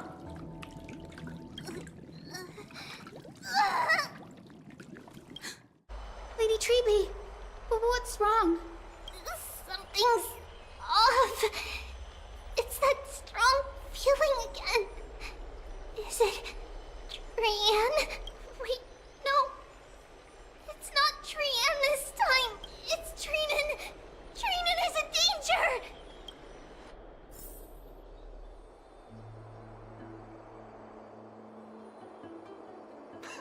I win this round of escorting the bathers home. How does one contender alone make a valid competition? Offering a compliment or two wouldn't be the end of you, you know. Haikas. What is that word? Is that your native tongue? It means hyena. I'm likening you to a weak hyena. By the way, you emphasize the completely wrong syllable. Though we've been acquainted for some time, I have rarely heard you talk in the ancient tongue of Kremnos. It's because I'm not exactly a master at it either.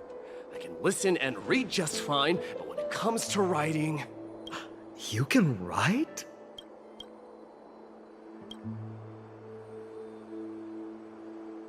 You speak as if you don't have a brain. That was in jest. I understand. After all, you spent all your childhood wandering far from home.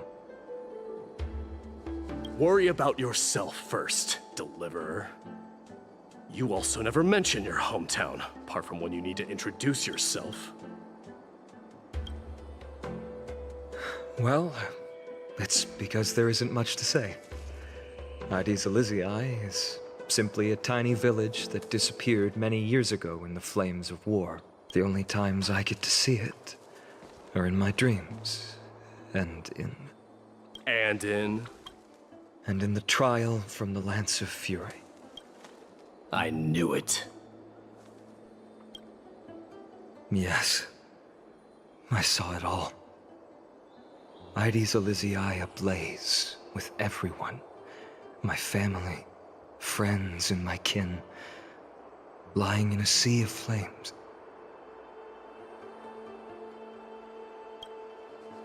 A blood-red half-sun hung in the sky, just like on that day. And before my eyes, that murderer killed Cyrene.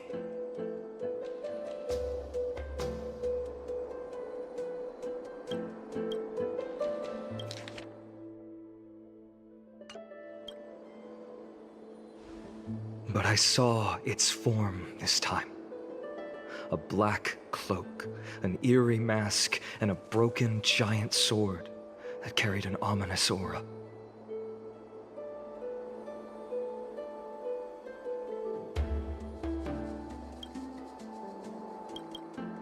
I fought it in the trial. But even though I've been fighting, improving, and resolutely getting stronger all this time, I still couldn't defeat it. You were blinded by hatred and almost lost yourself in that trial. That's right. And that's why I am truly thankful to you, Mightymouse.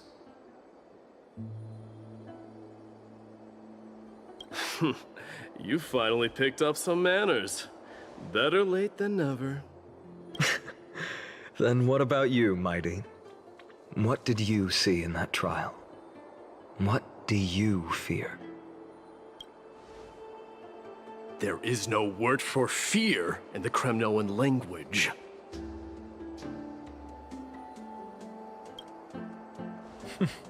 I'm getting the feeling that your language has no words at all. But to answer your question, I saw Akuma in the trial, as well as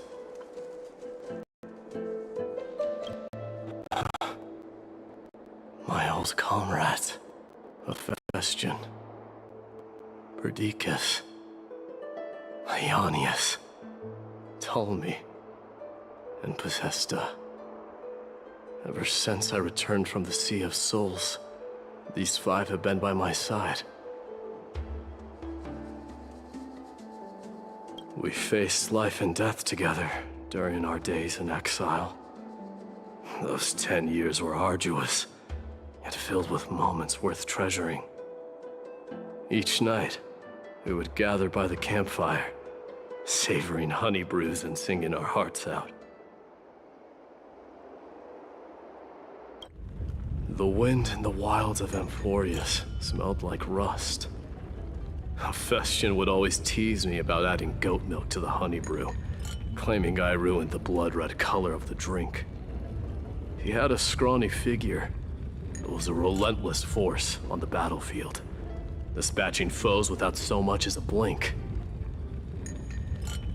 Perdiccas was an expert in concocting medicines, delving into all those strange folk remedies. Leonius was a swift runner and our most reliable messenger.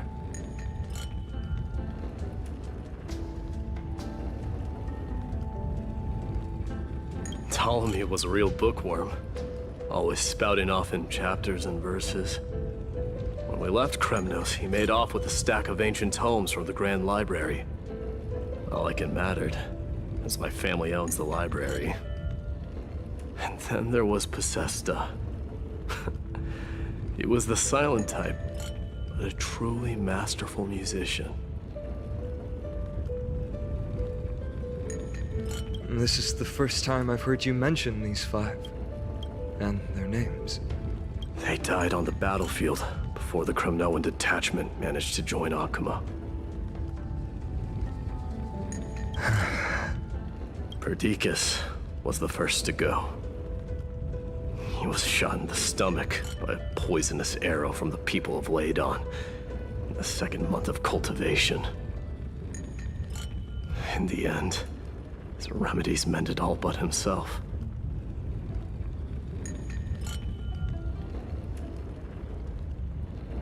Mightymouse, do not mourn.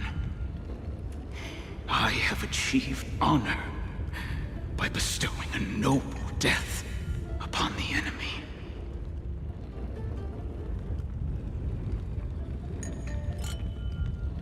Leonius died in the 5th winter. Idonia's snowstorm lasted 3 full months. On the night of the fiercest storm, our foes launched their assault. Idonia. Is that the city Castorus used to live in?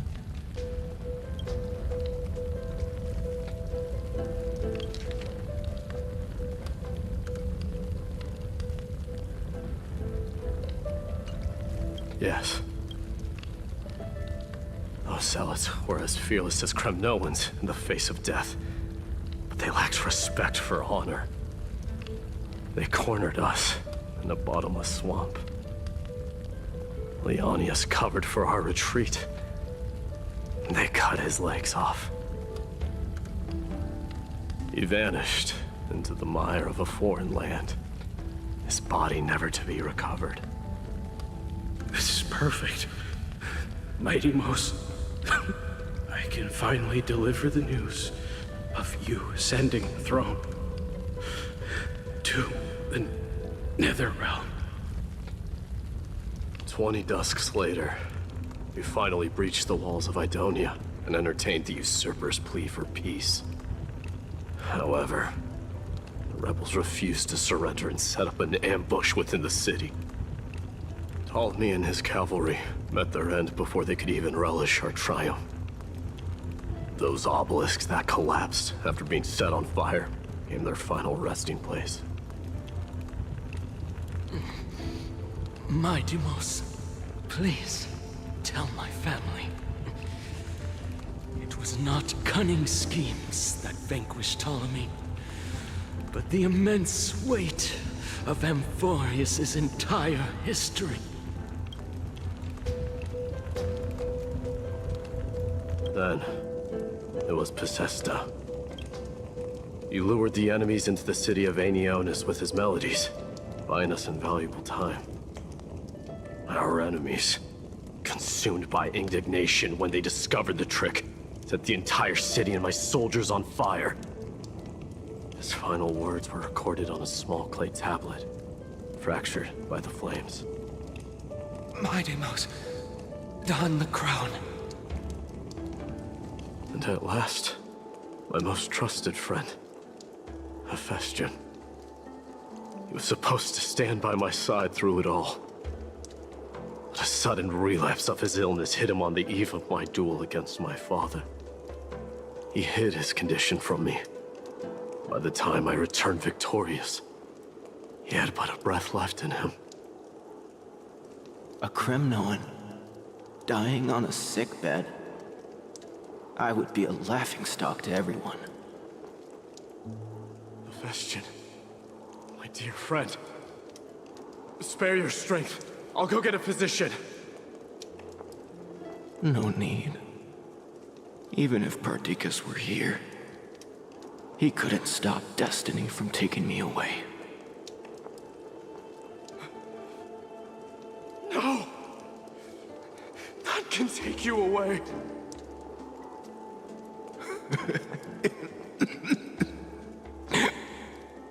Mightimos,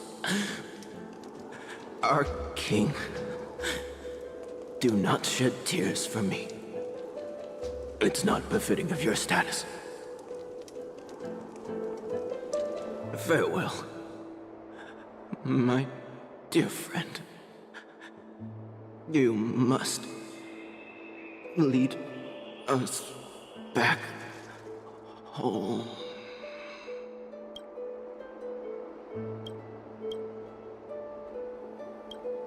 What a grave trial indeed.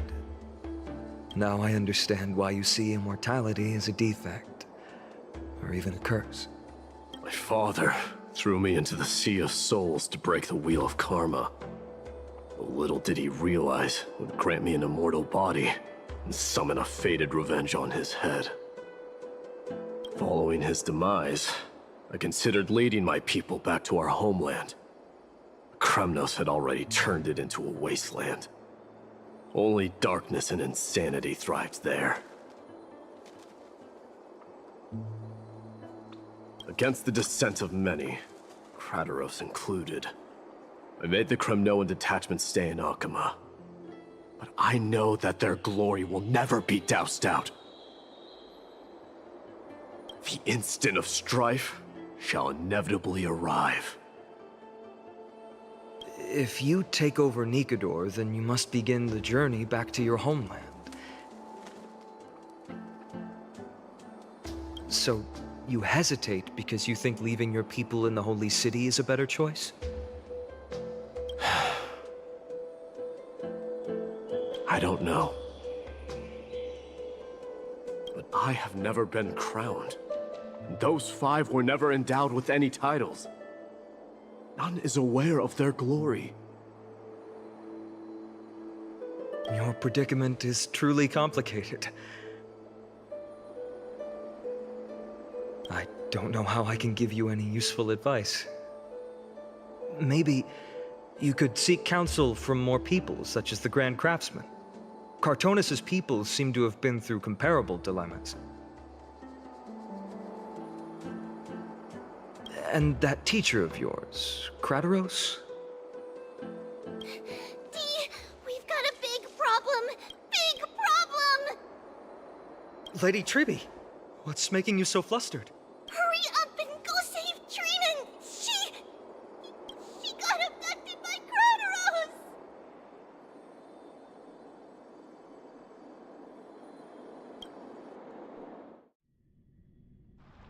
Krateros! What's going on?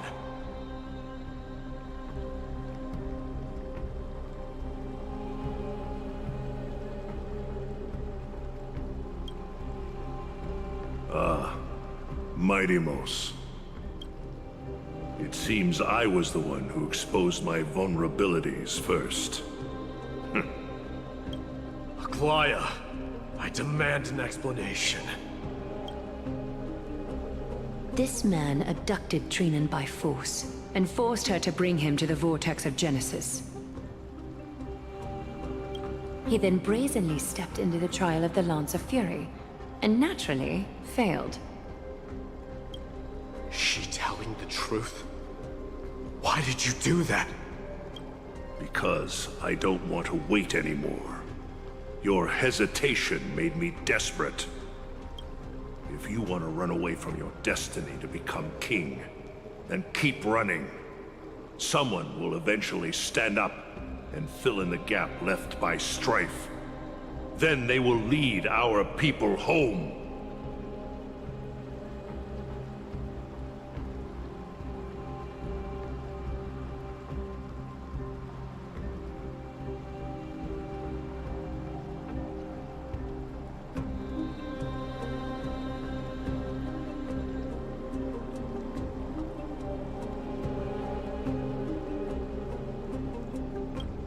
Age has blinded you, teacher.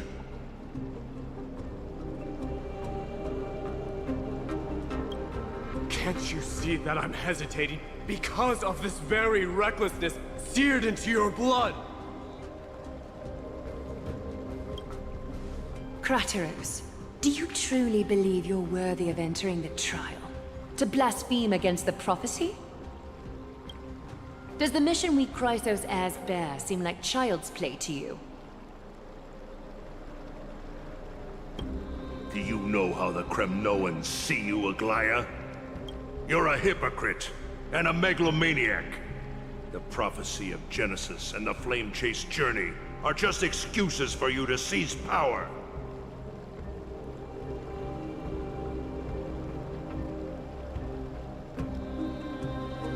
Silence, Krateros.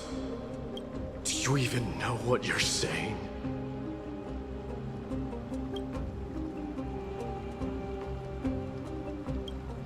Are you defending this woman, Mighty-Mos? How many wars did people start because of her and her so-called prophecy? How many cities fell in the past millennium, their people massacring each other? Even if this so-called Genesis really exists, will there be a place for the Kremnoans in that new world?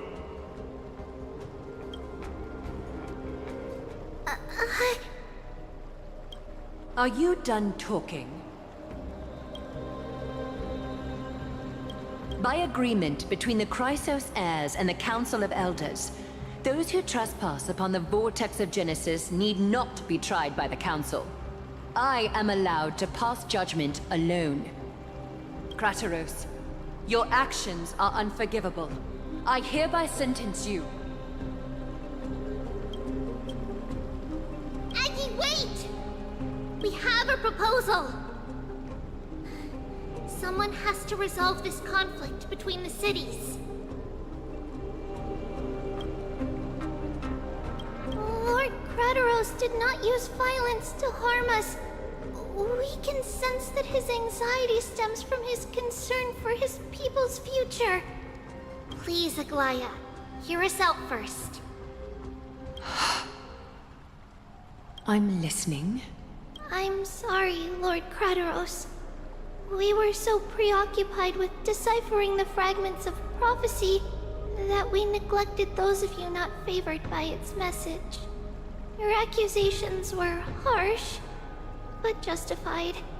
We wish to earn your trust, and those of the Kremnoans. I think the best way to do that is to take you to witness the source of the prophecy for yourself.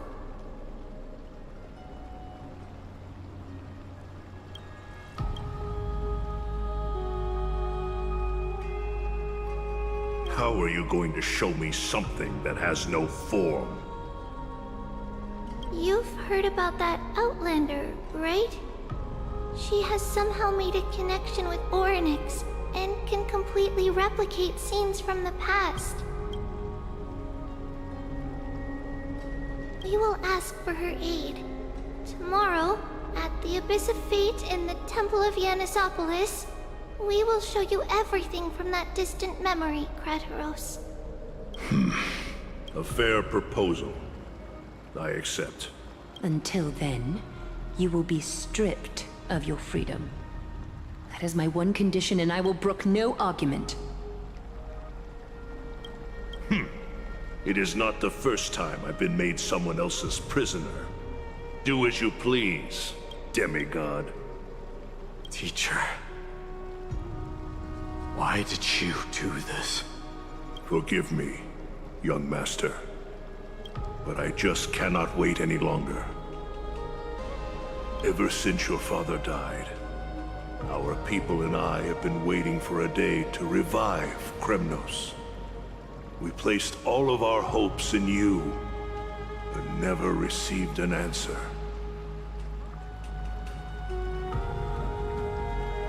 This obsession for returning home has become a sickness for our people. Wise as you are, I refuse to believe that you can't see the truth. You have a clear head, which is why you're also incomparably alone. A smart person can only choose to tangle himself with the mundane of this world. If you're truly capable of leading our people beyond this blood-stained fate, then prove it to me once more, Mighty Mos.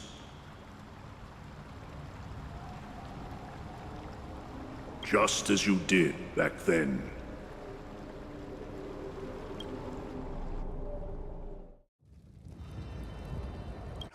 A fierce fighter. I did not expect such heroism from a feeble Acheman. Fulfill your duty as the victor, warrior, and tell me your name. I seek an honorable death from you. As if you have any honor! Listen closely. I am the leader of the Kremnoan detachment, Mighty Mos. I'm here to finish you, Father.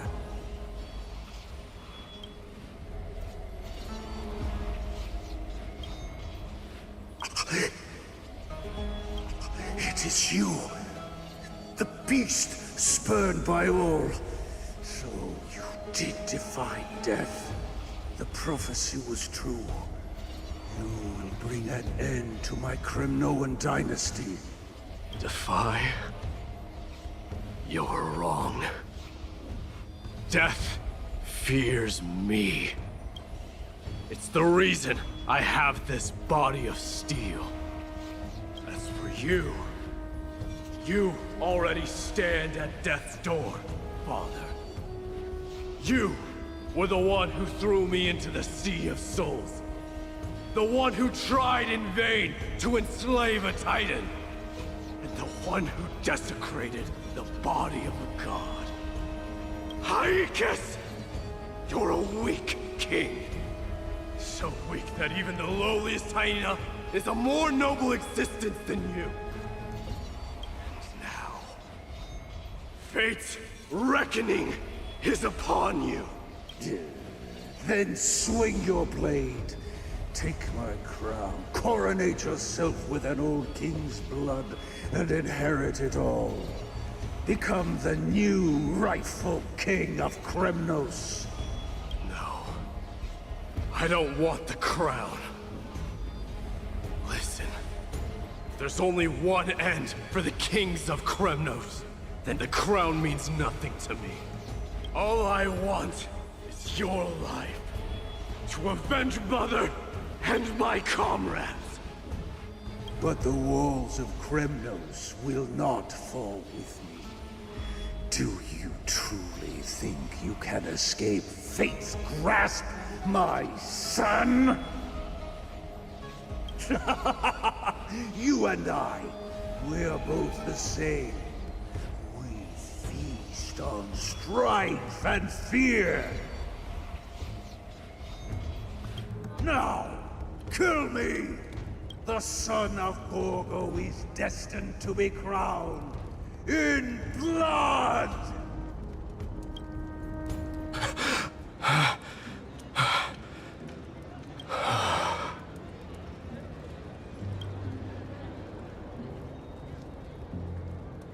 Kratos.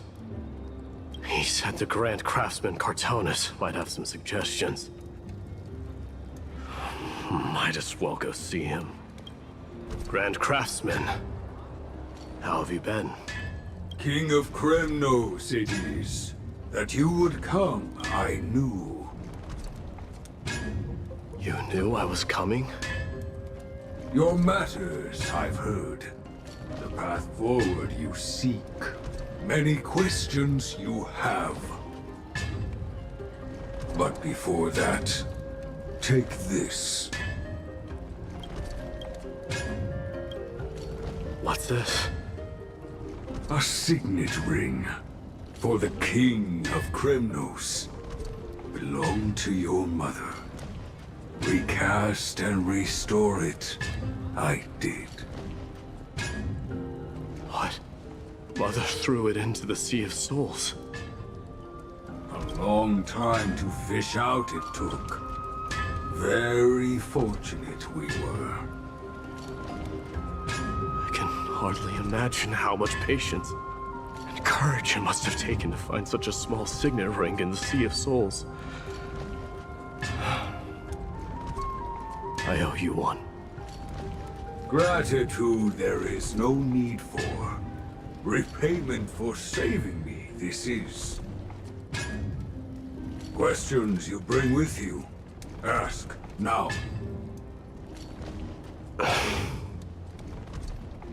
Fate I've always denied has finally caught up to me. By all rights, I should accept Strife's authority. It would make everyone happy. The Chrysos heirs, the Council of Elders, the Kremnoans. Even the bards who will write it all into song. Yet hesitate still you do. Hesitate, why do you, young king? Because of my people. Be they men, women, the elderly or children. The hearts of all Kremnoans yearn for home. They've all been waiting for this day. For the day their king returns. Children of Strife would then be able to go home and embrace the old traditions. Never mind that most of them have only ever been heard in these so-called traditions and song. They would then gather around their king and throw themselves into battle. This is not a good thing, you believe. The Kremnoans have been trapped in a cycle of bloodshed for the past 1,000 years. They seek vengeance, start wars, become prosperous, and decline. How much innocent blood flowed into the River of Souls in all those years? How many needless sacrifices could we have avoided? I accept that fate and become the totem of strife that lead my people into repeating the same mistakes. Then of course I would be terrified. I'd be terrified of becoming king. A different kind of Kremnoan you truly are.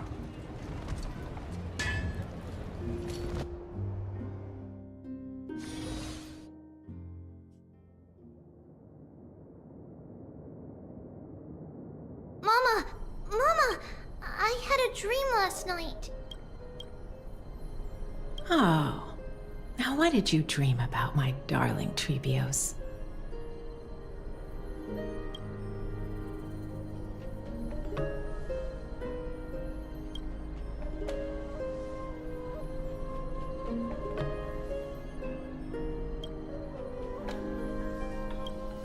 I had a dream that I turned into many me's.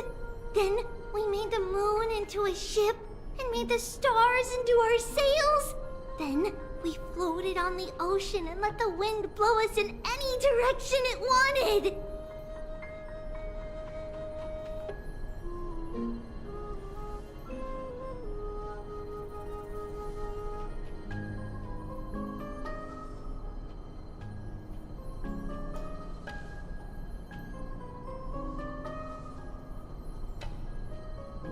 Well, that sounds like a lovely dream.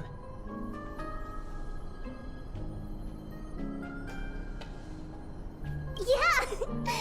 The ocean and the sky were really, really dark. But there were so many of me that I wasn't scared at all, because we'd all sing together.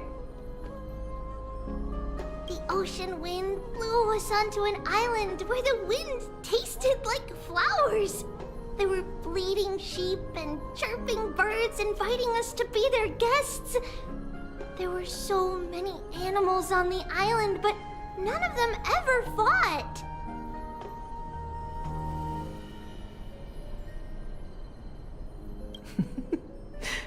Giannis's holy maidens can receive guidance from the God of Passages.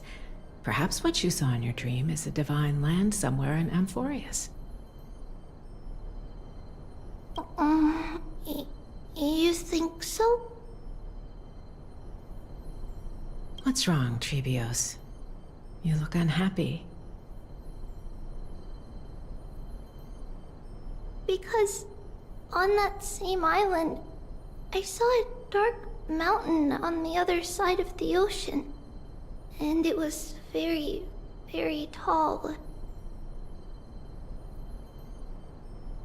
The mountain looked alive, and it kept getting closer to the island. Then I realized it wasn't a mountain, but a very, very tall wave made of water. When the wave smashed against the island, it looked like it was going to eat the island up. The small animals tried to chase it away, but they couldn't stop it. Then there was a bang and I woke up. A dark wave. Mama, does something that scary exist in real life?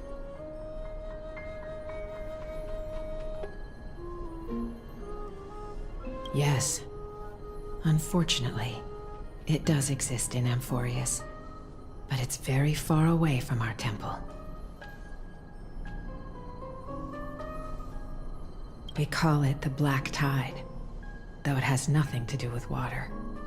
It has no shape or form, but it can swallow up animals, humans, and even titans, turning them all into monsters.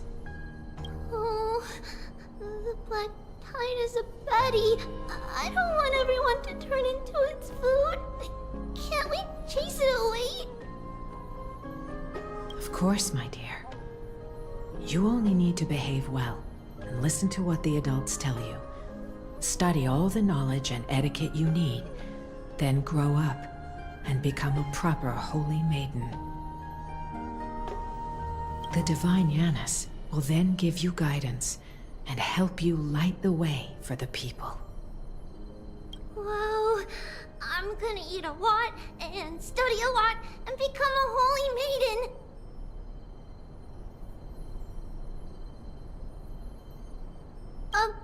But Mama, you said the black tide can swallow up titans too.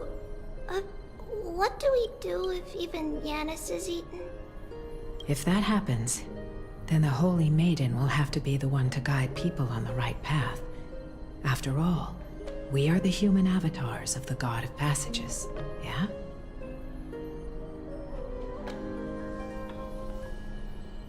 Yeah!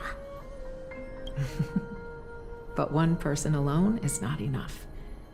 Once you're older, you'll make a lot of friends. You must do your best to unite them, because that's also our duty as priests. Friends? Are they also like me and Mama with pretty red hair? They might not, but they'll certainly be just as smart and kind as you. Mama? Am I dreaming? Don't be silly, dear. Of course you're not dreaming. I've always been by your side. What? Now be a good girl and call your friends over too. Let's play hide and seek, just like we used to, okay?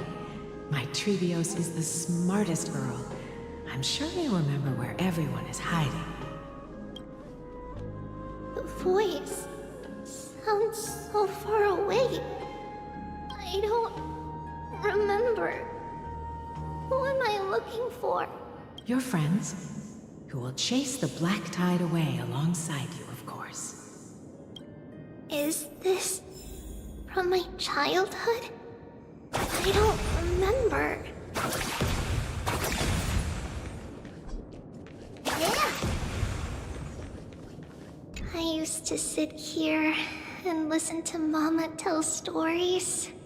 Oh, how I wish to see you again, Mama.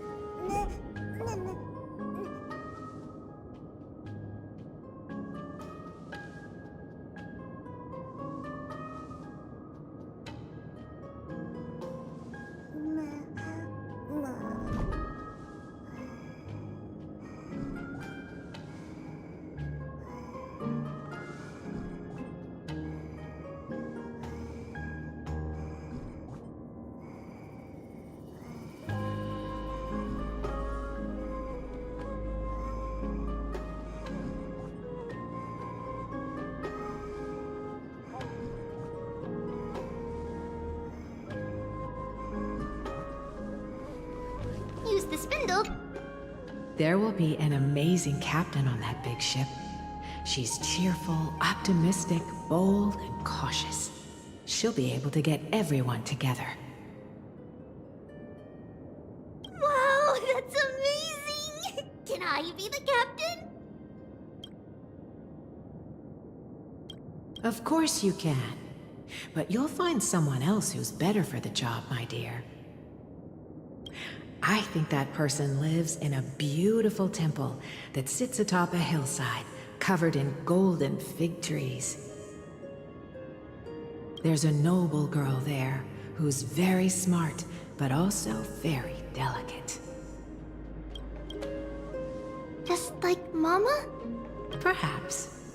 But before we find the captain, the ship also needs someone who can navigate it. Who could that be? Let me think. I know! She's Treevee! I named this doll after myself?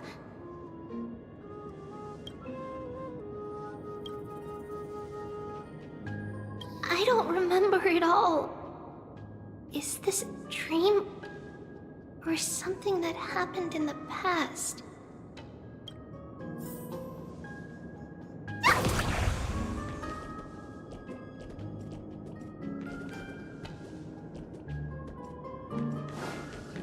Bad chest! You can't lock me away! Huh? Why is this doll inside a chest? It's holding a sword.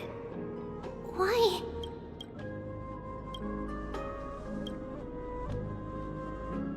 Many years later, many brave warriors will board this ship. They're skilled combatants who fear no danger.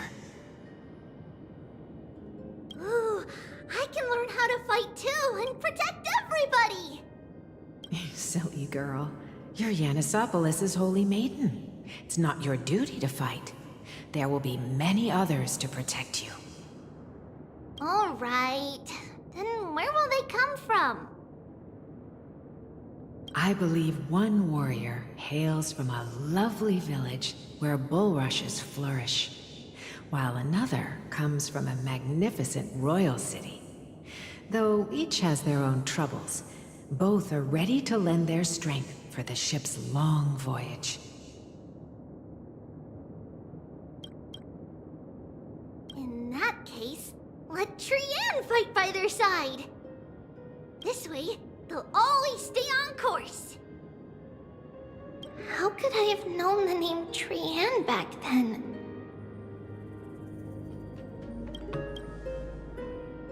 Was it just a coincidence, or...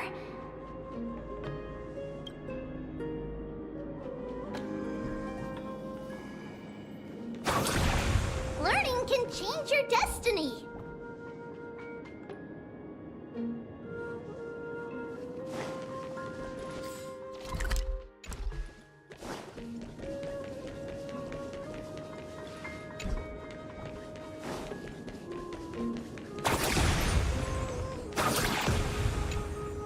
When navigating at sea, you need to know both astronomy and geography.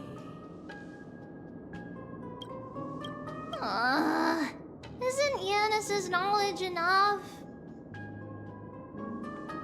Oh, sweetie. The ocean isn't like the land. It's easy to get lost. That's why it's important to learn to recognize the miracle of Aquila. Alright! Even though my brain is already super duper smart, I'll still try my very best! Circe also favors children who try their best. They will send a wise scholar as everyone's teacher to help you reach your dreams. I want to be a teacher too!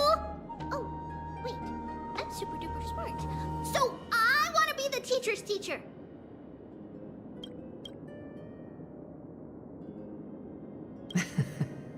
Why not? But if you're going to be a teacher, you might need to tone down that hyper energy of yours. Then Trinan can do it! She's well behaved and would make a great teacher!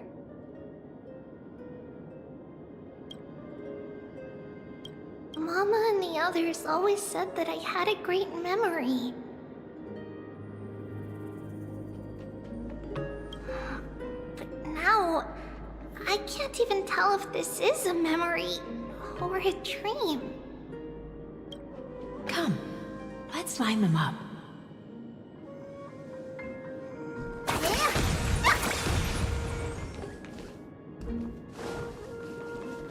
It's packed full.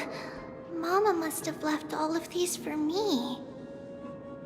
All the words are blurred out. Could it be that my memory is fading?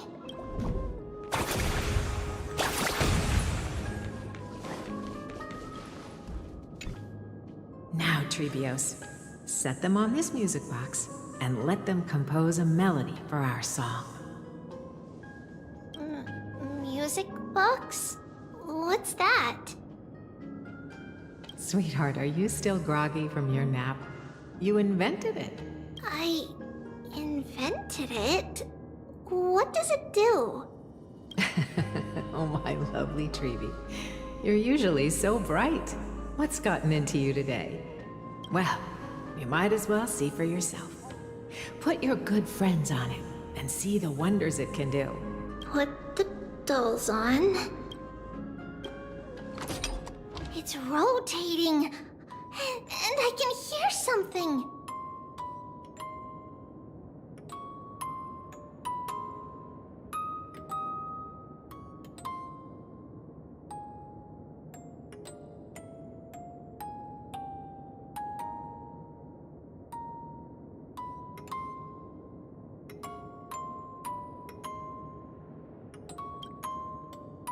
That's right. It's a music box. If you place the dolls in the right spots, it will start rotating and play beautiful music.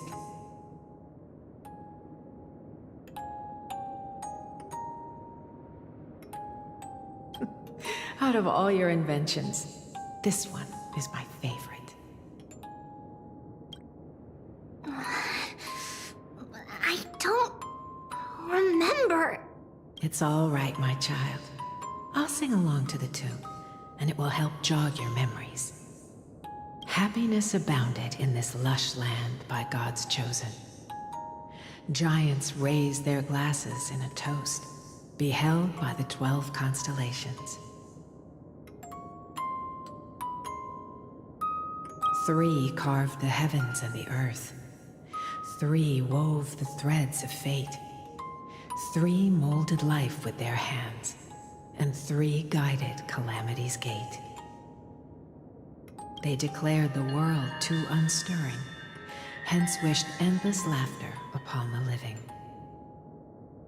Thus you and I were created, with words and song to weave, and love and intimacy to give. Thus creation was complete. Who then will bear the weight of humanity's souls, to lighten the steps of the living as a whole? O great Kephale, all-knowing Father of stature so tall, yet low does their gaze willingly fall. With light of dawn heavy upon their shoulders, golden blood spills unto the land, converging into a boiling river that flows to the heroic heirs of this world.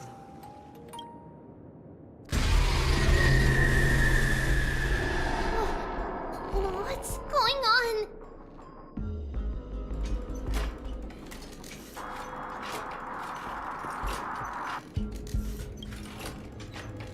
Oh, yes, please lend me your ears. In the black mist, as death and fate draw close, on the bloodied earth, the living dead, but ghosts. What is this world? It mirrors your maze-like fate. What is this world? A silent lament without a trace. What is the past? Wandering ghosts that linger. What is the future? Souls scattered by fate's finger. What is the start? A voyage born in solitude. What is the end? A spirit lonely and subdued. lonely and subdued, and subdued, and subdued, subdued, subdued, subdued, subdued, subdued.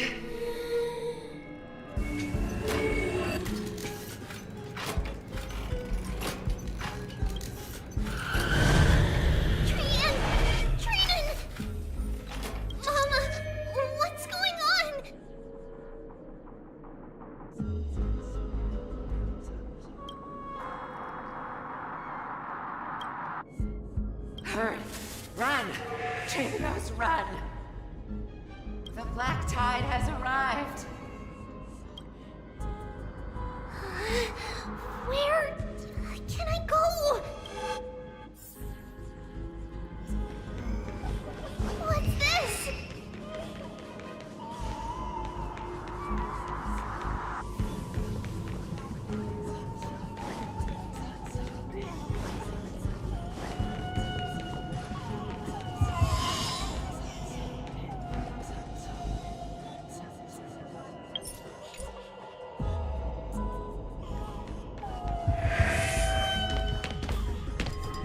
Why?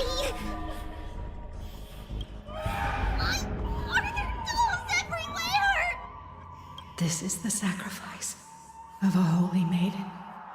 You won't make it to them. Only one person can. I know! It's fine if we can't reach the end. Our minds are made up. Go. Bid your farewells, Trinos. Time is running out. Mama, are you going to leave me? My sweet girl. I will never leave you. But remember this, Trinos.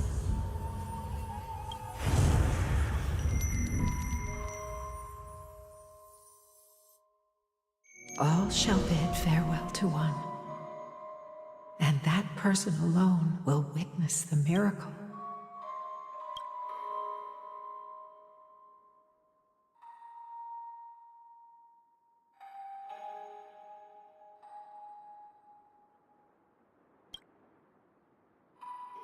Since your mind is made up, then traverse the black tide and dispel the fog for Amphorius. I shall see you tomorrow, my dearest Trevius.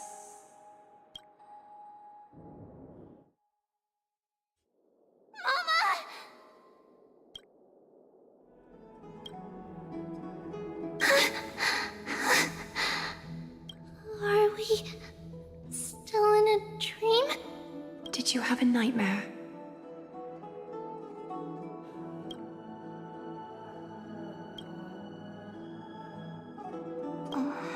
Maybe.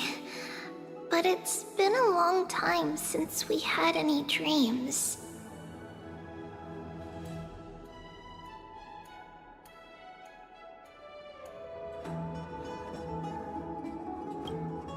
It's not yet the entry hour. You still have plenty of time to rest. No. Our heart is still racing. It must be that reckless Kremnoan soldier who startled Trinan. And you as well. If you want, I can pierce through his chest with the golden thread right now. Aggie, cut it out with the scary talk. I'm just kidding. If I were serious, I wouldn't have waited until now. Do you want to talk about the dream? Keeping it bottled up is not good for your health. We had a dream about Mama. The dream itself was nothing. It's just the timing that feels a bit unsettling. You mean... It's Trian. Even if we refrain from ever using the power of the Century Gate again, her soul continues to slowly drift away from her body. There isn't much time left. Perhaps it wouldn't be such a bad idea to let her relinquish her role as the gatekeeper and live out her days as a carefree child. You have a point, Aggie, but our decision has already been made on that matter. I believe there's still another way. Souls will be spent until they dissolve into dust. Such is our fate. Once we had a whole and connected body. If that body were a tree, then its trunk and branches would share the same fate, decaying at the same pace. Now, we are fragmented into numerous selves. Despite the absence of a trunk, we are offered another possibility.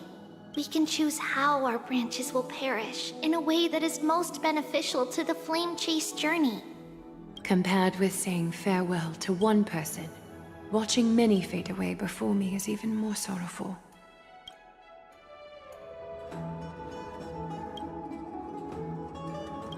But advancing is the destined end of Yanis's trial. There's no retreat in our path.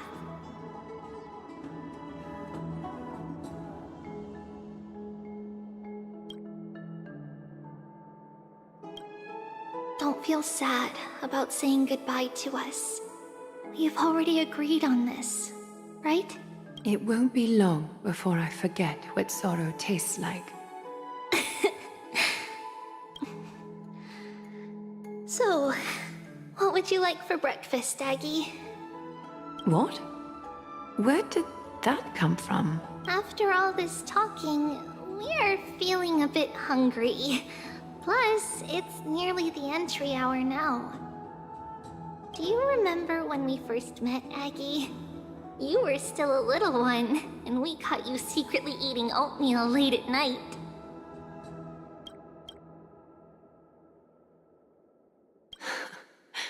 While my emotions might be fading, those memories are still as vivid as ever, teacher.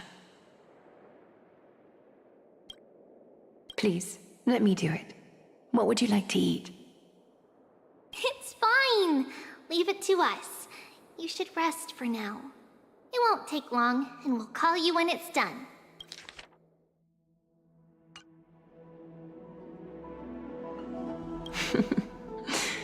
In that case... Then, see you tomorrow, Aggie.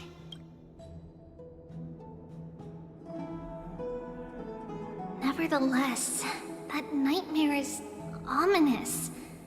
Memories are slipping away, even the image of Mama. Just as expected, another trip must be made into the abyss of fate. Hopefully Orynyx will be willing to help us.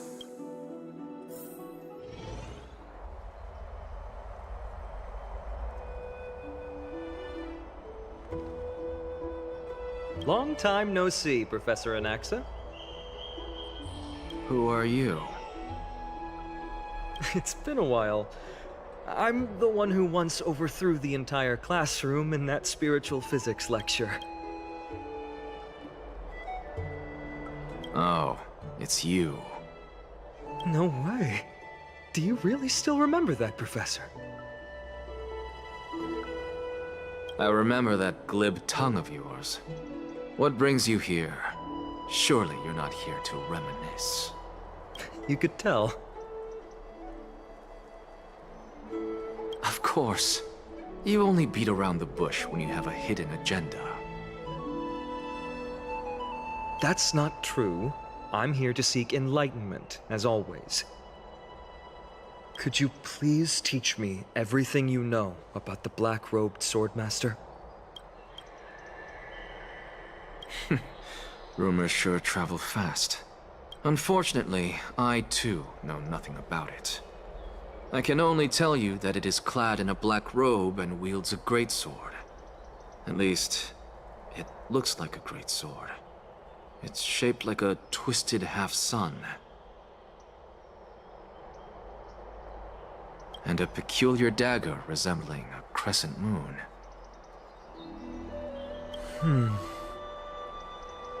By the way, take this with you. I got it from the sneak attack. It's yours now.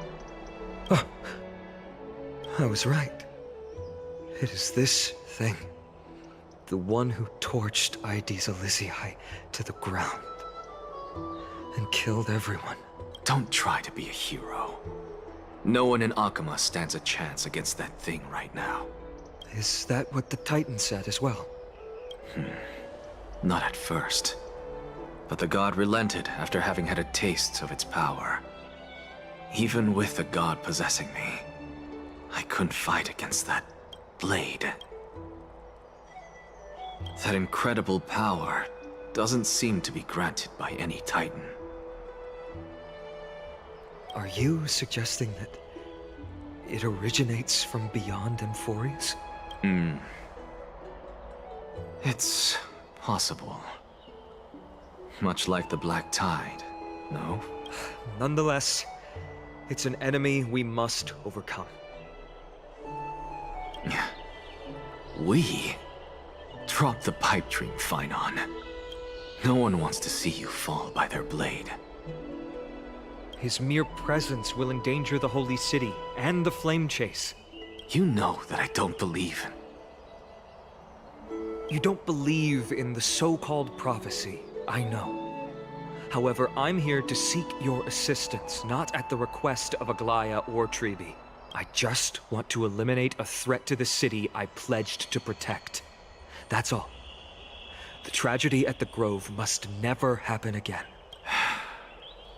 Take a seat. Since you are sincerely seeking enlightenment, I suppose I can tell you one more thing.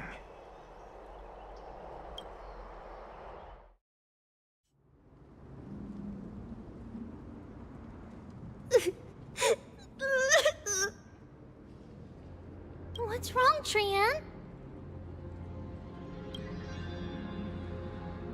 Nothing. Just remembering what happened at the Grove. Monster in the black cloak. So scary. Everyone in danger. Nightmare. I can't forget. Don't be scared. There are no bad guys here. Didn't you save everyone with the Century Gate, Trian?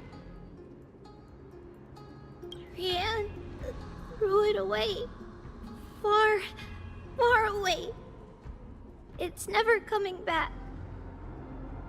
We got back safe from the Grove because of you, Trian. You're the reason the Flame Chase journey can continue. Sorry. Trian feels a bit dizzy. Why are we here again? For the same thing, of course. Remember? Tomorrow we will reveal the prophecies past to everyone.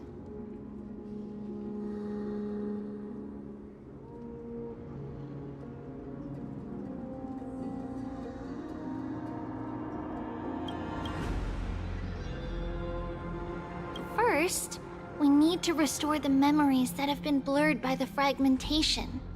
We hope to present the full truth to everyone, without hiding anything.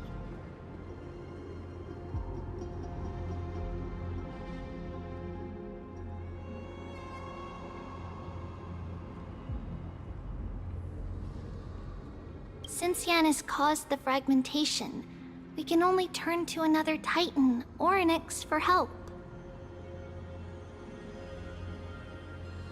Also, remember to get breakfast ready for Aggie before the lucid hour tomorrow.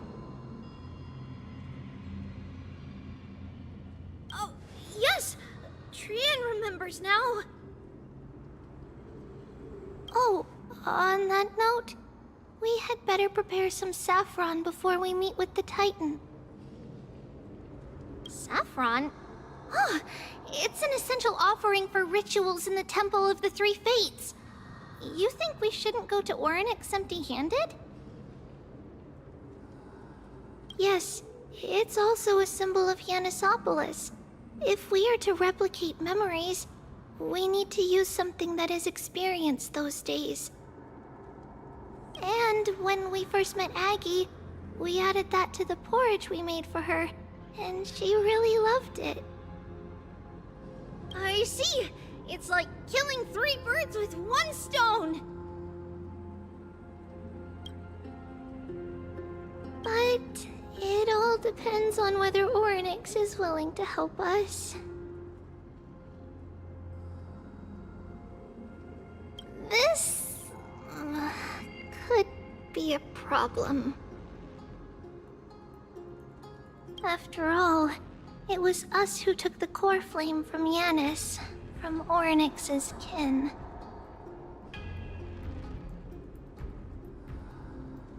We will have to give it a try.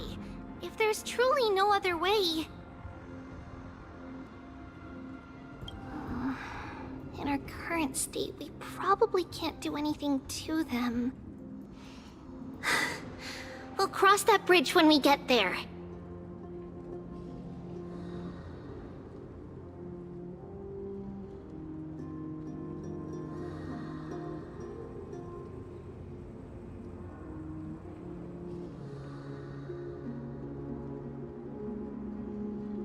Leave it to Trian. Trian knows how to play cute. In any case, let's look for Saffron first. I hope there's still some left in the temple, untouched by Nikador's soldiers.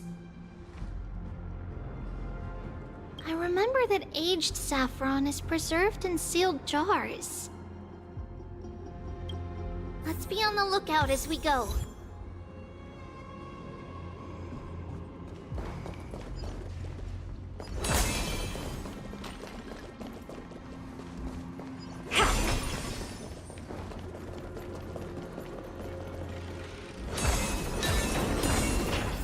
It's a dead end ahead. Turn back, teacher. What? Aggie? No, it's an illusion.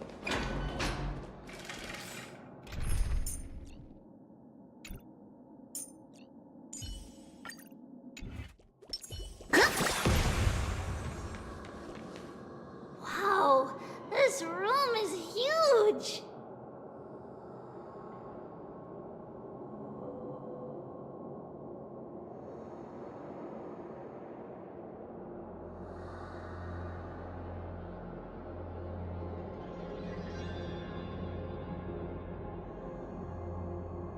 Trinan, did you?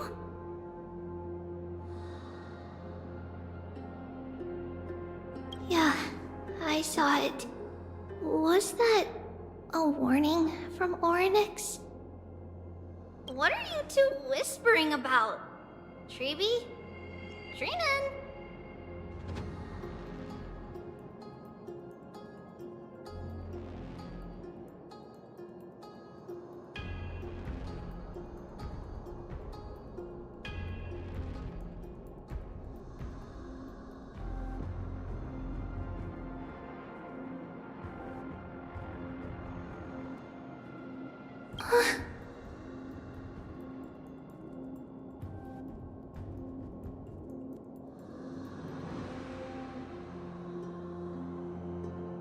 Trian can't even hear our own telecommunication. Well, never mind. Trian suddenly feels like this place is quite familiar. Oh, there's a whiff of safari in this room. It's right over there. Over here. Follow Trian. Trian, slow down!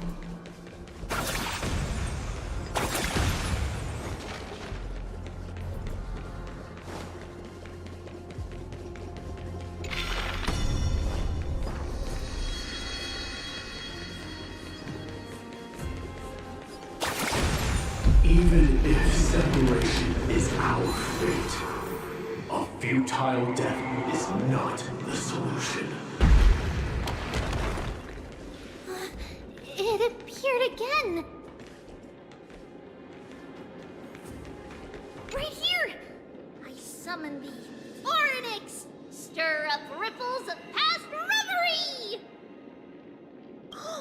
Something's appeared!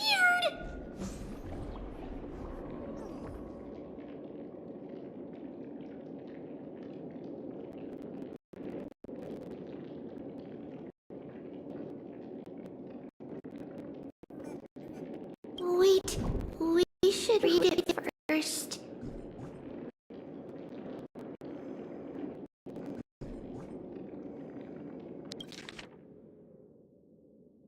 Wait, this is a letter? It mentions something about Saffron and Trepios? Isn't that name...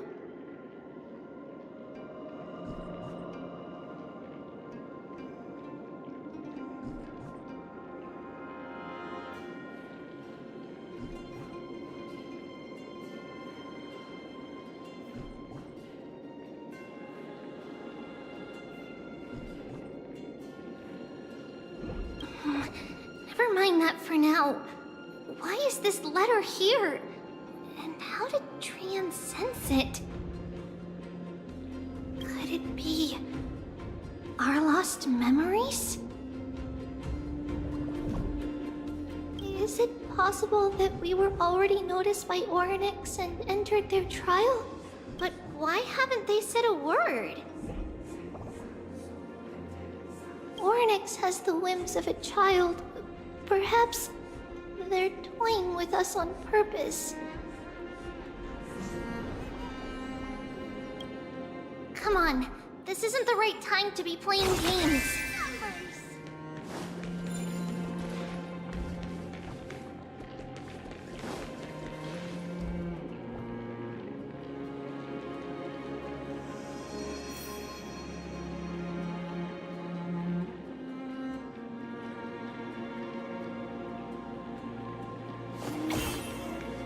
Separation and death, reconciliation doesn't come easily for a mortal.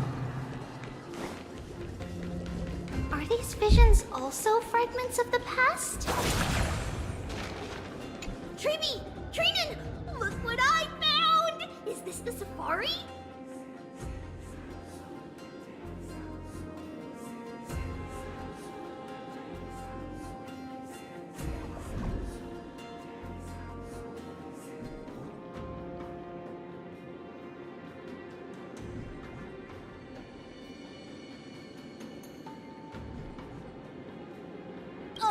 Coming! We'll take a look.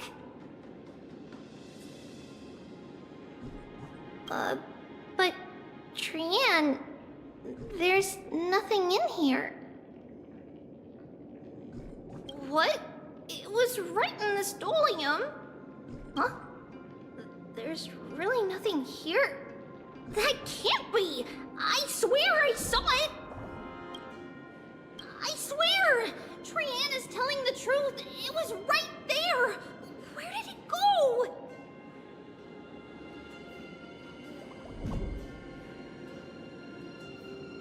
Trinan, Trebi, why aren't you saying anything? Trian can't seem to hear you at all. We were just lost in our thoughts. Don't worry, Trian. What you saw was likely, Yanna's hair. We must have startled it away. Okay.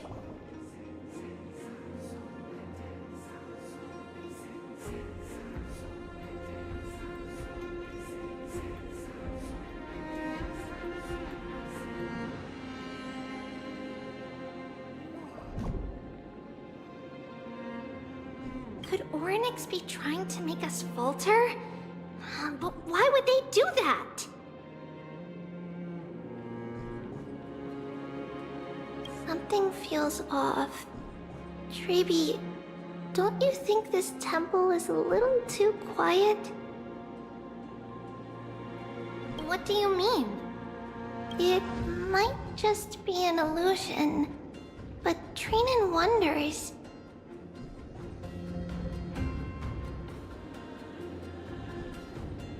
Is Oryx really putting us through a trial?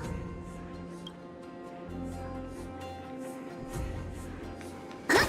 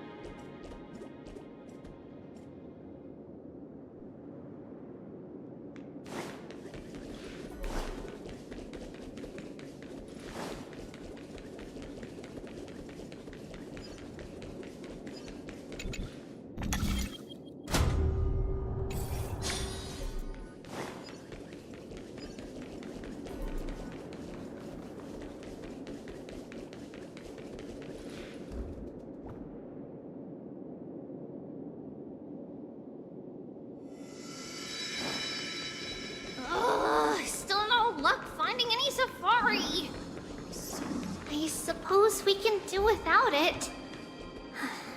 Let's try to convince Orynyx. At least they didn't toss us out straight away.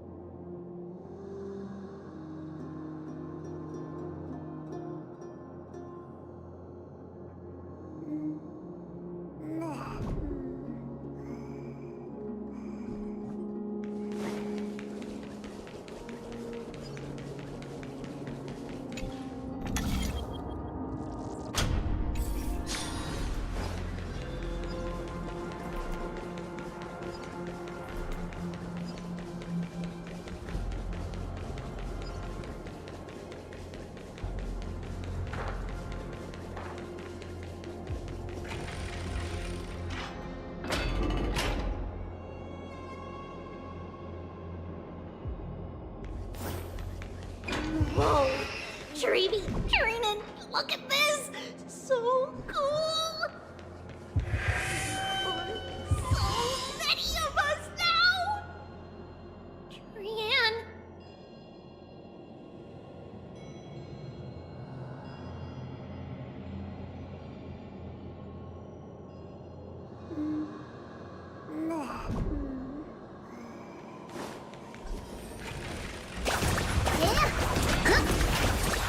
It's really quiet in here.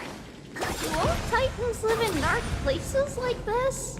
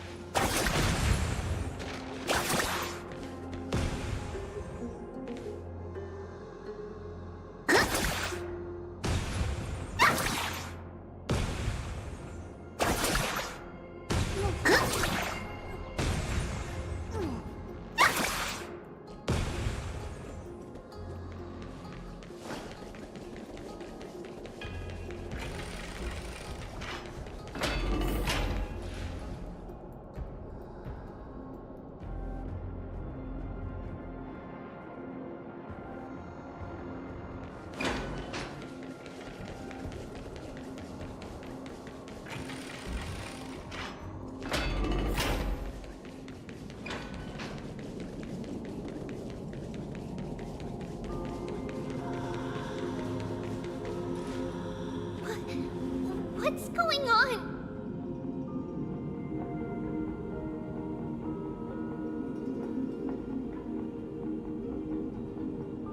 Orynyx disappeared?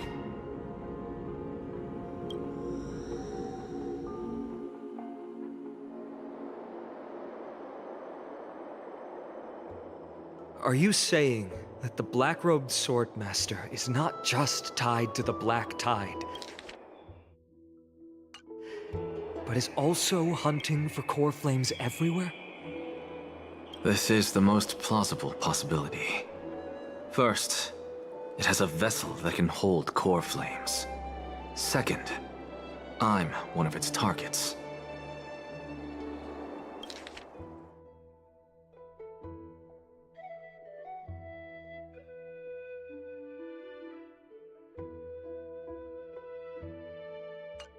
Let's start with the first premise.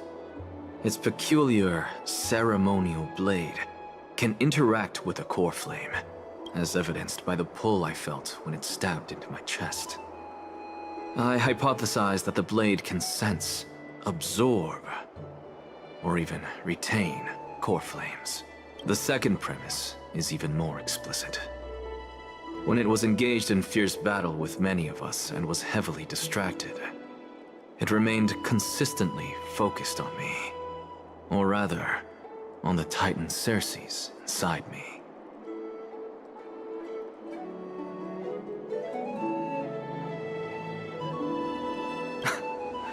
So it's plundering the flames.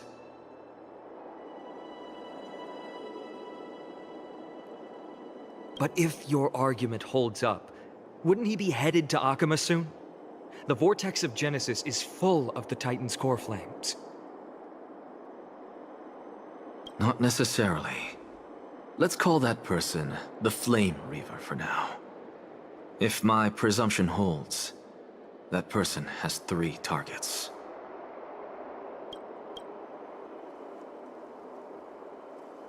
The first target is me. The second target is Orynyx, who hasn't yet fallen.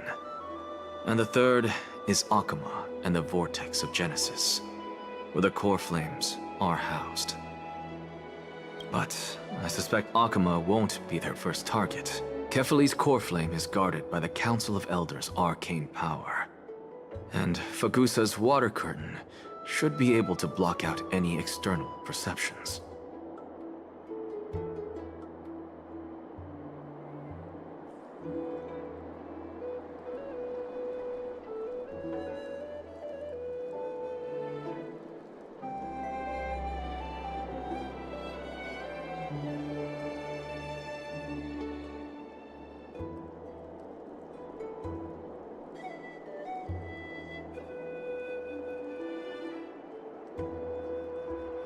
What about Thanatos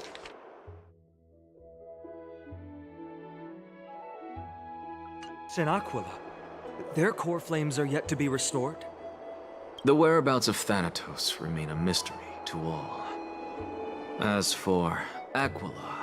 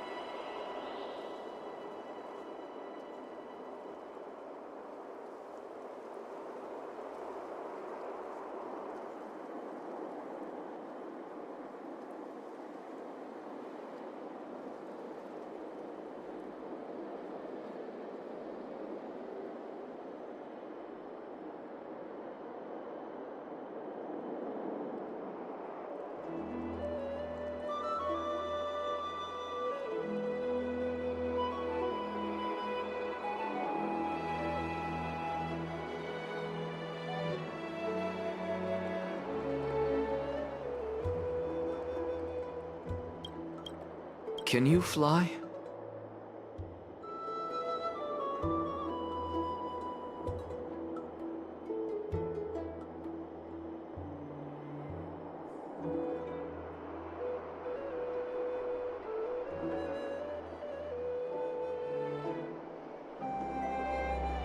No, I can't.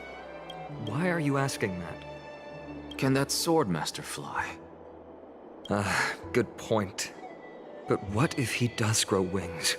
If they had wings, I wouldn't have made it out of the grove alive. That's a relief. Anyway, since the Flame Reaver has 2 targets, we need to move fast.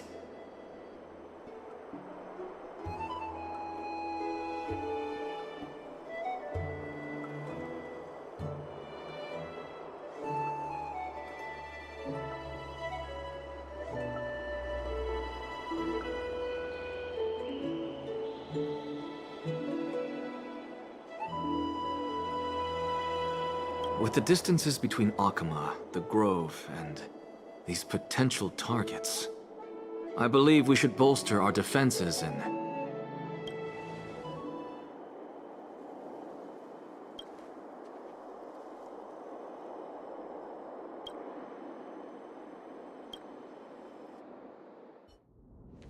Oryx!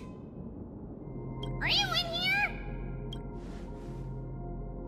No response at all. Did they foresee that we were coming and hide in the fog? Or...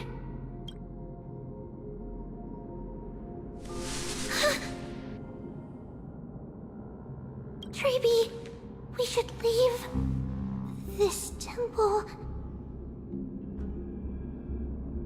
Has other people in it. What?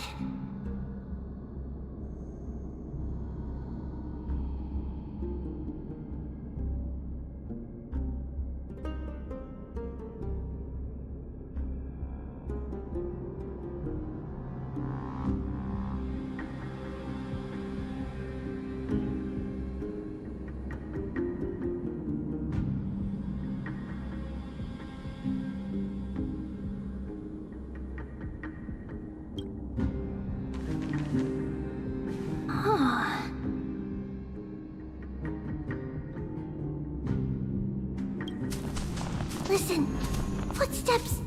Fast ones. 3 or 4 people coming this way. Come on, we need to hide. Whoever they are, we can't let them see us.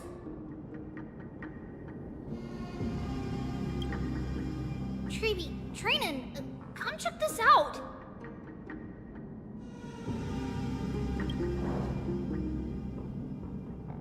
What's this?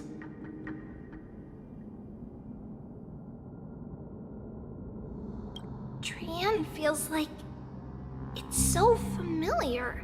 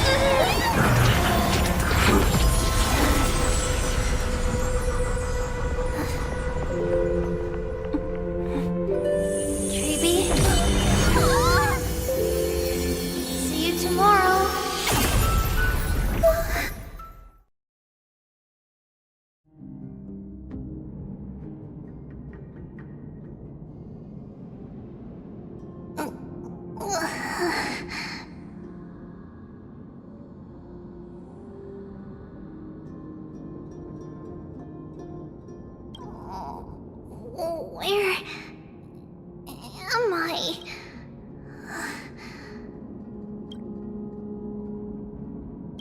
Little gray, snowy, and wait, where's Trian? We only saw the two of you collapsed on the side of the road when we arrived.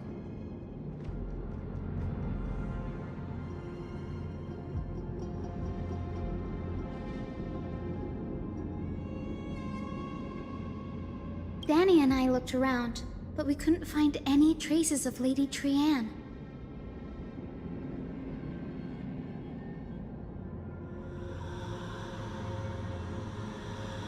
What about the black-robed swordmaster?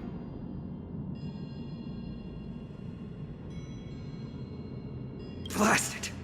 Of course it's him. We were still too late. I fear something bad has happened to Oryx's core flame. Then Lady Trian... She doesn't have much divine power left. We can barely sense anything. That you're both safe is already a blessing. Everyone, we must take action now. We should split into 2 groups. One group will stay in the Abyss and meet up with Aglaya's reinforcements, then search for Trian's whereabouts.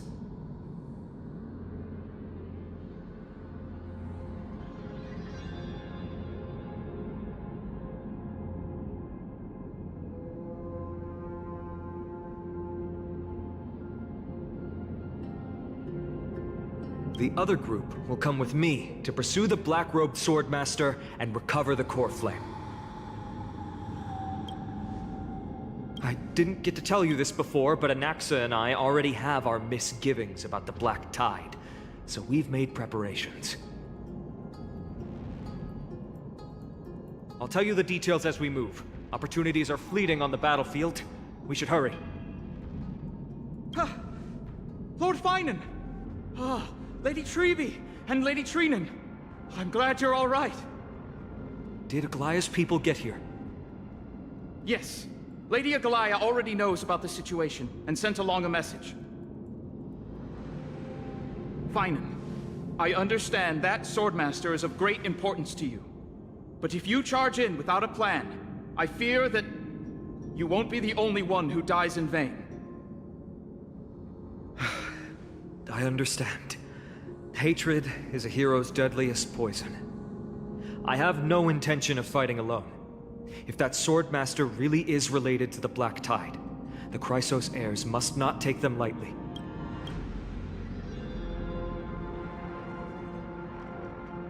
I have indeed planned to return to the Holy City and discuss the strategy with Aglaya. We'll need all the help we can get for this encirclement.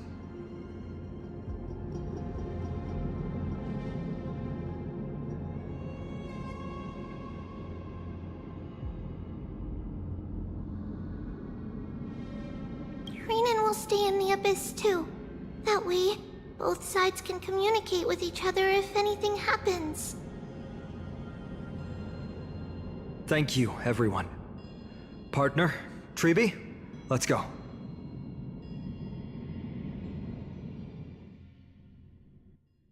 We're back, Aglaya. You should have come to me first, Finan. Aggie, there's no need to scold Snowy. Akuma is currently in grave danger. I know. It's beyond my imagination that the only two titans humankind can still rely on fell in such quick succession. I've never seen the golden thread pulled this taut, as if it could snap at any moment. Finan, tell us your plan. Time is of the essence.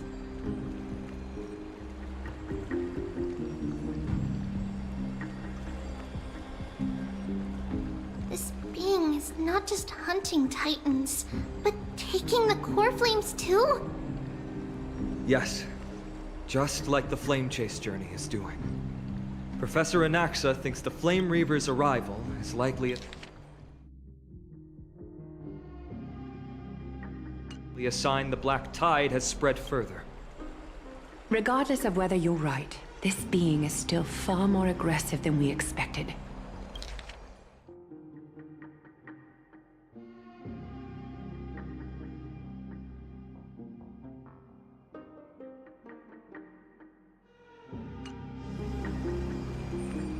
But its madness is also an opportunity for us. If its goal is the core flame, then that means us humans can lure it into a trap. Anaxa had already left the Holy City with Cersei's core flame while we were on our way to the Abyss, so he can make preparations for the battlefield. Tell me, what makes you think this won't end with us losing another core flame? Because this time, the power from beyond the sky is also at our side. She is the key.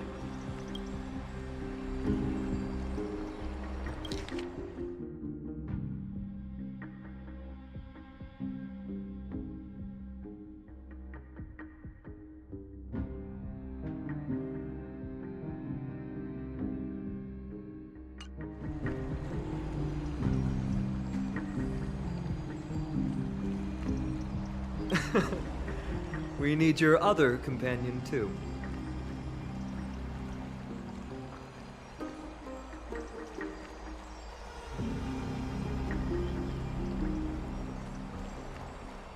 Ma'am, do you mean me? I see.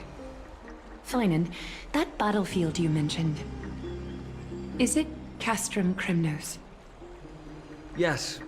I'm sure everyone remembers the astonishing miracle our partner here performed with her companion during the battle with Nikedor, and how they awakened Castrum Kremnos' past. That will be the key to our victory. We will use Orynyx's power to once again open a passage to the past and lure our enemy inside. Then, we'll seal the Flame Reaver in the maze of time. Impressive.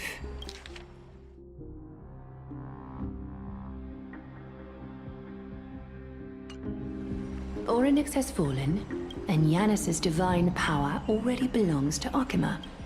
Once we take back the core flame, the Swordmaster will have no means of escape.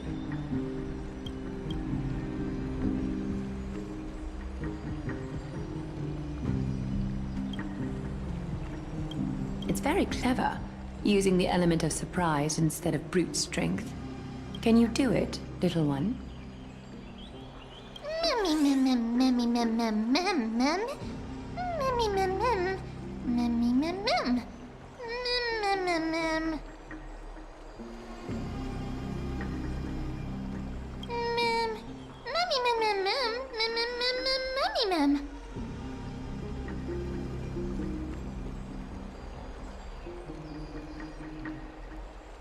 Oh, come on! Memmy mem mem mem mem! Memmy mem mem! Memmy mem mem mem mem! Such enthusiasm. I'm glad to see you're confident.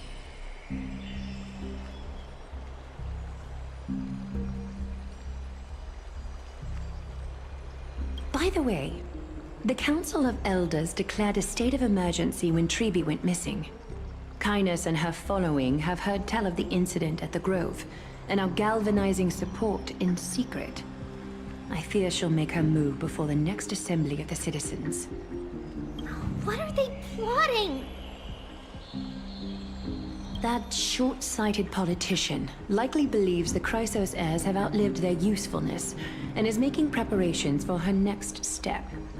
That ugly side of humanity is something we'll have to deal with eventually. But that's a problem for another day. I've sent Castorus ahead to the Council with a message. She should be able to keep the situation under control for the time being. Finan, it is my hope that we can come to an understanding on this. We must take down the Flame Reaver in one go, and retrieve the core flame. And in doing so, grant ourselves an advantage against the Council of Elders. Of course. You may count on me to lead the charge.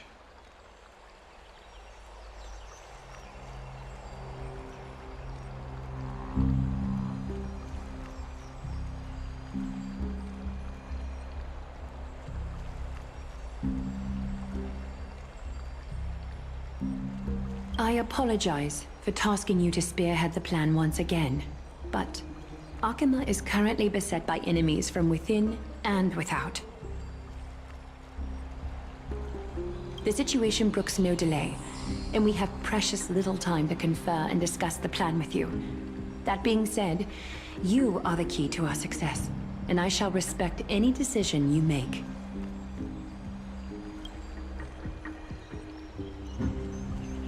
I may not be as masterful as Trian when it comes to the Century Gate, but even I can open a nice big gate if I have enough time.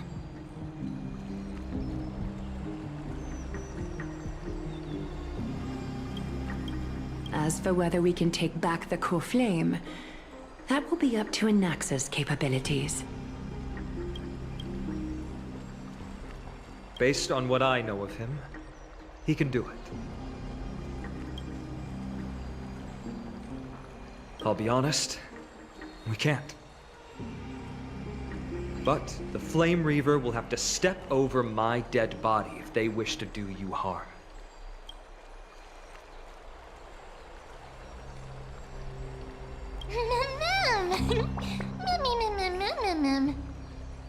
We are grateful to you for your aid, and to the rest of you as well.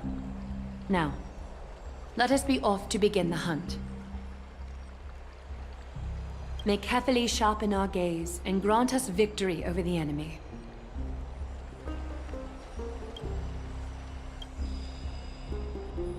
You mean Mighty? He's dealing with a different problem. Don't worry. That man would never miss out on this fight.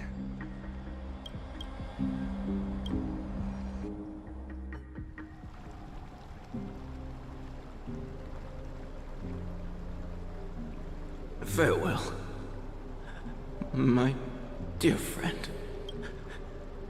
You must lead us back home. You and I, we're both the same. We feast on strife and fear. If you're truly capable of leading our people beyond this blood-stained fate, then prove it to me once more, Mighty Mos.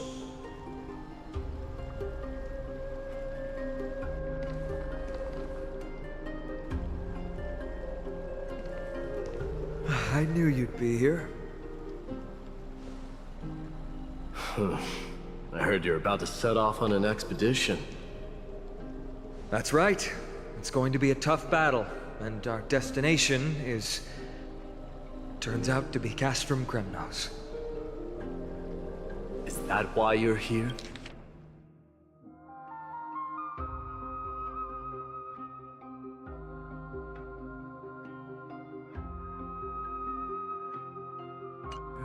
To pray to the dead Nikador? No, just the opposite. I'm here to tell you, you can entrust the front lines to us this time. You can't afford to lose your upcoming battle either.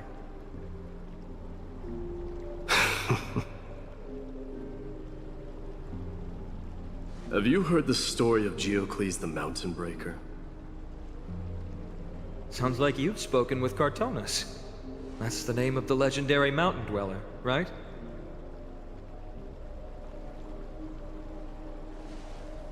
Let's have a chat before we go our separate ways. Cartonus told me that back in ancient times, the mountain dwellers lived in seclusion.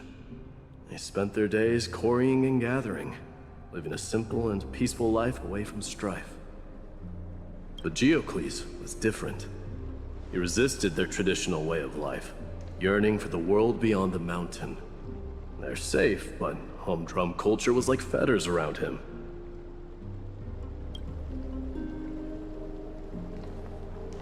He sounds a lot like you.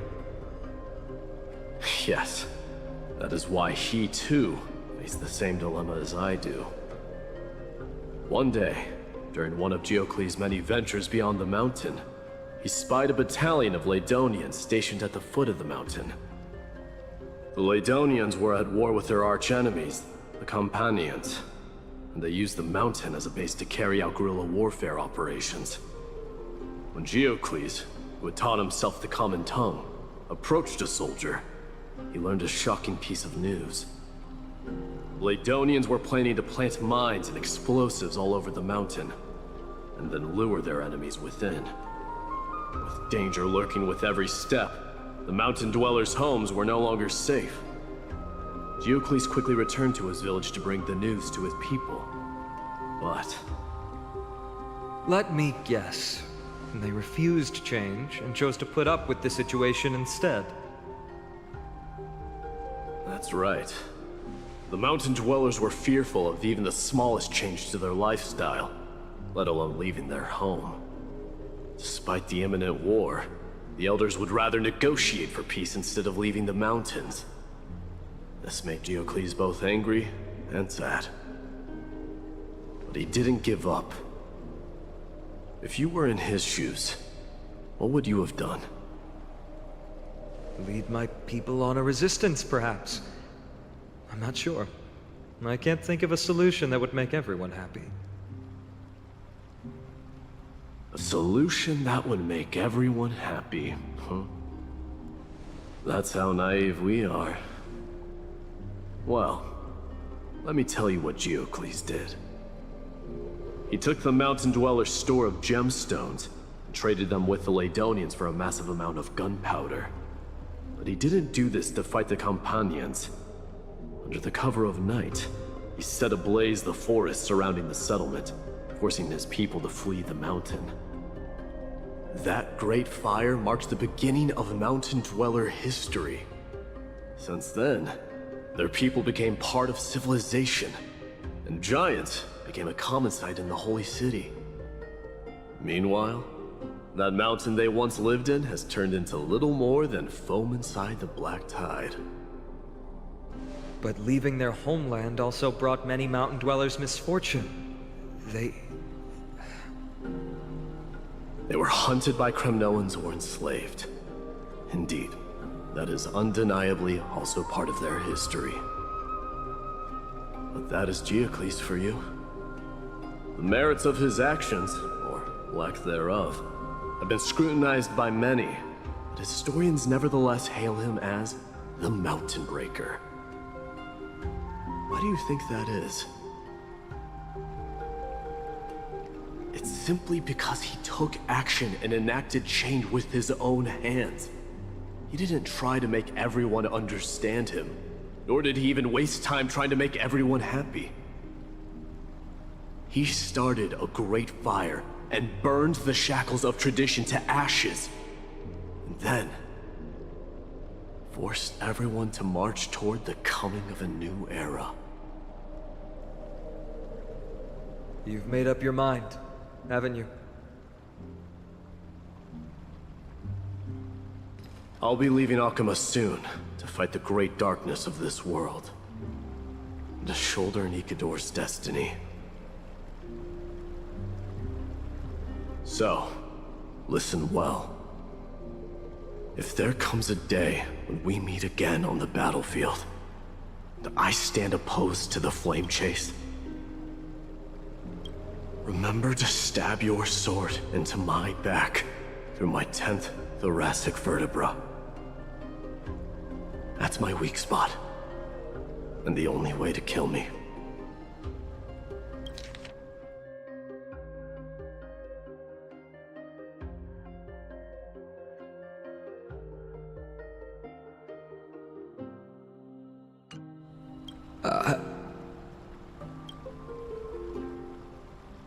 You have my word.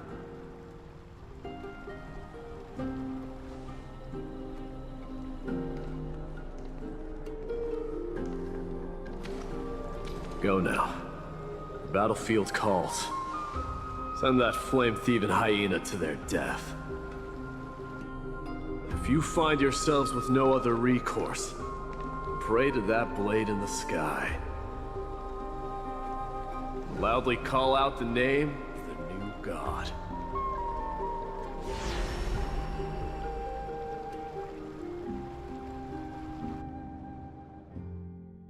That's the sound of an all-out war. Not the kind of ruckus Professor Anaxa can raise on his own. Let's hurry. The battlefield is just ahead.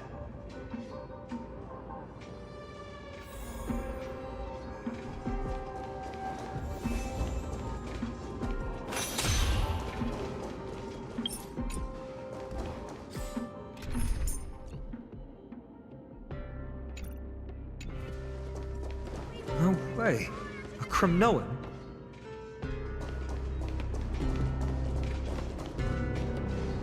I didn't think she'd manage to send the Kremnoans to assist.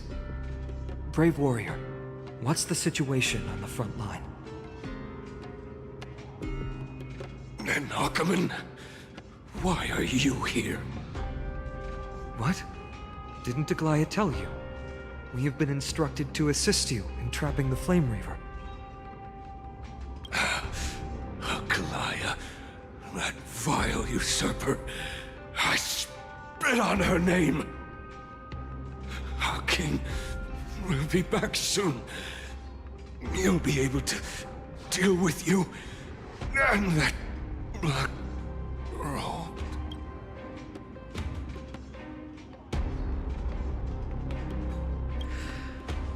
The Kremnoans really are just like their king. Rest in peace. May your glory last forever. Did they come to fight on their own accord? Or...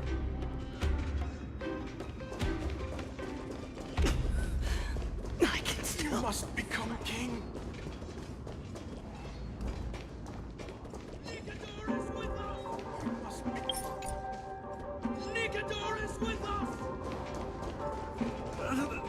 We're almost there.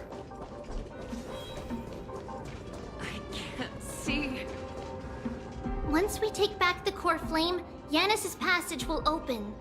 When that happens, you must evacuate immediately. Don't stay behind. The rest will be up to how well we work together.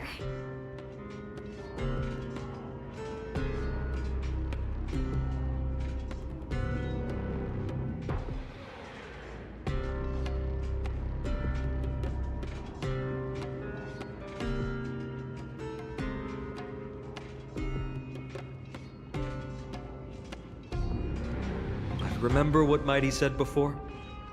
Cast aside all distractions once you're on the battlefield. Let's go, partner. Today, destiny shall stand with us!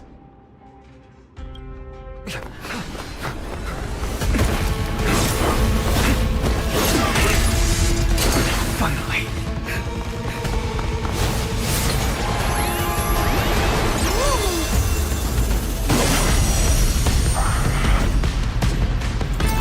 In the memories of the dead! Executioner! You sure know how to keep a man waiting. Any later, and I fear the Titan would have sacrificed me. Frail child of humanity, 'tis more effort keeping you hale and whole against that blade than it is in seeking the truth of the world.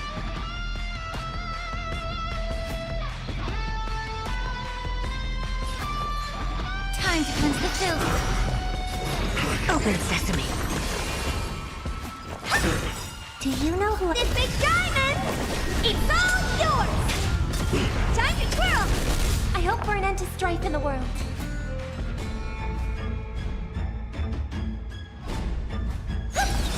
This world returned to victory.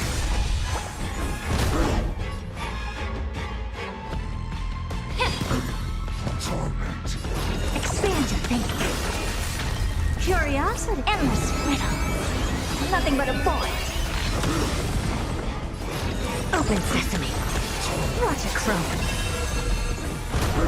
May song bring us victory. Tonight, stars echo. No more time. What are you looking at?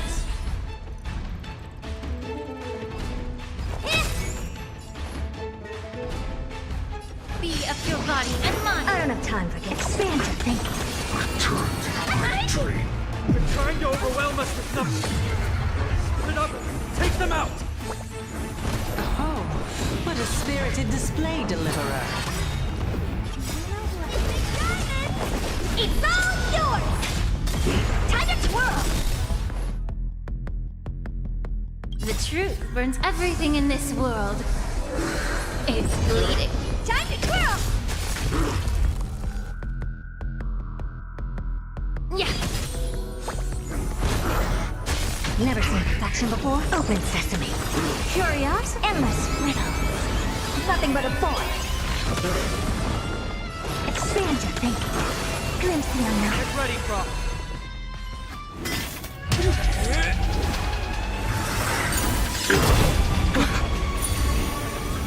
At long last. Century Gate, open!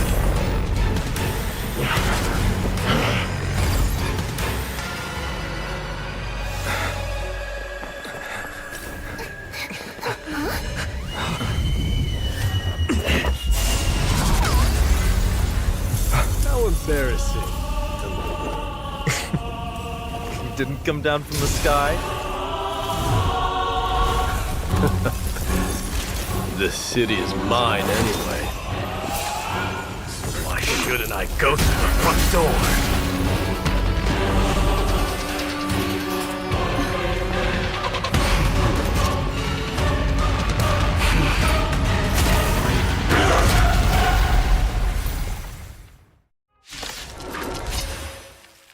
Minion of the Black Tide.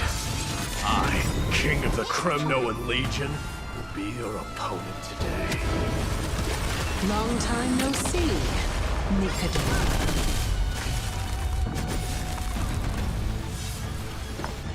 Resonate all together. Be of your body and mind. Never seen perfection before. Open sesame. Honored to meet me.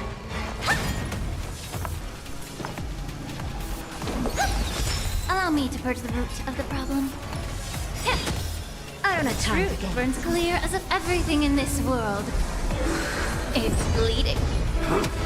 Such petty tricks. Time to twirl! Expand your thinking. Curious, endless riddle. Nothing but a void. Time to twirl! Open sesame. Glimpse the unknown. It's the self-destruction. I am but sending a dynasty to its end.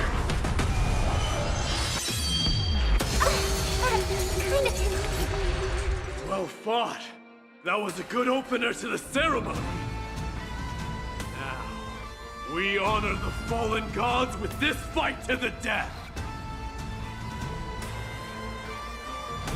Time to play the next piece. Harmony and unison. What are you looking at? May the foul stench dissipate quickly. Do you know who this big diamond? It's all yours! Yeah. Expand your thinking. Rejoice. For I grant you the honor of sharing your final resting place with Kremnos' departed hero. Curious, endless riddle. Nothing but a void. Time to twirl! It's time to end this.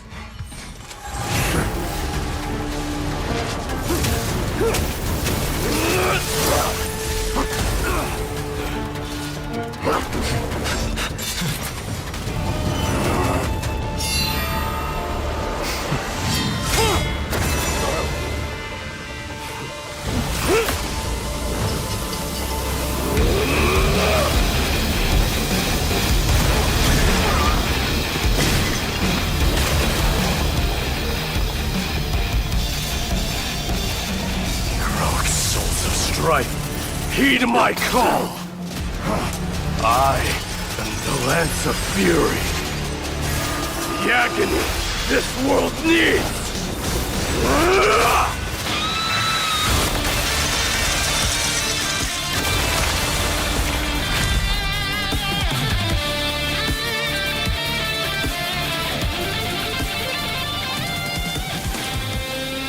Witness this.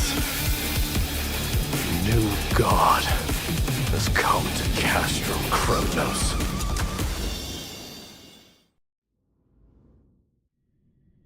Look! The warriors have returned! But are the rumors true? Has Orynyx fallen? It's as the Council of Elders said. We face a dangerous threat. Yet the Chrysos heirs are only inciting more chaos. They don't care about the people's safety. They really gave the core flame of strife to a Kremnoan at the end. What a noisy crowd. This, doesn't feel right. It's probably because Orynyx is gone. Orynyx was a generous titan in the eyes of the people. They graced us with miracles, allowing humanity to reap many a convenience from the past. What they don't know is that the Titan didn't do all of that of its own volition. Regardless, the Titan has fallen, and we must surrender Orynyx's core flame. A meeting with that woman again so soon? I just can't catch a break. Professor Anaxa, why don't you find someplace to rest first? Matters that require Aglaya's attention are piling up. You two meeting again will, forgive my honesty, only distract her. Just try to stay on your best behavior. if you know what I mean. That's not up to me, I'm afraid. I've been trapped in her prison the moment I set foot in this holy city. The price of having a Titan living in my head, I suppose. Don't worry, I don't want trouble either.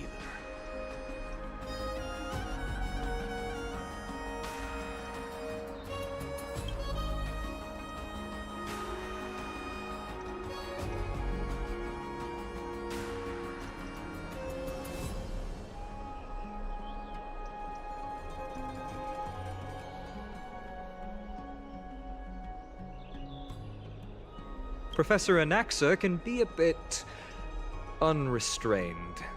Don't worry, you'll get used to it.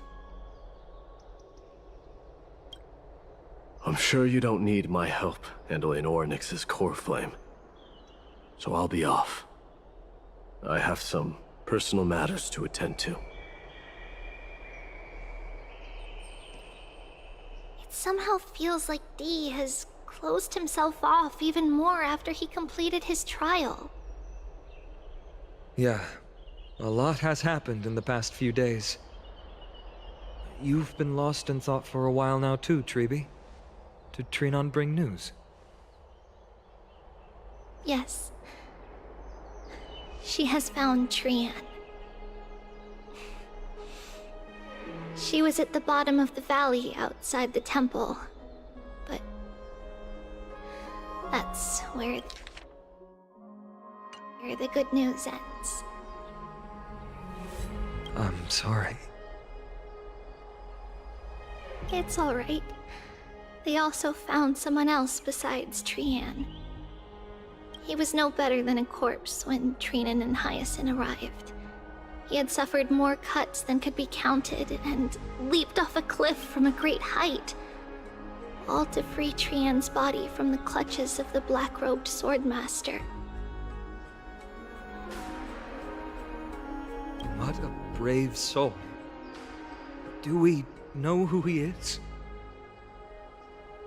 Yes. It's Krateros.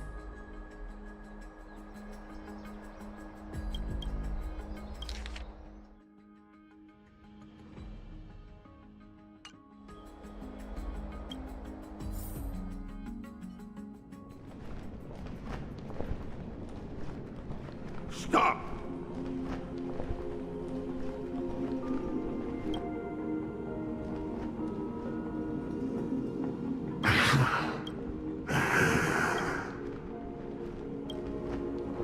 If you want this girl dead, you'll have to kill me first. How ludicrous.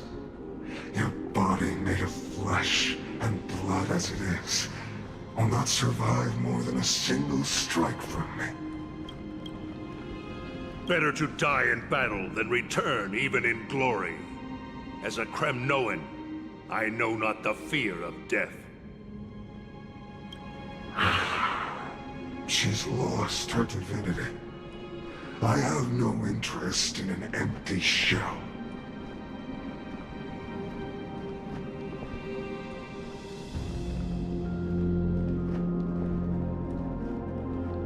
But answer me this, child of strife. Why do you raise your shield for her?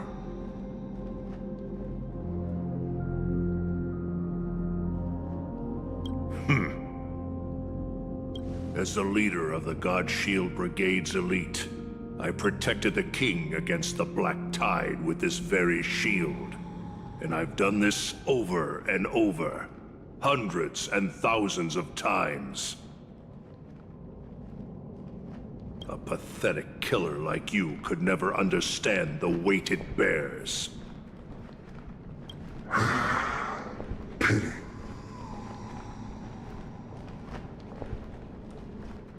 And crumble like rusted iron. Good! Supreme glory shall be mine, as I indulge in the libations and incense offered by my descendants.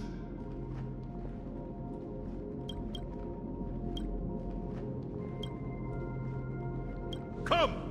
Let us fight! For Kremnos! For my king!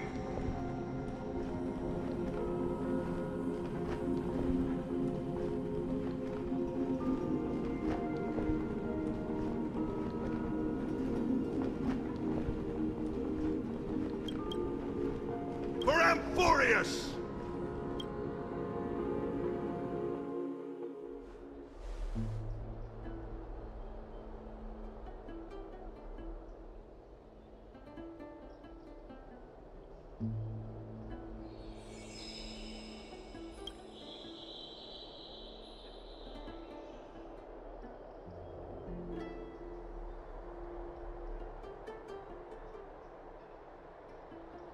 We foresaw this cruel parting 1,000 years ago. Today is but a reminder of that bitter taste.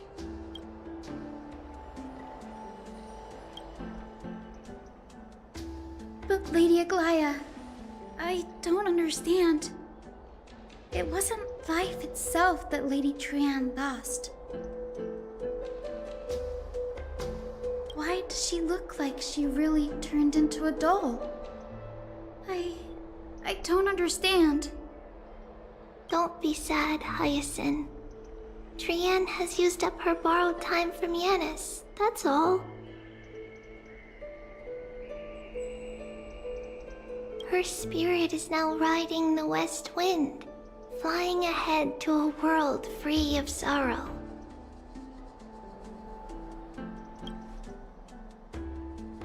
If a world like that truly exists, does that mean everyone from the Grove is there too? It exists, Hyacinth. Do you not remember? The prophecy that guides the Chrysos heirs is the voice of Kefili before it fell silent.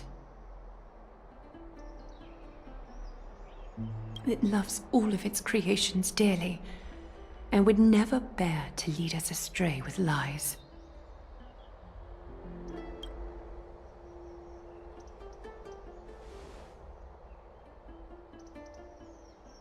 What about the Crimnoan veteran? How is he doing?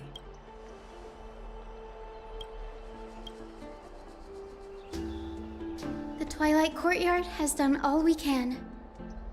Even so, we've only managed to keep him from breathing his last. I had to use the Sky Priest's techniques to help him to walk again. But if light ever disappears from Akama for good...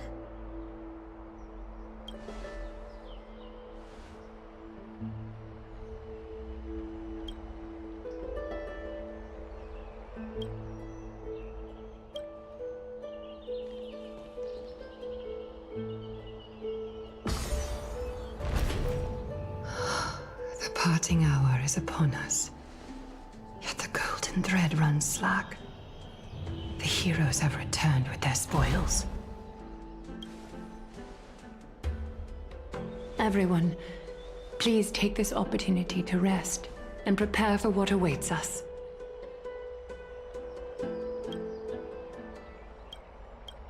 You've returned unscathed and brought tidings of triumph. Truly a moment worthy of celebration.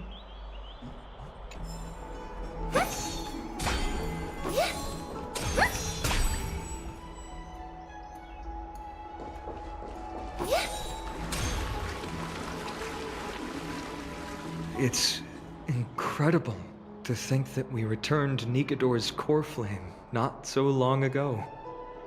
It wouldn't be an exaggeration to say that you and your friend's arrival has melted the glaciers of history. You could say this is the true face of history. It slumbered for 1,000 years, only to awaken for this one moment. Alas, now is not the time for a study of history. I do not see a Naxa around. Was this under your instructions, Finan? Yes. It just seems much more efficient than letting you two go at it endlessly. A rash decision. After all, he still bears a core flame with him.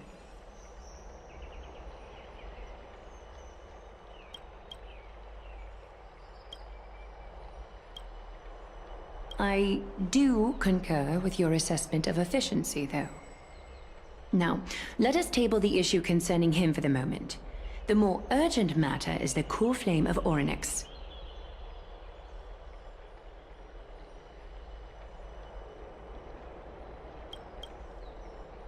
The Chrysos heirs had initially crafted a plan regarding the order to return the core flames.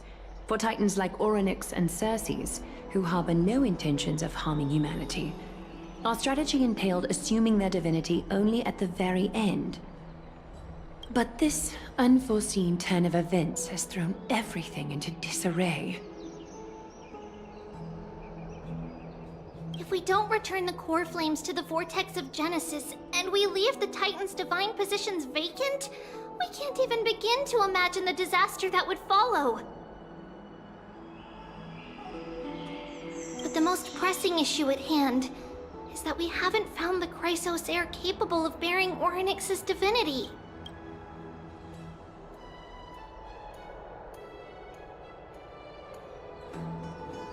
Finan, Castras, Mighty, and Hyacinth. Treepy and I devoted a millennium scouring the world, only to find these few people.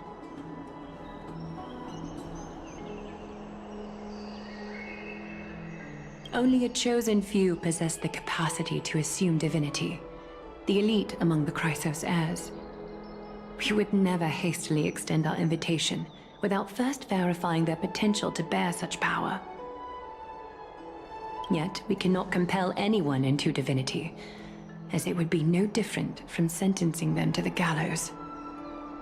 Truly a dilemma. Yeah. How about letting her give it a try?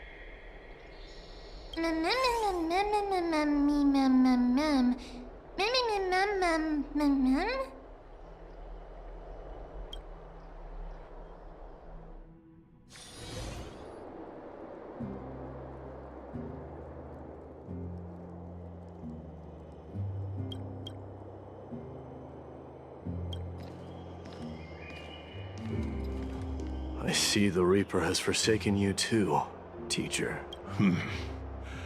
It simply put my life in the hands of the Twilight Courtyard. That priest girl's medical talents are truly exceptional. She might be far from the ordinary girl we envisioned. But this isn't about me, Mighty Mos. I saw it. You finally decided to embrace your own fate. Power of strife is stirring a tempest within me as we speak. My bones have turned into steel, and my blood is seething in a blaze. Past rulers of Kremnos could only aspire to this might, yet I have merged with it. I've made history, and henceforth divinity and kingship shall coexist as one. Indeed. You've realized the aspirations of every former king of Kremnos. And now, you can at last bring our people home and reforge the glory of Kremnos. Unfortunately, I harbor no such desire. What? What do you mean by that? Over 2 millennia past, devotees of Nikador's might banded together beneath their feet and erected a city of their own. Ever since then, Kremnoans have served as the blades wielded by the god of war, following the Titan's path in its conquest. Yet, gazing upon our history through the lens of my newfound divinity, I now see it with unprecedented clarity. This history is sheer absurdity and inferiority. People surge onto the battlefield like ants, plundering and slaying for their own greed, only to be trampled upon like ants. The city and the beliefs that Kremnoans hold so dearly, alongside the supposed tradition, are mere anthills that can be crushed with a single touch in the eyes of the Titan. You! Are you trying to strip Kremnoans of the pride we've amassed over thousands of years with mere words? That pride holds little significance, Krateros. Now that I've assumed the divinity of strife, my next step will be to renounce the title of king.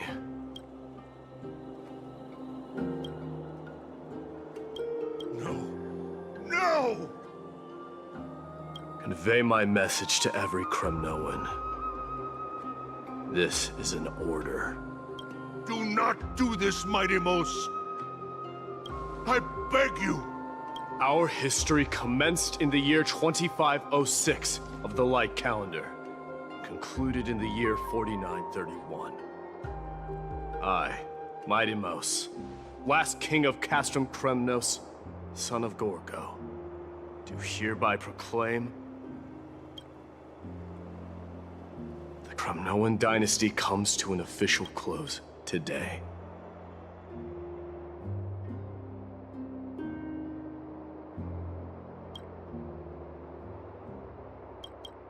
You have killed us. You have killed us all. No. I am granting you a new beginning. What is this? My mother's signet ring. It served as a symbol of kingship, and I now imbue it with a fresh significance. Take it, and rally those who have lost their identities. Convey the words of Mighty Mos, now ascended to divinity.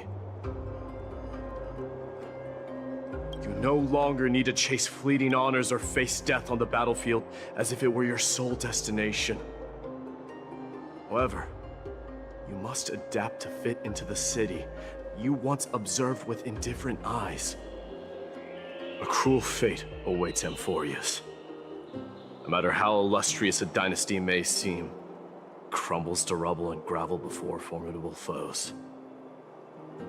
Yet, you shall tread the only path out, one that leads to a brand new world at its end. Why task me with being your messenger? Why not explain all this to them yourself? Because only humans can guide the path to be trodden by humans. It's not the lot of humans who crave the power of gods and spiral into madness for it. Humans who stand ready to raise their shields high to protect the lives behind them. I failed to save that child. That is irrelevant. As demigods, they have long been prepared for it. What truly matters is that you showed up there and shielded her. The one who persuaded Aglaya to set me free that night. Was that you, Mighty Mos? Yes. She's not one to easily make a concession. What did you offer her? I staked my mother's name to guarantee the integrity of your soul to her. And I promised her that I would dedicate all I have to the Flame Chase journey. And what is next, Mighty Mos? Where will you be headed now? To the place where I belong, to fulfill my promise. The madness that has plagued Nikador and the darkness that has consumed Amphorius. It's now my turn to fight against it. There are some people to meet with before I leave. Let's go.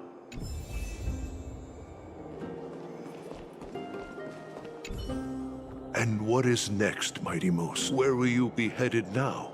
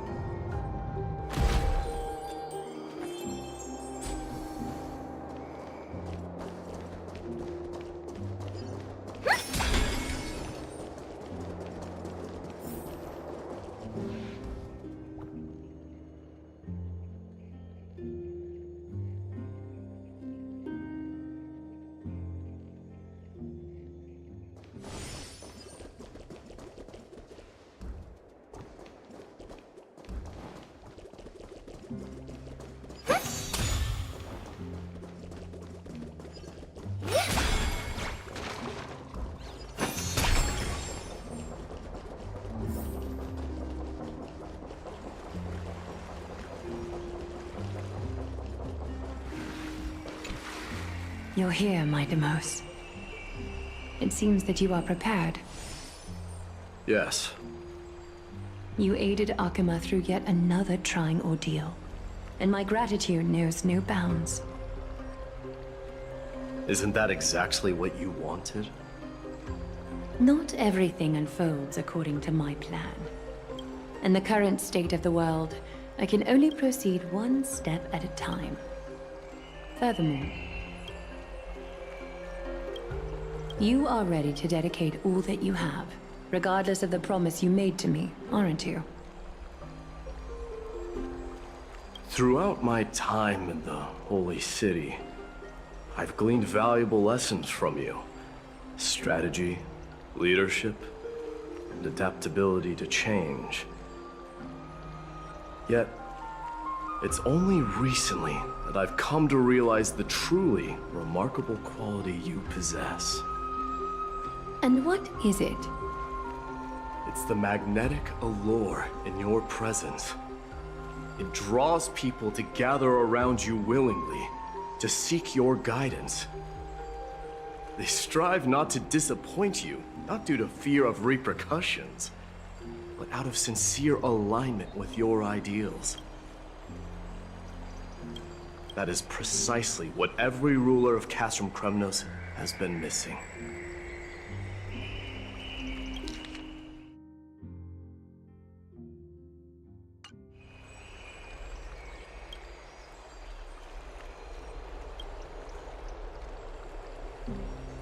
I am truly honored to hear that. And now, my Demos, you have risen as the most powerful demigod in the world. How do you intend to wield this newfound power? I shall see Nikador's aborted mission through to completion, and become the strongest bulwark for Amphorius to defend against the Black Tide.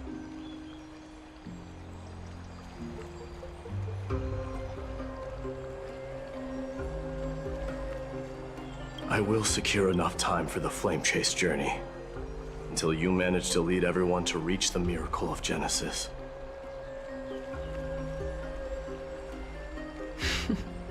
My Demos, a new chapter awaits Amphorius.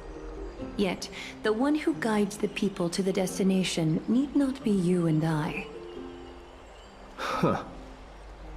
What did you see after assuming Nestia's divinity?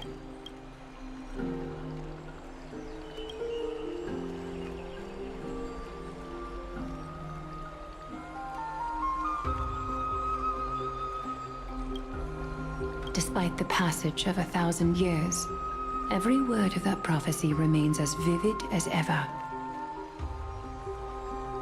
You shall have your final bath in warm and radiant gold.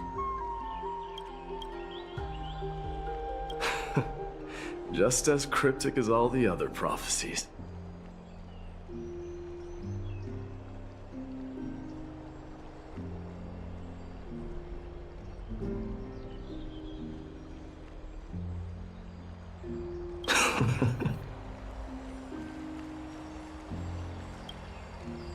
What's the reason for the laughter? I was just thinking, if an ordinary person encountered these words, they would probably stay away from the baths for the rest of their life.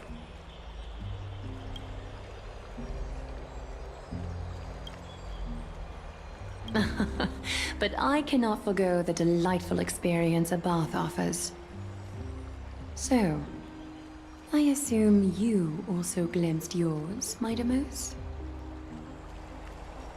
One day, you shall die with a wound in your back.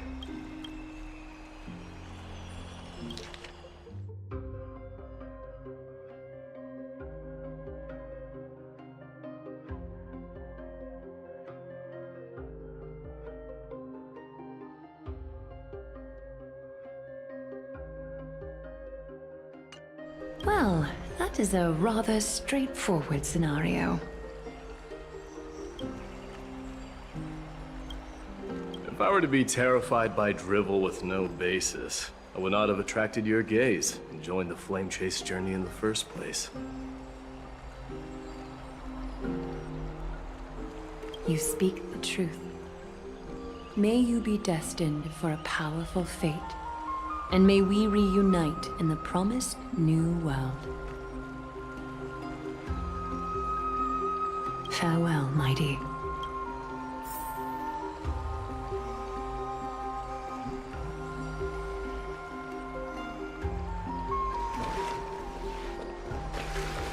Farewell, mighty.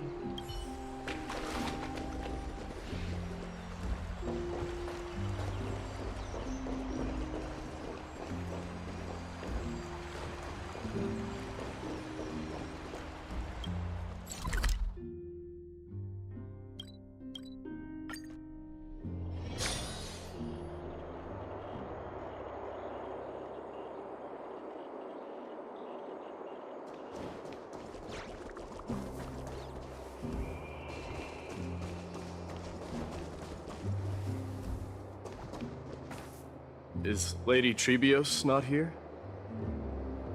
Lord Mighty! Hyacinth? So you are the physician Krateros spoke of. It's no wonder then that he was pulled back from the brink of death. I can take that as a compliment, right? I've heard about what happened at the Grove. I'm deeply sorry for your loss. I've heard far too much about death and grief recently. To quote Lady Treby, we should all focus on tomorrow, shouldn't we? That's a valid point. You've always been the most optimistic one among us.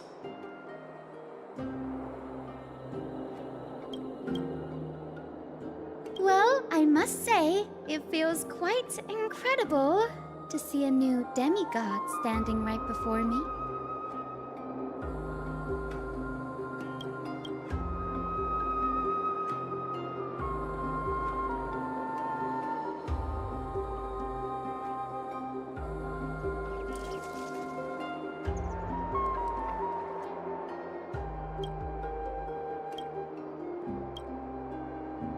You should prepare yourself as well. Humanity has already taken hold of strife, and one day it will also reach the sky. Do you really believe I can do it? Even my ancestor, that hero of legends, couldn't conquer the core flame of Aquila. Given your good rapport with the demigods, you should know that the path to assuming divinity is never limited to swords and spears.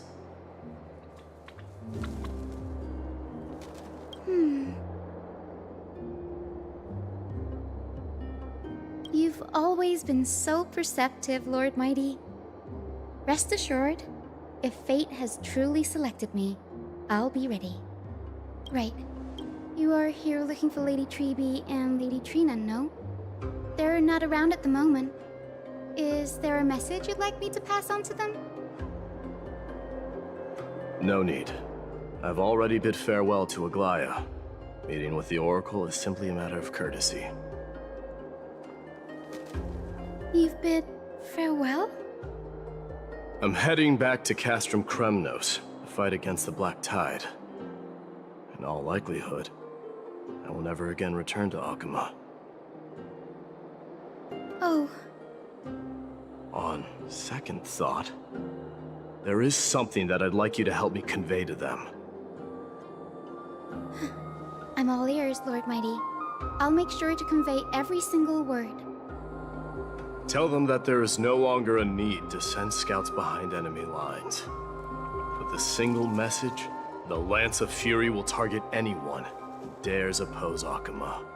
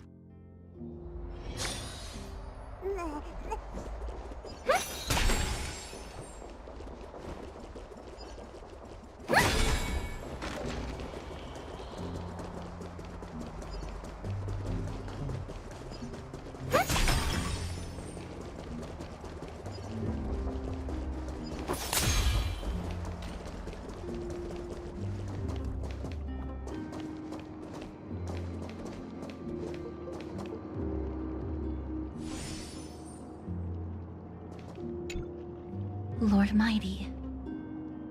I'll be embracing my destiny before you do, Castorus.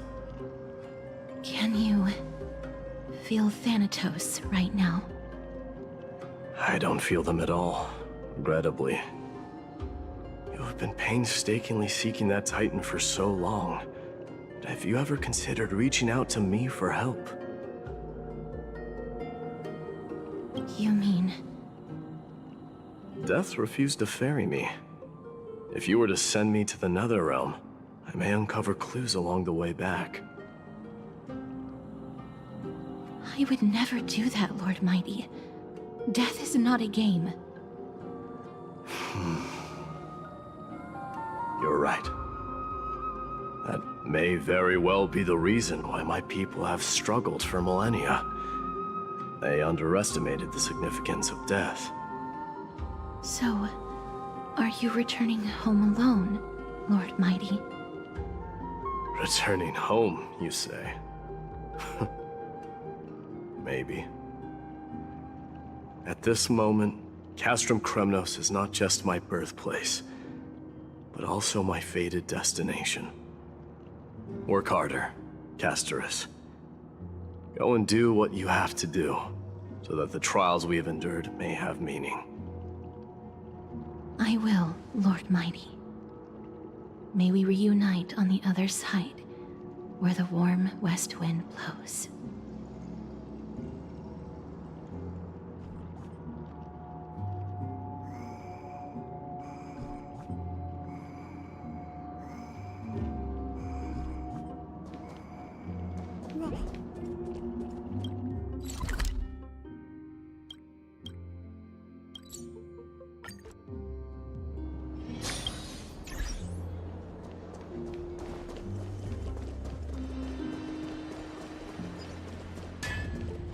The King of Kremnos, without the signet ring, but looking more like a king now.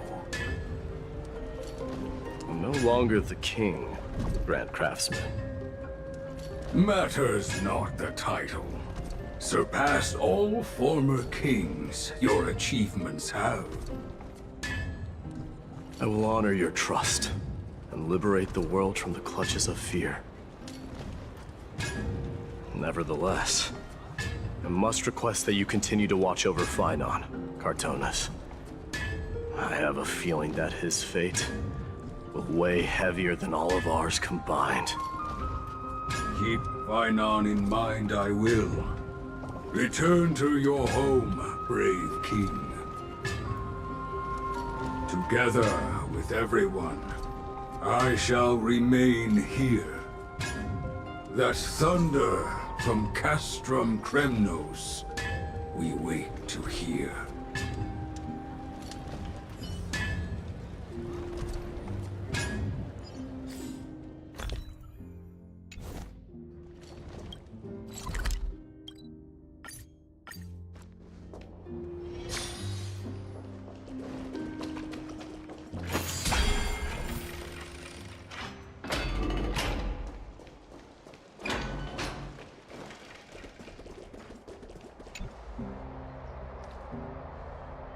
Outlanders?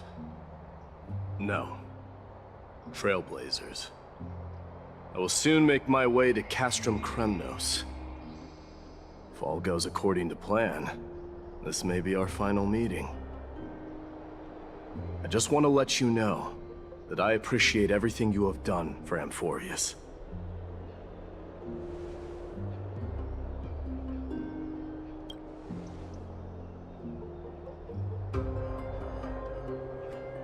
That means a lot to me. May success accompany your trailblazing wherever it leads. How about you let me guess what's on your mind?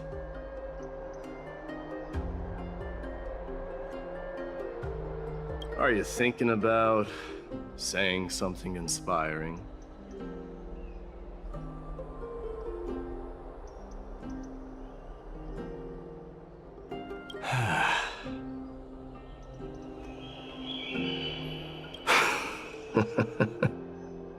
Now that I bear the divine within me, I can get the vague feeling that you have a great significance for the future of Amphorius. With this departure, I fear that I will never again return. Can I entrust you both to watch my back and to continue supporting the Flame Chase journey in my absence?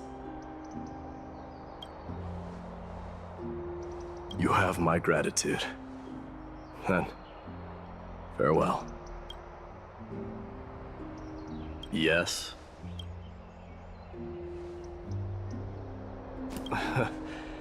Sure, let's do it.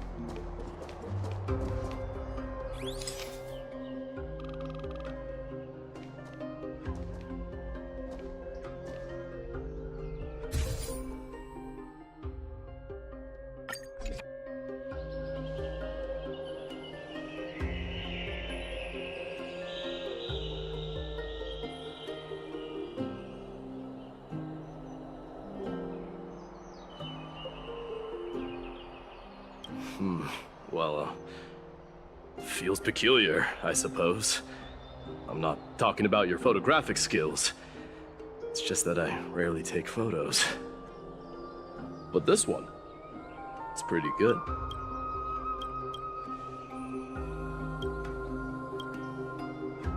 I wish the same for you during your time in Amphorius.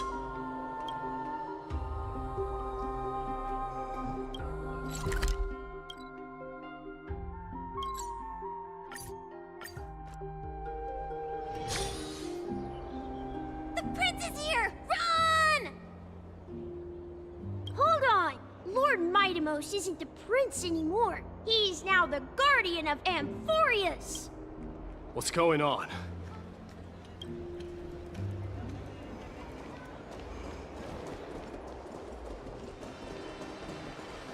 We salute the Guardian of Amphorius! We salute you. Farewell! It's been a while, Guardian. I should have known you were the mastermind behind this. Hey, don't go pointing fingers without cause. I swear I'm innocent this time.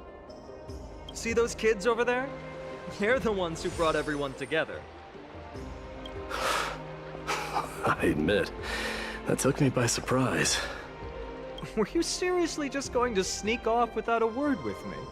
Well, I was actually on my way to bid farewell to you, but ended up running into this. Oh, that's quite an honor, I suppose.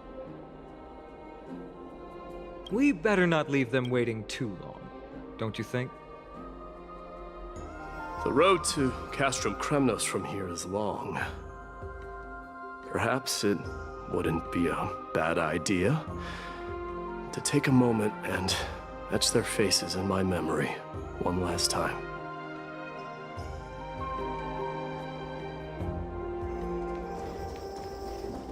I think I see more than just the Kremnoans here. King of Kremnos.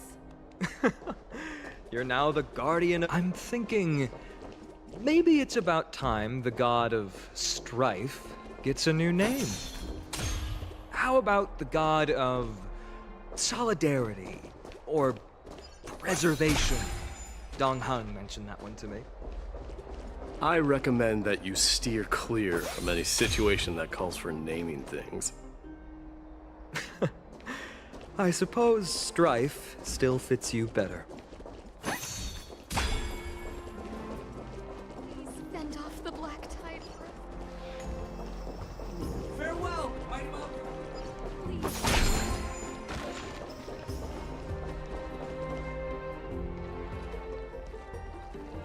All right. It's about time for us to part ways. Any final goodbyes you want to share? This might be your last chance.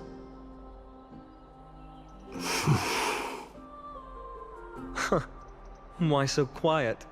I thought divinity would wash away some of your sentiments. Do you truly feel as carefree as you seem? Or is this just a facade you wear? You know what? You sound just like Aglaia at this moment. But you're not off the mark. I just thought that putting on a nonchalant front for this occasion might help us preserve some dignity. I can see through your deception, even without the power of mind reading.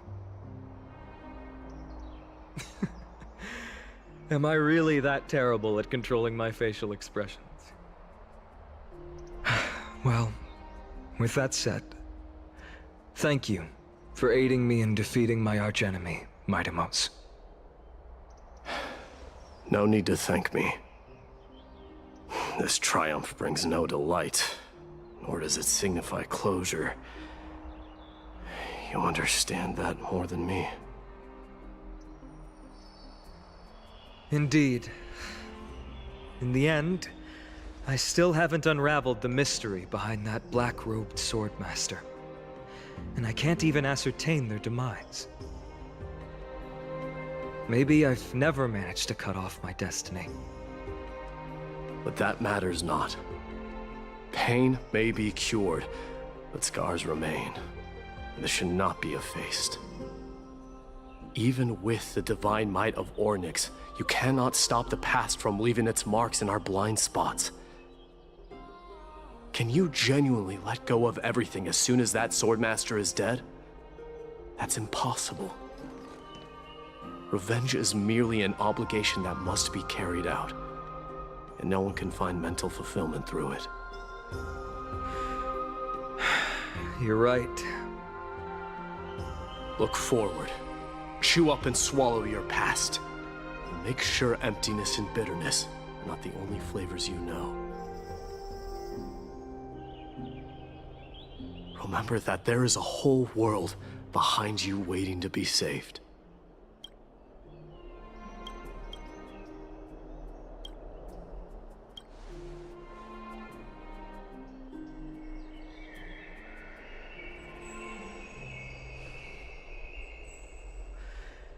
keep that in mind.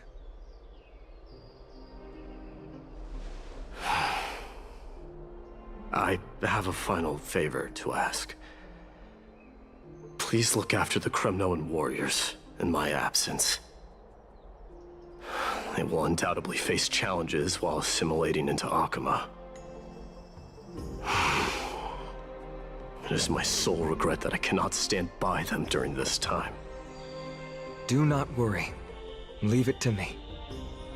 And, while I'm at it, I'm going to find out if the Kremnoan language is really missing that many words.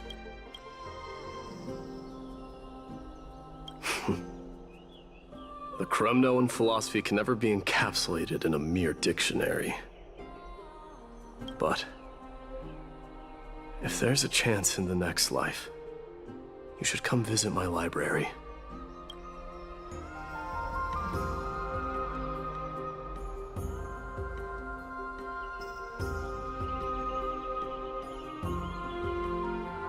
I'll be on my way, Deliverer. Remember to stay alive till the final act. Yes. Same goes for you. Don't die too easily. May triumph always be yours, Mightimos.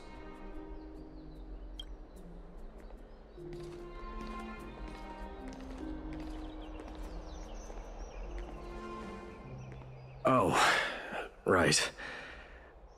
One last question. Go ahead. You better not leave any regrets behind. Are you the one who told Cartonis about the signet ring? Well...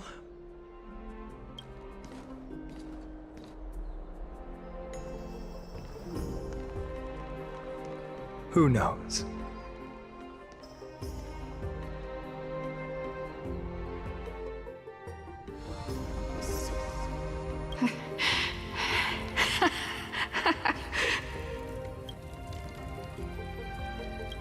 Get up, my son.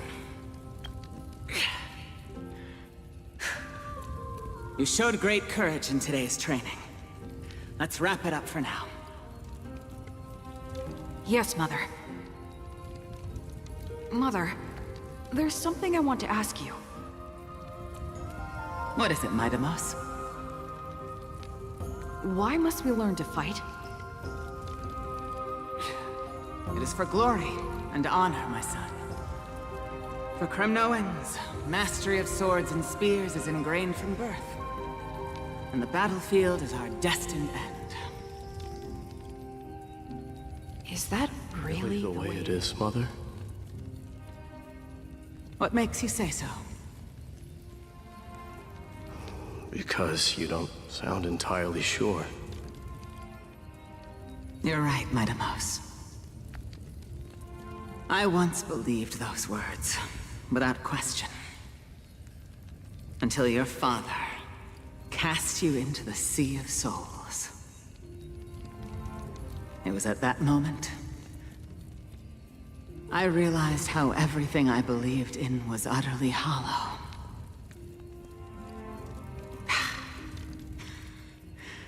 Perhaps the spirit of Kremnos had once existed. But as greed bloomed in the hearts of humanity over the years, such spirit had long faded alongside our glory. I no longer put my faith in any oath or doctrine. Now I have just one role. That of your mother, Mightimos. Your guardian.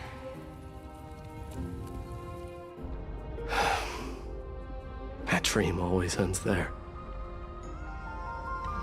The journey back to Castrum Kremnos is proving to be longer than expected. Kratorov said that shortly after my fall into the sea, my mother challenged my father to a duel. She died through father's treachery, and I never saw her face. Yet each night she would show up, waiting by the flickering firelight. I always anticipated the sequel to that dream. believing she had more words of wisdom or guidance to offer. But now, I think I finally come to understand. That is all she wished to tell me. And now, I too am left with but one role.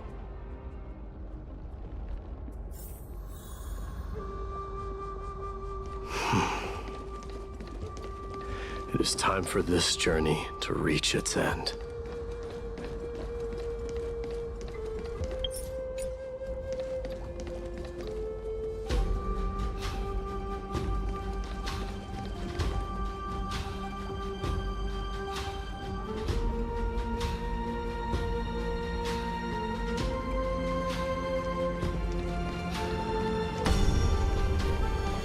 Look! Midamos is back! We've got fresh pomegranate juice. Want to try some? We meet again.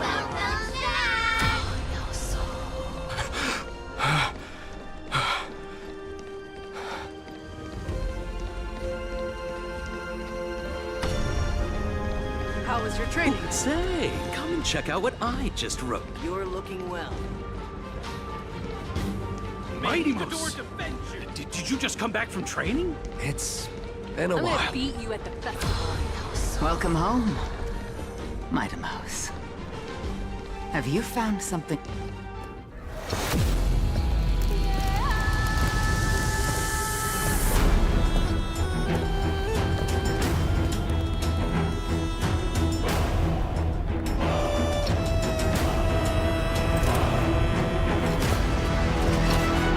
The son of Borgo will be crowned in blood! The son of Borgo will be crowned in blood!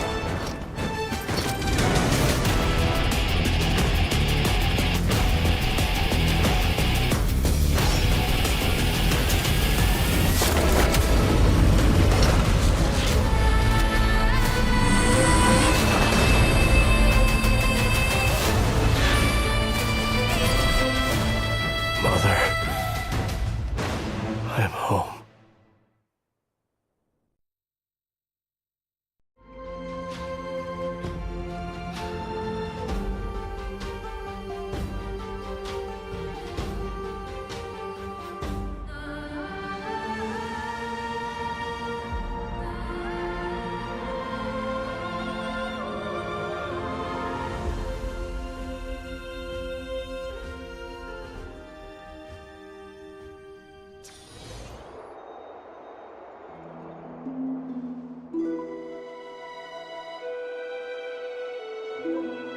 We smell sunlight and the wind of Akama. This was your favorite spot, wasn't it, Trian?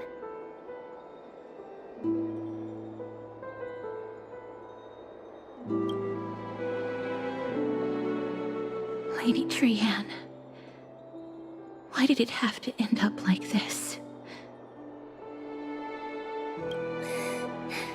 Take it easy, Cass.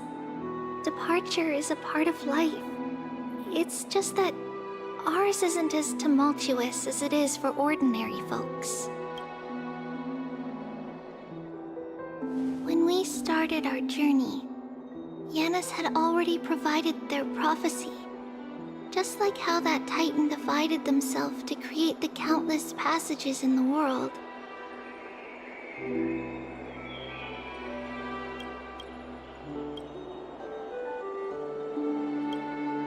It's only natural for us to follow the same path since we inherited their destiny. If you don't mind, Treeby, are you still willing to unveil that past for us? The past regarding the prophecy?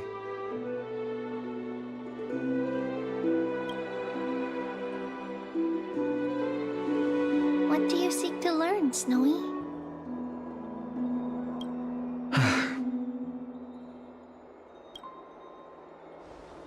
Midamos has left the city to face his own fate.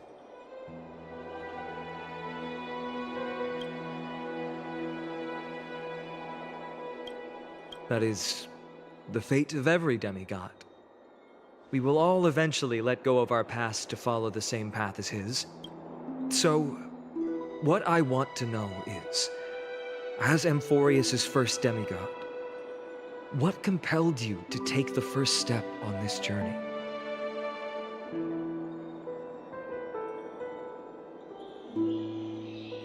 And what has sustained you to make it this far without looking back? Despite the fracturing of your body and the numerous departures you have endured.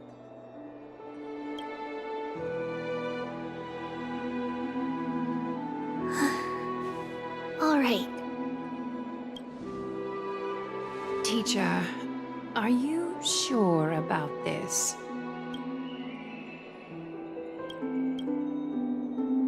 Dee is already doing what he has to do. What reason do we have to keep it from them? Let's go, everyone. Let's go to the Abyss of Fate and see how it used to be.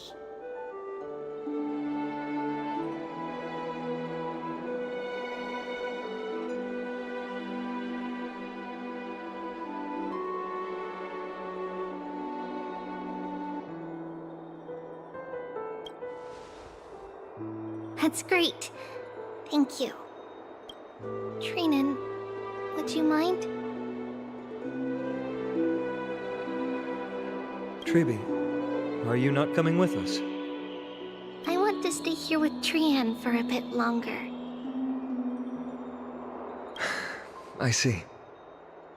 We'll be off then. Take care. Since you have made your decision, then let's proceed as you wish. See you later, teacher.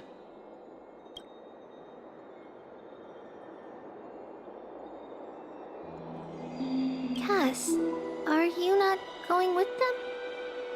No. I'd prefer to remain here to accompany Lady Trian. She hated being alone. What's this?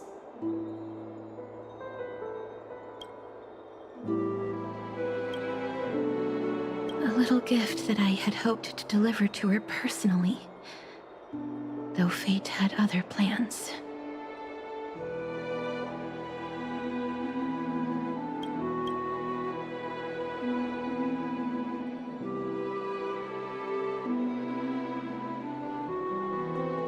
Oh. So you saw us arguing that day? Yes. I figured Lady Trian would like it a lot, so I bought it.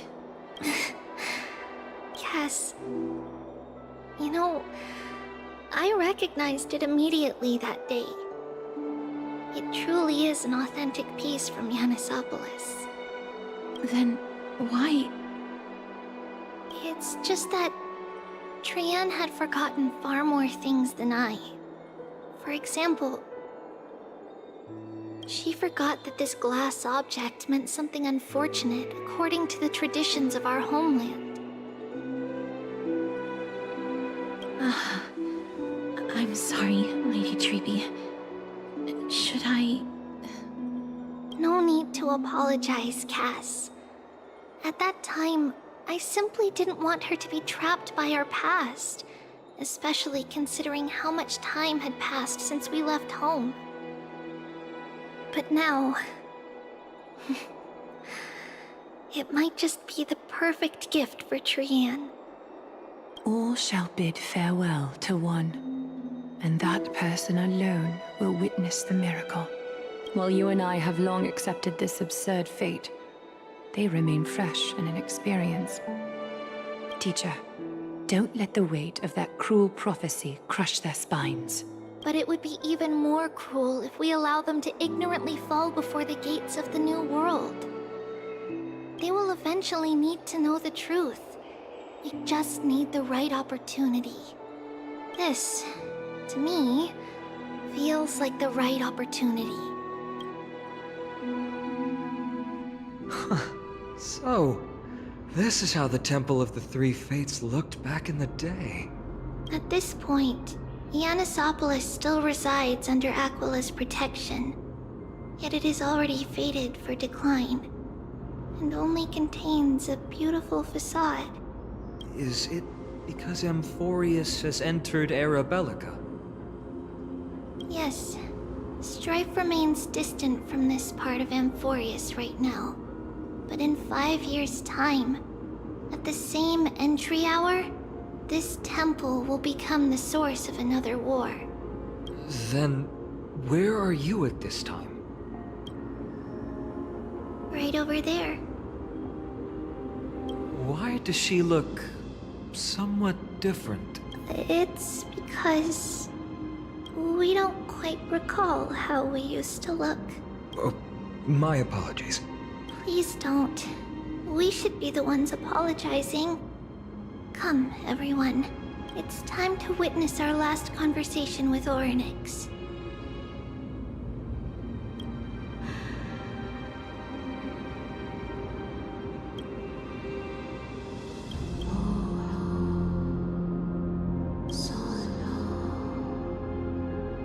You're here, Orynyx.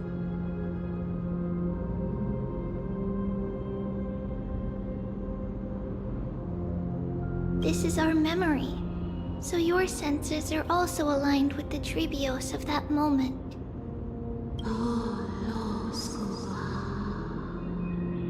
False prophecy, huh? So you still think that way?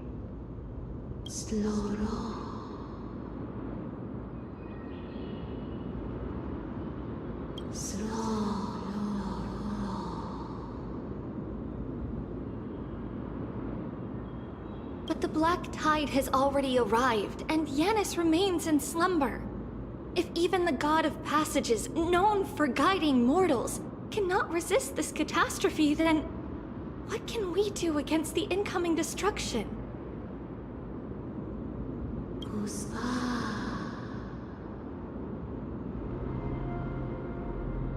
Those chosen by fate would never have their family taken from them. And how can I alone remain safe and secure while watching the entire world crumble before my eyes?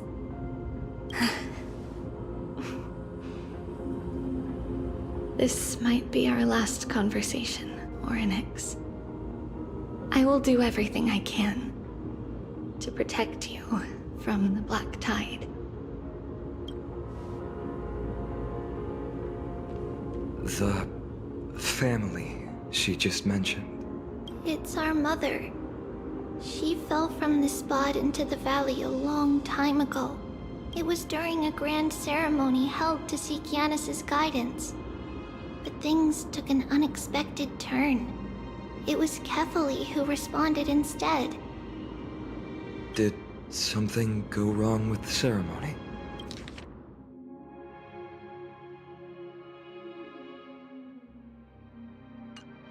Yes, but those two occurrences were in fact unrelated. Kefali's response was simply a coincidence. On that frosty night with treachery abound, as the Holy Maiden of Yannisopolis met her demise, the world-bearing Titan also fell in another corner of the world. Let's keep up with her. This story... she should be the one to tell it. That thing ahead. It's the altar of Talantin. But that's not our destination. We're heading to the left. This place used to be passable.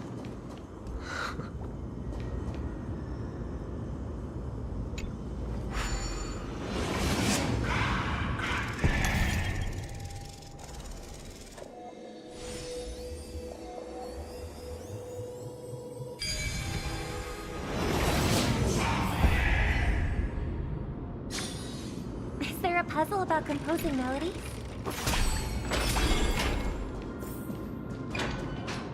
I never thought there would be such a hidden space in the abyss. This... Is this Yanis's maze that Trinon used for divination in the past? Not only that, it also serves as a lock. Our childhood abode lies sealed within. This is the largest puzzle I've ever laid eyes on. And it even acts as a door lock. Should have expected something like this in the homeland of puzzles, I suppose. So, how are we going to solve it? Just follow the designated path and let the stone ball fall into the pool twice. Seems pretty straightforward. Even Mighty might be able to complete it in a single try.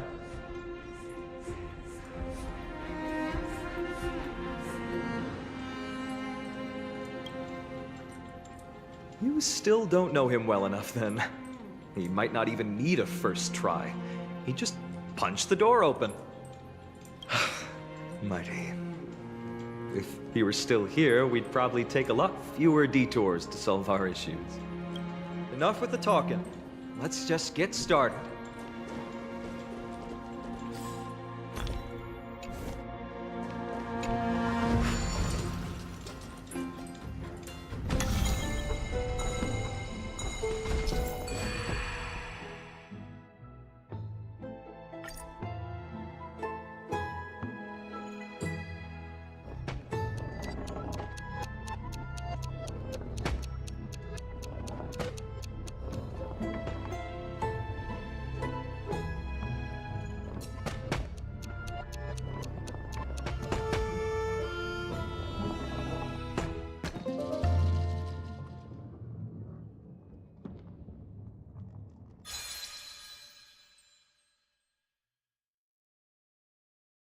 Impressive. You too have the makings of a high priest now.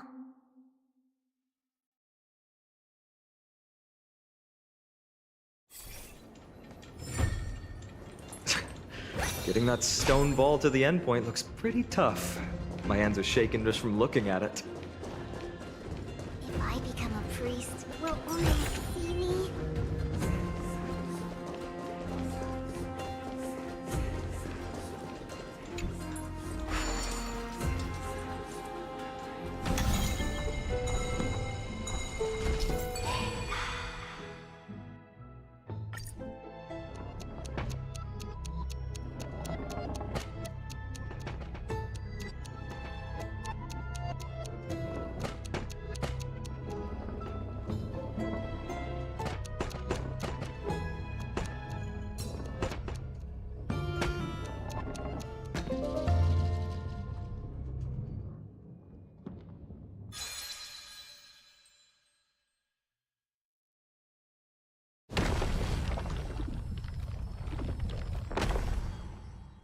The secret door is open. Go inside, and you'll see the place where we grew up.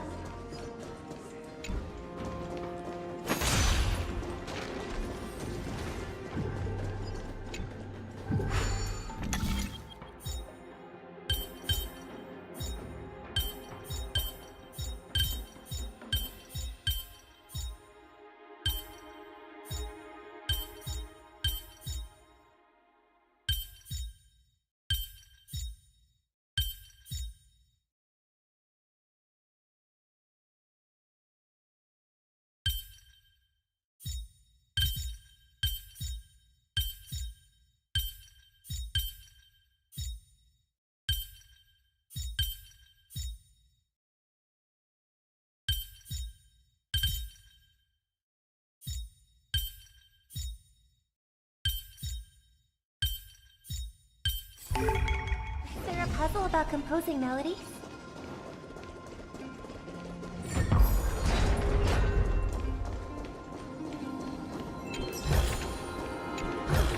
Not bad. Not bad at all.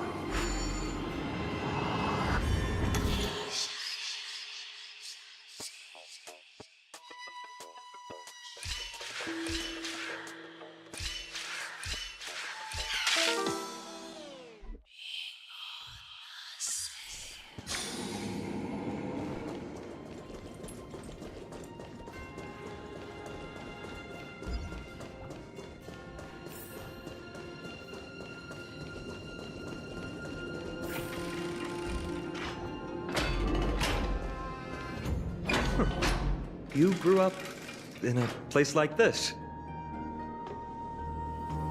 By By the time we were born, the role of the Holy Maiden had already diminished to a mere title. Those in tune with the Titan's guidance are bound to become messengers for others. To maintain appearances, those in authority added some embellishments. And with Mother around, our childhood wasn't entirely without joy. Even so, I still find it hard to imagine. 20 years can go by in no time. Trinon, for most people, 20 years is a long period of time. Right.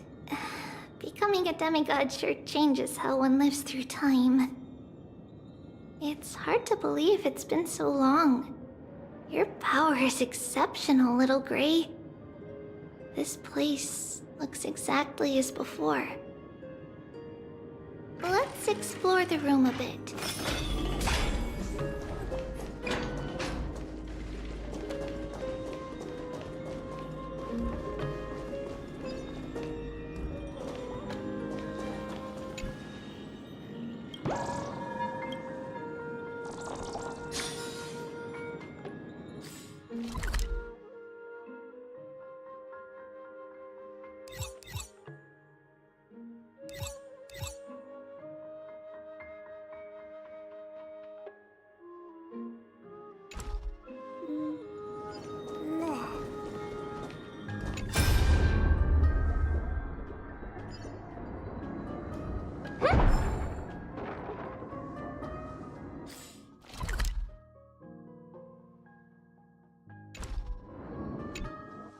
There's so many boxes here. These should be our belongings. What's this? A red glass fragment? We were still very young the first time we saw it. Mother came back with a beautiful glass piece, but her face was streaked with tears. She simply placed it on the table. It looked so sparkly that we couldn't resist playing with it, but we ended up breaking it by accident. Mother didn't get angry. She simply held us quietly for a long time.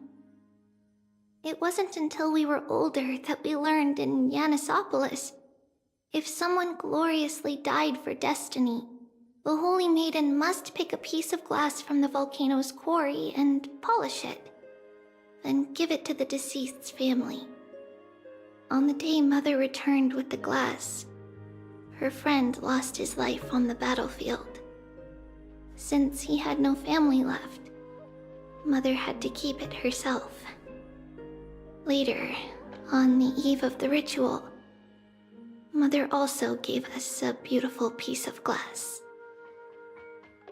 Let's move on to the bedroom.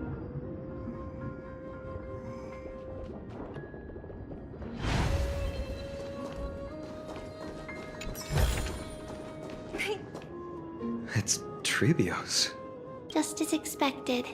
It's time to get going after all. Mama, are you going to that ritual tomorrow?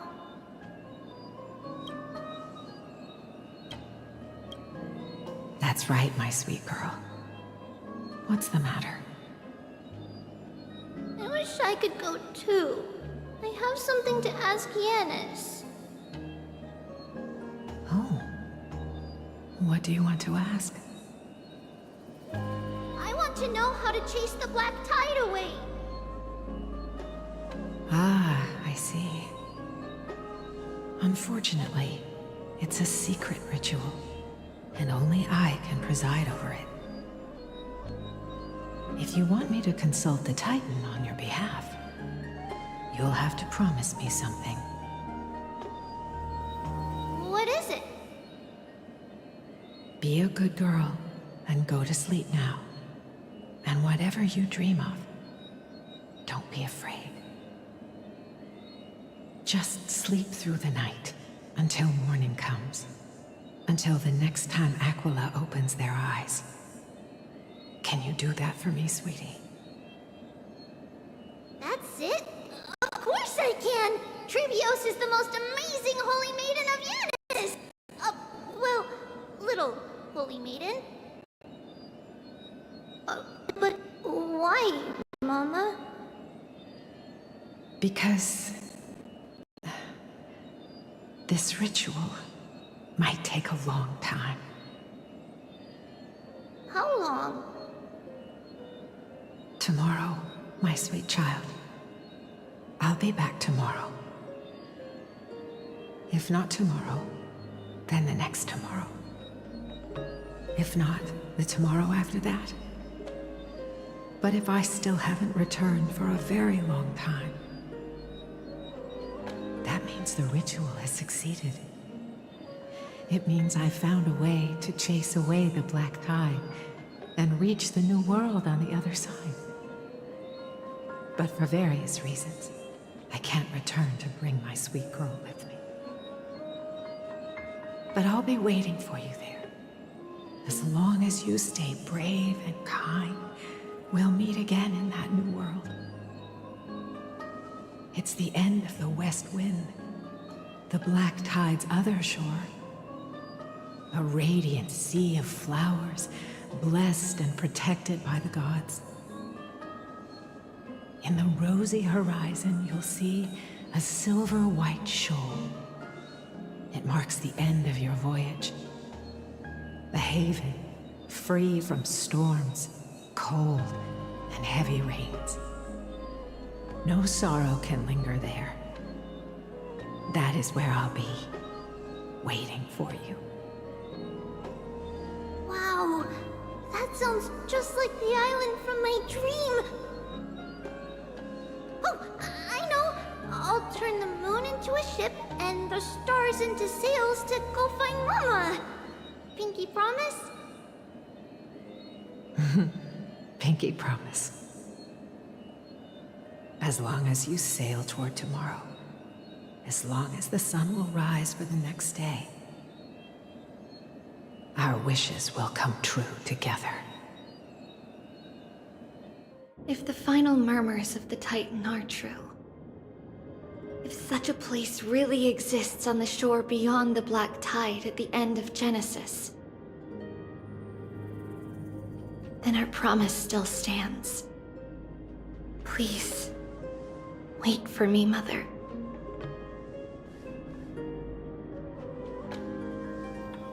After those 10 years of darkness, when Aquila opened their eyes for the last time, we finally set off. Where did she go?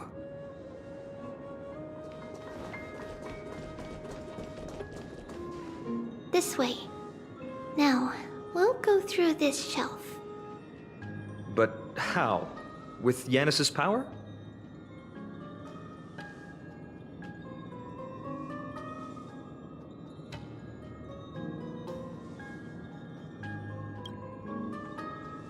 No, we hadn't acquired their power back then. So this obstacle, it was simply a mirage? Yes, the answer is right on the shelf. Go ahead and give it a try.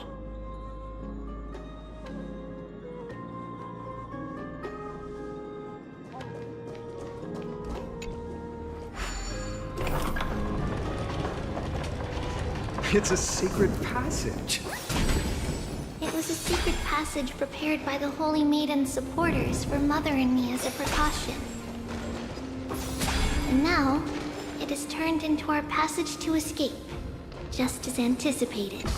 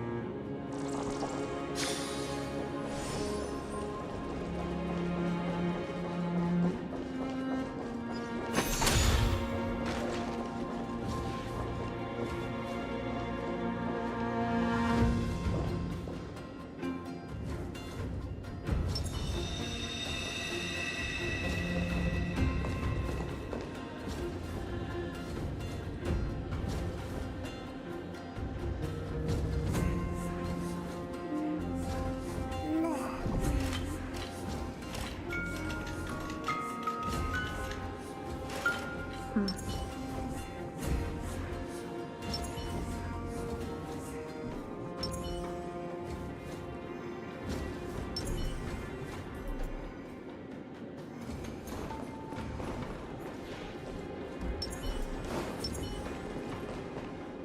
path to the temple was in quite a state. Did someone do it on purpose? No surprise at all. Some people caught on to what we were planning and tried to intercept us, while others were willing to clear the way for the Holy Maiden. I can't move it. I can't cling over it either.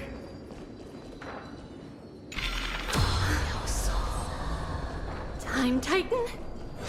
Is that you? Someone will help me. Someone will help me.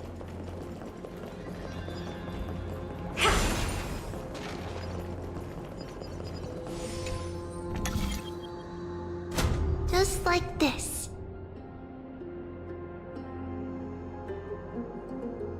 Regardless of our actions, the past will remain unchanged.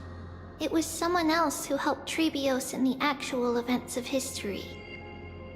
We don't remember the details. As for why memory recreated the past to be like this, it must be because it's closer to the answer within our heart. The passage is now cleared.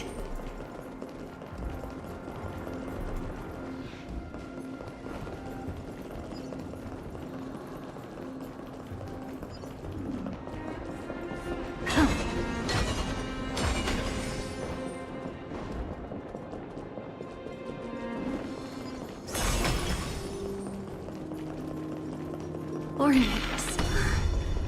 Thank you, nameless god.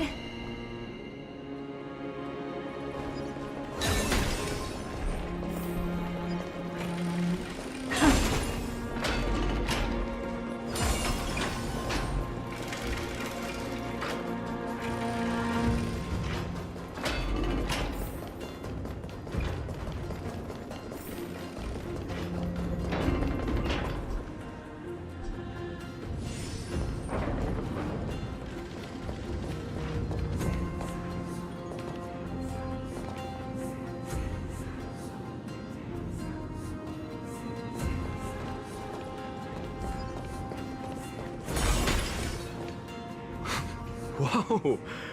It looked truly magnificent back then. Relax. Take it easy. All these people, they're just civilians, not enemies, correct? Mostly, but it might not be the case later on.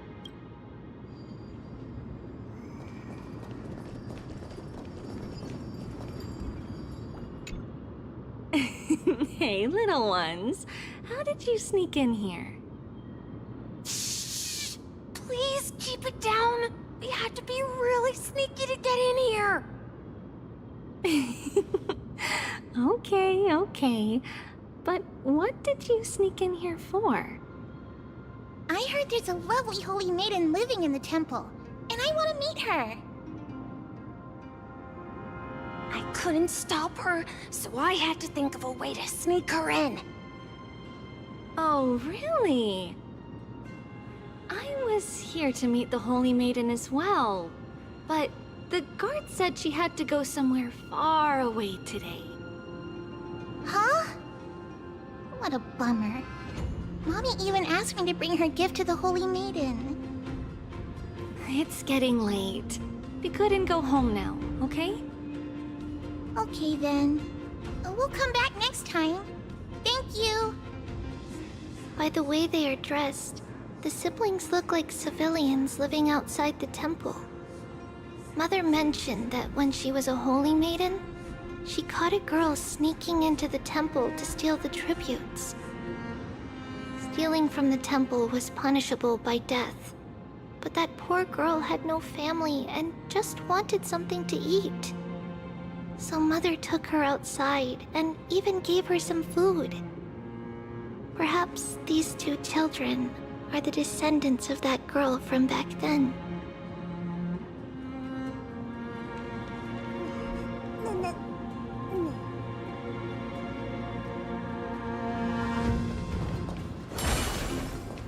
Ah, Lady Maiden.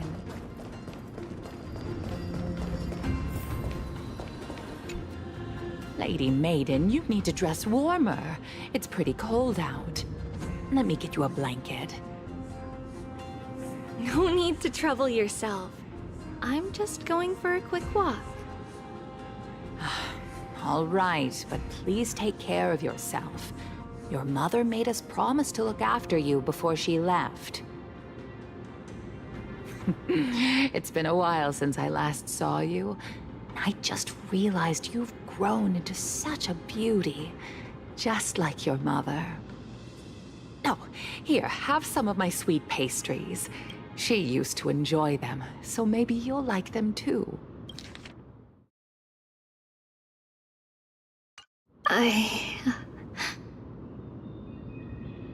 What's wrong, Lady Maiden? I'm fine. It tastes really good. This lady is Mother's old friend. When we were little, we sometimes got to eat the sweet pastries she brought back. We've always remembered the familiar taste, and only now do we learn where it came from.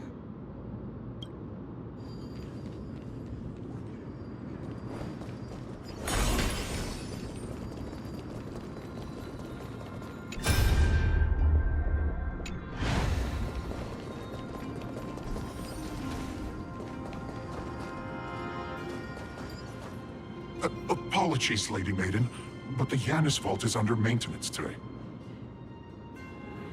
Perfect. That way, no one will disturb me while I'm talking to Mother. All right then. May Yanis guide your path. The Yanis vault? It's where Yanis's heart lies and the core flame is kept. Just enter on the left. It's also the place where Trebios was born.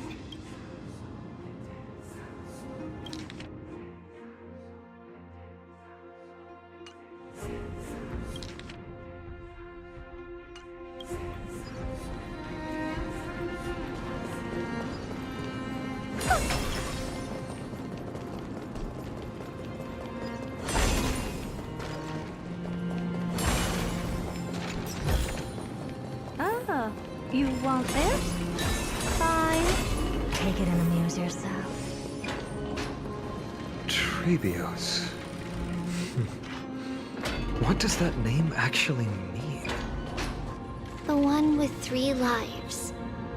Mother believed our birth was blessed by the 3 titans of fate. She named us thus to express her gratitude.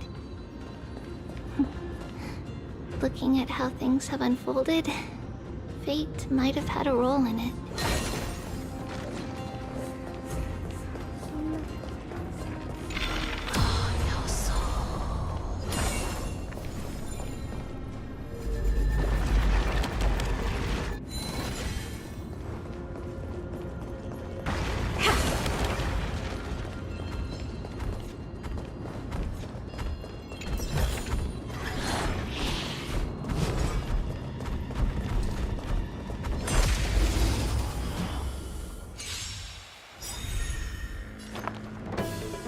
Harmony and unison.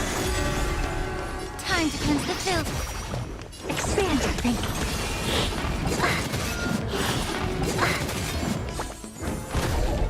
Night. Stars echo. What are you looking at?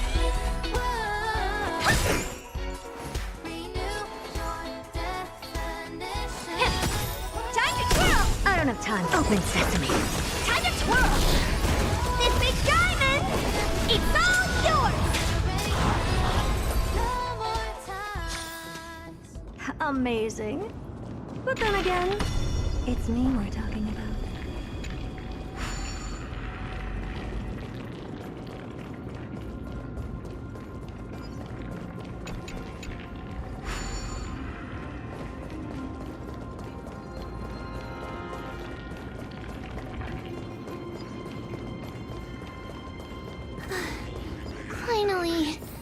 Yanis Vault is right ahead.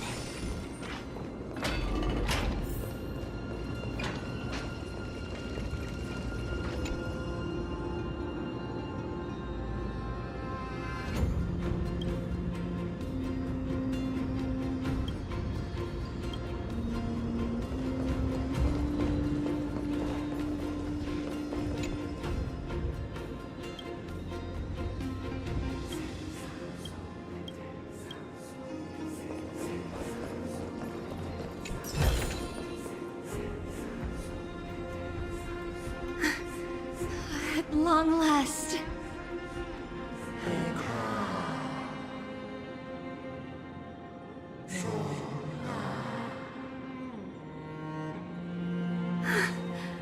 I knew there was some sanity left in you, Yanis.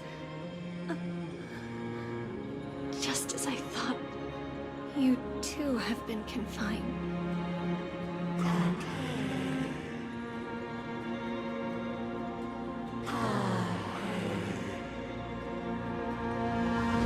No, Yanis.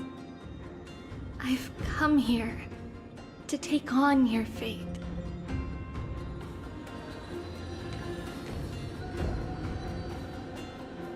By the blood of the Lamb and the strength of my blade-wielding right hand,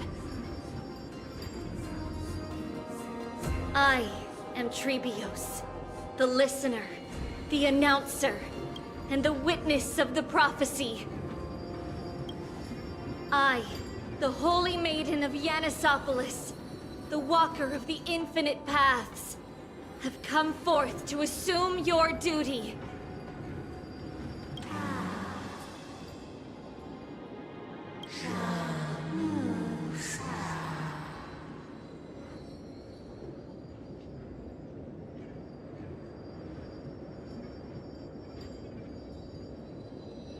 Just as I wished. This journey promises to be a long one. With 1,000 selves to accompany me. I'll never be lonely.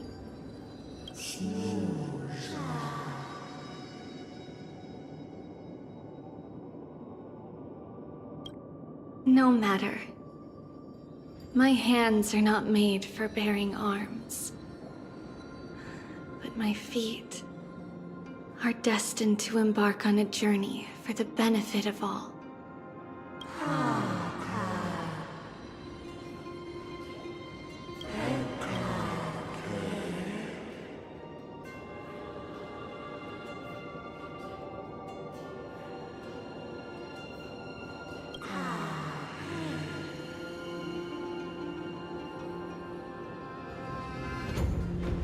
Without a doubt, Titan.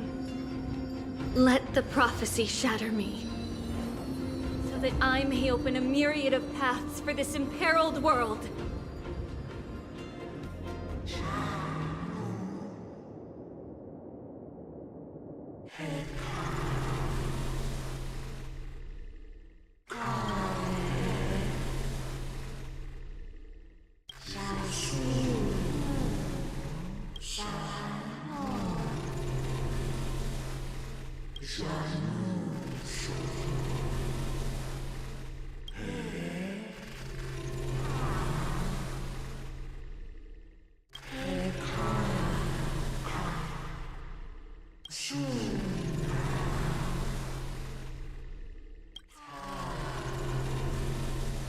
I understand, Yanis.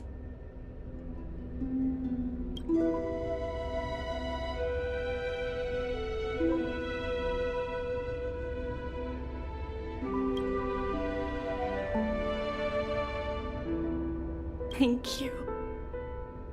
Now, may you rest well.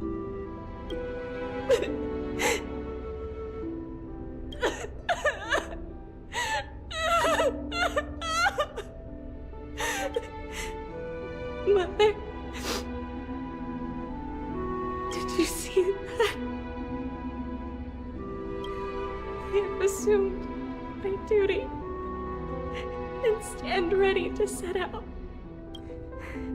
We will step over the gods' corpses and wander among humanity, and thus We shall sweep apart Amphorius's pitch-dark fog. May we... May the world follow the myriad paths trodden and reunite at the end of the West Wind, where flowers bloom in spring. Mother, I shall see you tomorrow.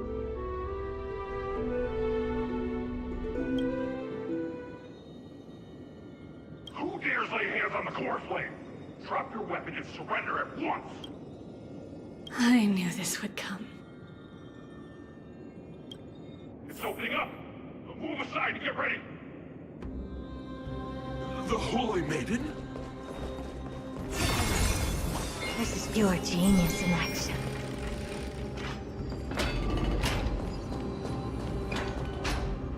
What's happening here? Lady Maiden, where's the thief who stole the core flame? Look at what she's holding, you buffoon! She is the thief! Take your positions and ready your arms! We're taking back the core flame! Bring it on! What? Come forth, loyal guards. At least do it properly. Pierce me in the chest. What are you scheming? This is your last chance. If anyone wants to earn a promotion and rise through the ranks, I'm right here. You all know who I am. Go ahead. However, if there's still any loyalty within you, step aside for the Holy Maiden. Otherwise, by the decree of the Holy City's Codex, anyone who dares to harm the Holy Maiden shall face execution! Captain, what should we do? Do it. Kill her! If any of you want to get rich, then come with me. Take this traitor's head and wealth will be ours! We can't just stand by and do nothing. Let's move, partner. May song bring us victory, harmony and unison. May the foul stench dissipate. Time to cleanse the filth. Expand your thinking. Curiosity. Endless riddle. Nothing but a boy. Time to twirl. How's that possible? Could the Titan actually be on her side? That woman is the traitor! I should go. Let's keep up.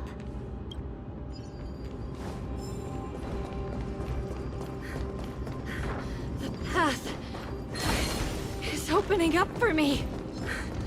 Oh, Yanis, protect me.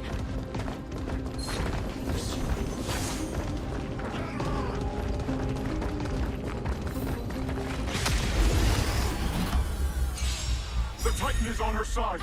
Watch out! Impossible! The gods have long been consumed by madness! Be of your body and mind. I don't have time for open sesame. Listen to the final song of night. Stars echo.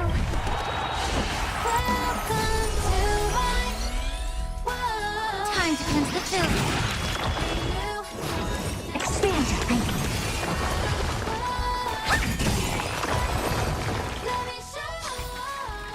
Amazing. But then again, it's me we're talking about.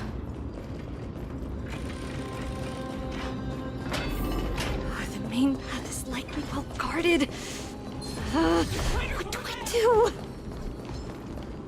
Just as I thought. Inside!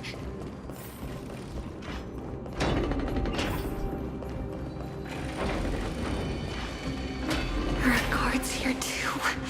Don't alert them.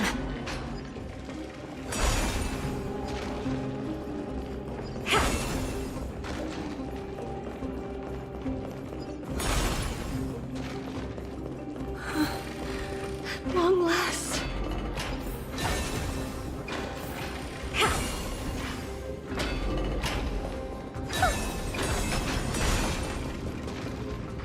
A creature of the Holy City Guards, but I'm already so close! This should be the last fight, but I don't get it. This has been puzzling me for a while now. Who has been aiding Trebios in her escape?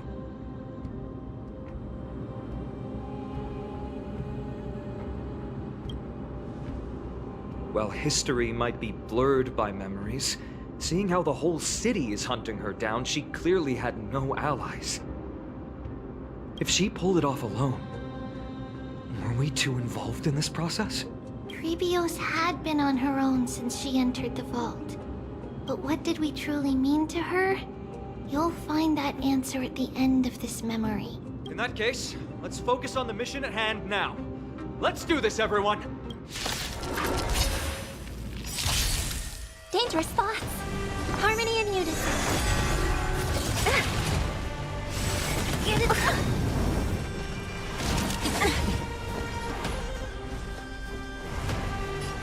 Be of your body and mind. Open sesame. Curiosity. Endless riddle. Nothing but a boy. Time to twirl! This big diamond! It's all yours! Expand your thinking. Watch it grow. Time to twirl!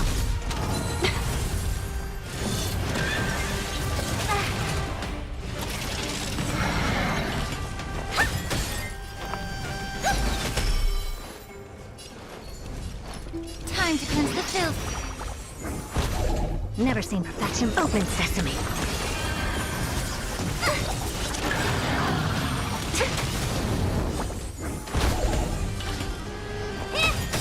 Curious, endless riddle. Nothing but a boy. Be of your body and mind. Expand your thinking. Glimpse the unknown.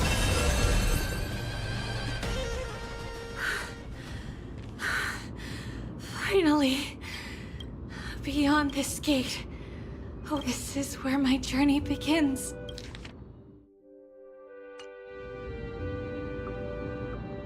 God of passages, can you see me? I will complete the path that you started. No response after all. Yanis, may you have a good dream. I can't stay here much longer. It's time to leave. Well, looks like this is the end of the memory. Not yet.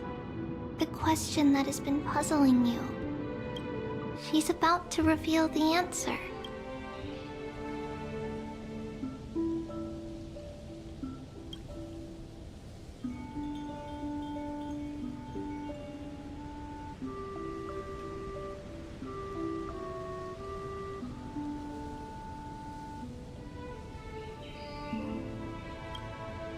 But nothing happened.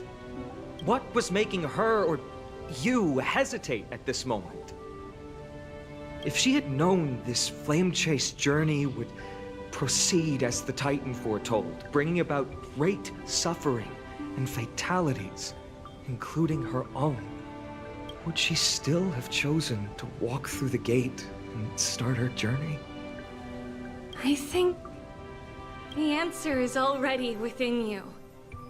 And you've made your own decision.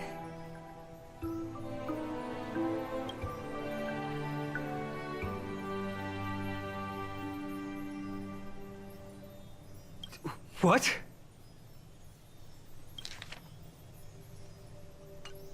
You can hear us?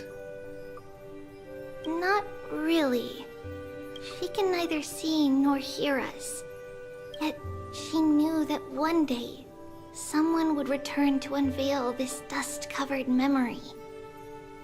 We can never know for sure who helped us back then. But that kindness was forever engraved in our hearts, motivating us to move forward. Time has modified this memory into a special letter, so that we do not forget our original intent. It's a letter written by Trebios of the past and sent to her future self. In this memory, it is Trebios of the future who overcomes all difficulties for her and sends her on a long journey toward the tomorrow where we are. Yes. You'll remember it all. And then find your way back to the gate where everything began.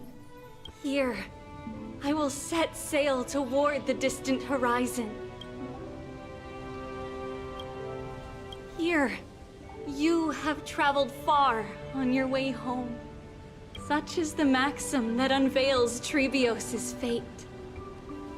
You shall shatter into 1,000 fragments and wither on the soil of foreign lands. So, if you ever feel lost, return to this place. I'll keep this memory here for you. Or for me, to embrace it again. Worry not. The loss is something we've grown used to. Our resolve and our pledge are what Trebios will never forget.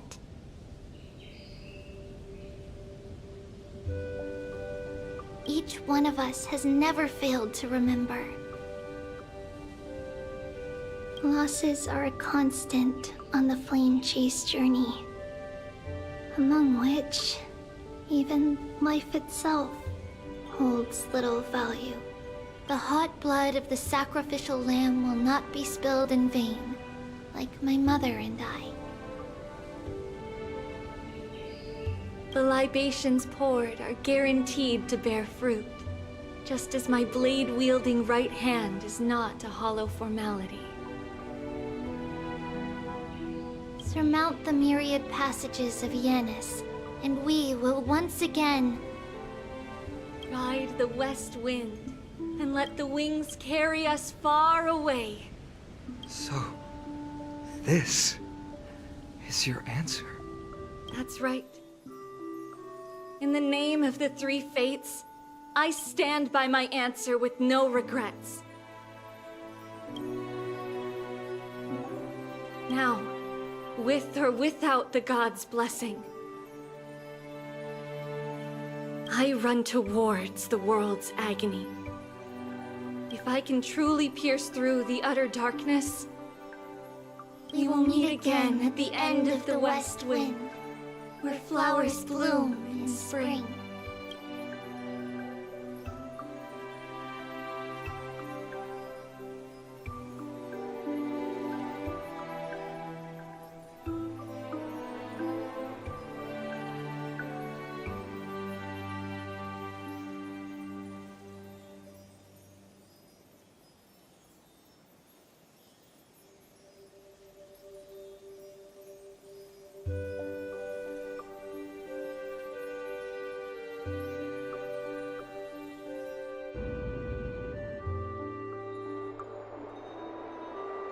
Lady Trebi, do you still think that everything will be fine tomorrow? Yeah, that's what Trianne would say as well.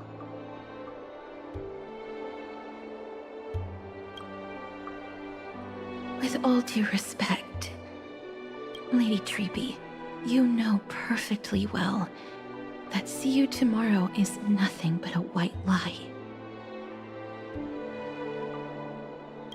I hope your toughness is not a mask hiding a lonely heart. Cass, that's not a lie. See you tomorrow is the greatest prophecy in the world. Prophecy?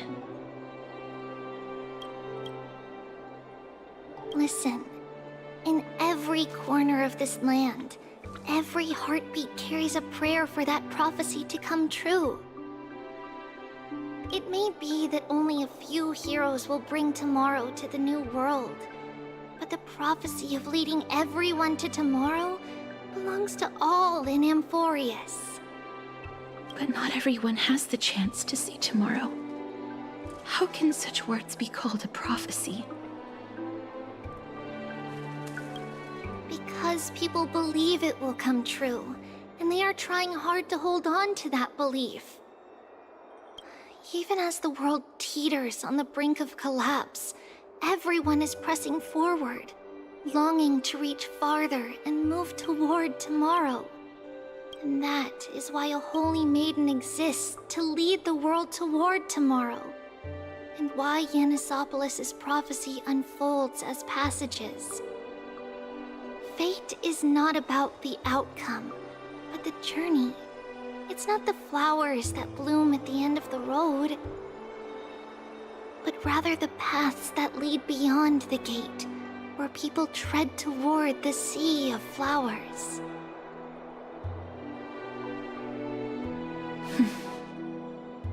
So, Cass, if anything is troubling you, just set it aside for tomorrow.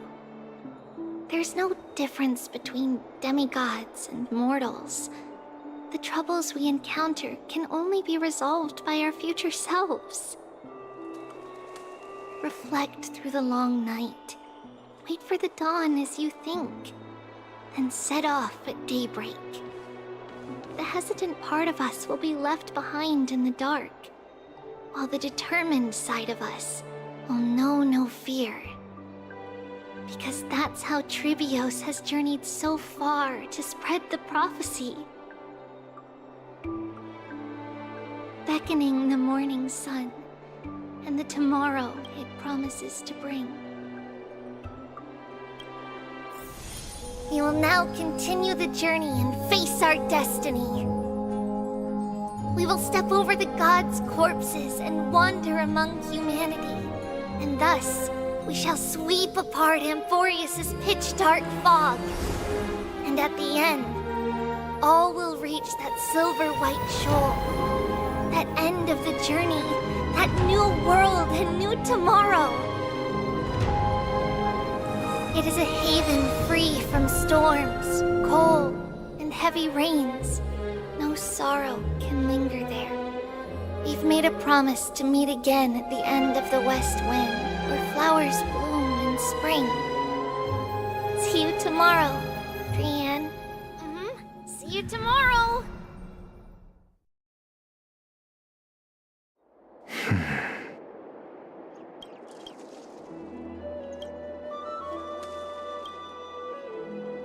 Child of humanity, surely you are not waiting for the arrival of night.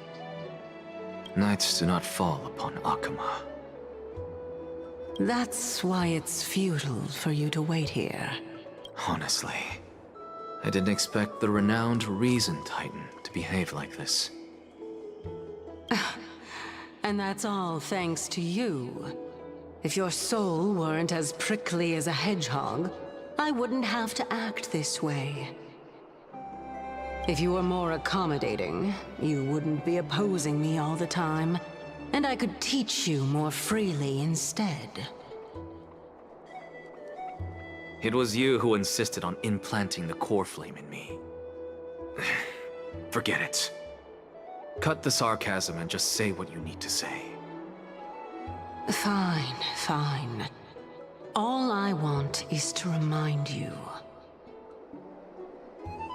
There's not much left in your soul. If you don't do something soon, I will have to take over this body. If I'm not worried, why should you be? I know what you're planning. You just want my help answering the question. What exactly are we? Correct? It's good that you remember. Thus, equivalent exchange. It's only fair. Then rest easy. The answer will soon be revealed, and you'll have to return my body shortly. Is that true? Certainly. I initially thought this extremely frail state would hinder me from getting my body back. But I didn't expect the answer to be right within it. That saved me a lot of trouble. I don't even need the black-robed swordmaster's ceremonial blade. That's certainly worth celebrating. Regrettably, I can't carry out the upcoming experiment alone. The girl who's walking with death. Is she fully prepared? Be patient, Titan. If we're always so guarded, how can death reach us easily?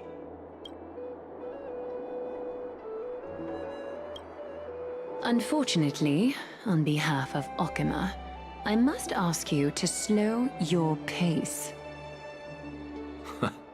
I forgot about you. My apologies.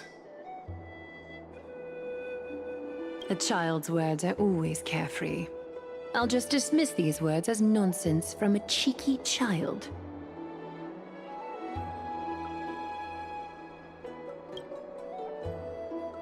Come now, conceited performer. It's time to address your relationship with that Titan. What if I refuse?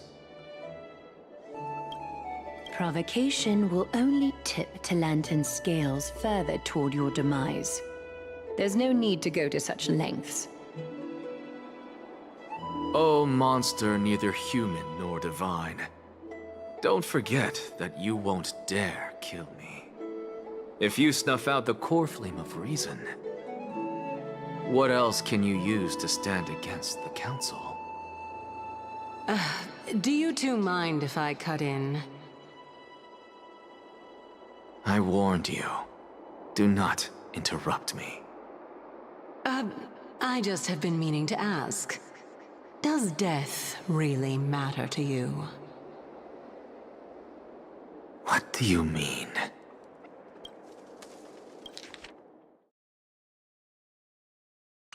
What I mean is, before I implanted the core flame into your heart,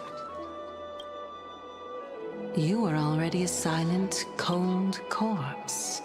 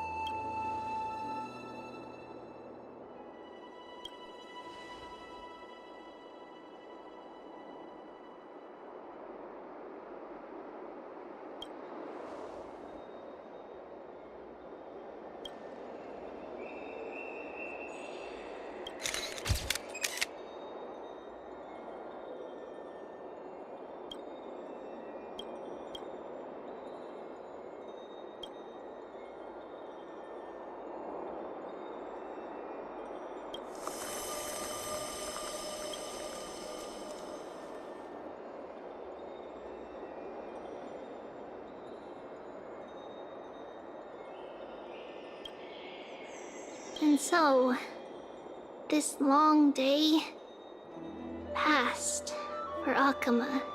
Some people arrived, and some left forever. Just like every other day of this journey, where we, stumbling, move forward. We have long been prepared. If we are to chase the flames, then we must grow used to farewells. And yet, no one back then could foresee death. Its arrival would always be so sudden and so momentous.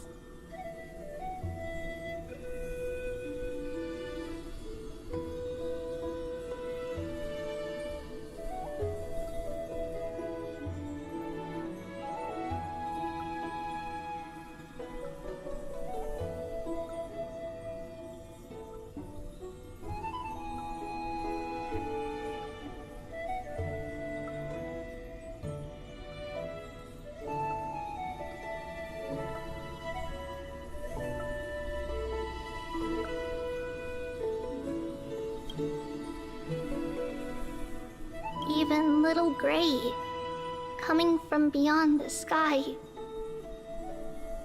could not escape the Reaper's two hands. And what people gained and lost in that trial of death was far heavier than life itself.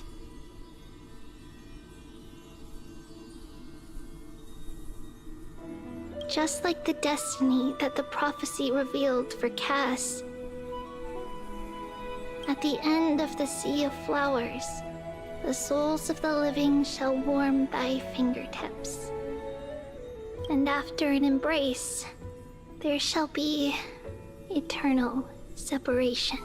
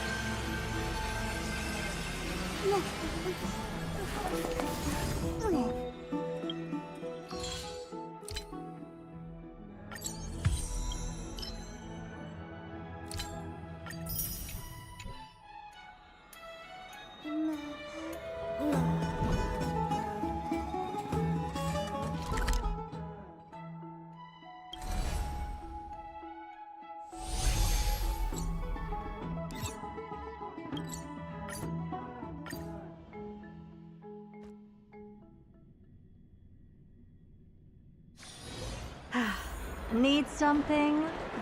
If not, then I'll be leaving.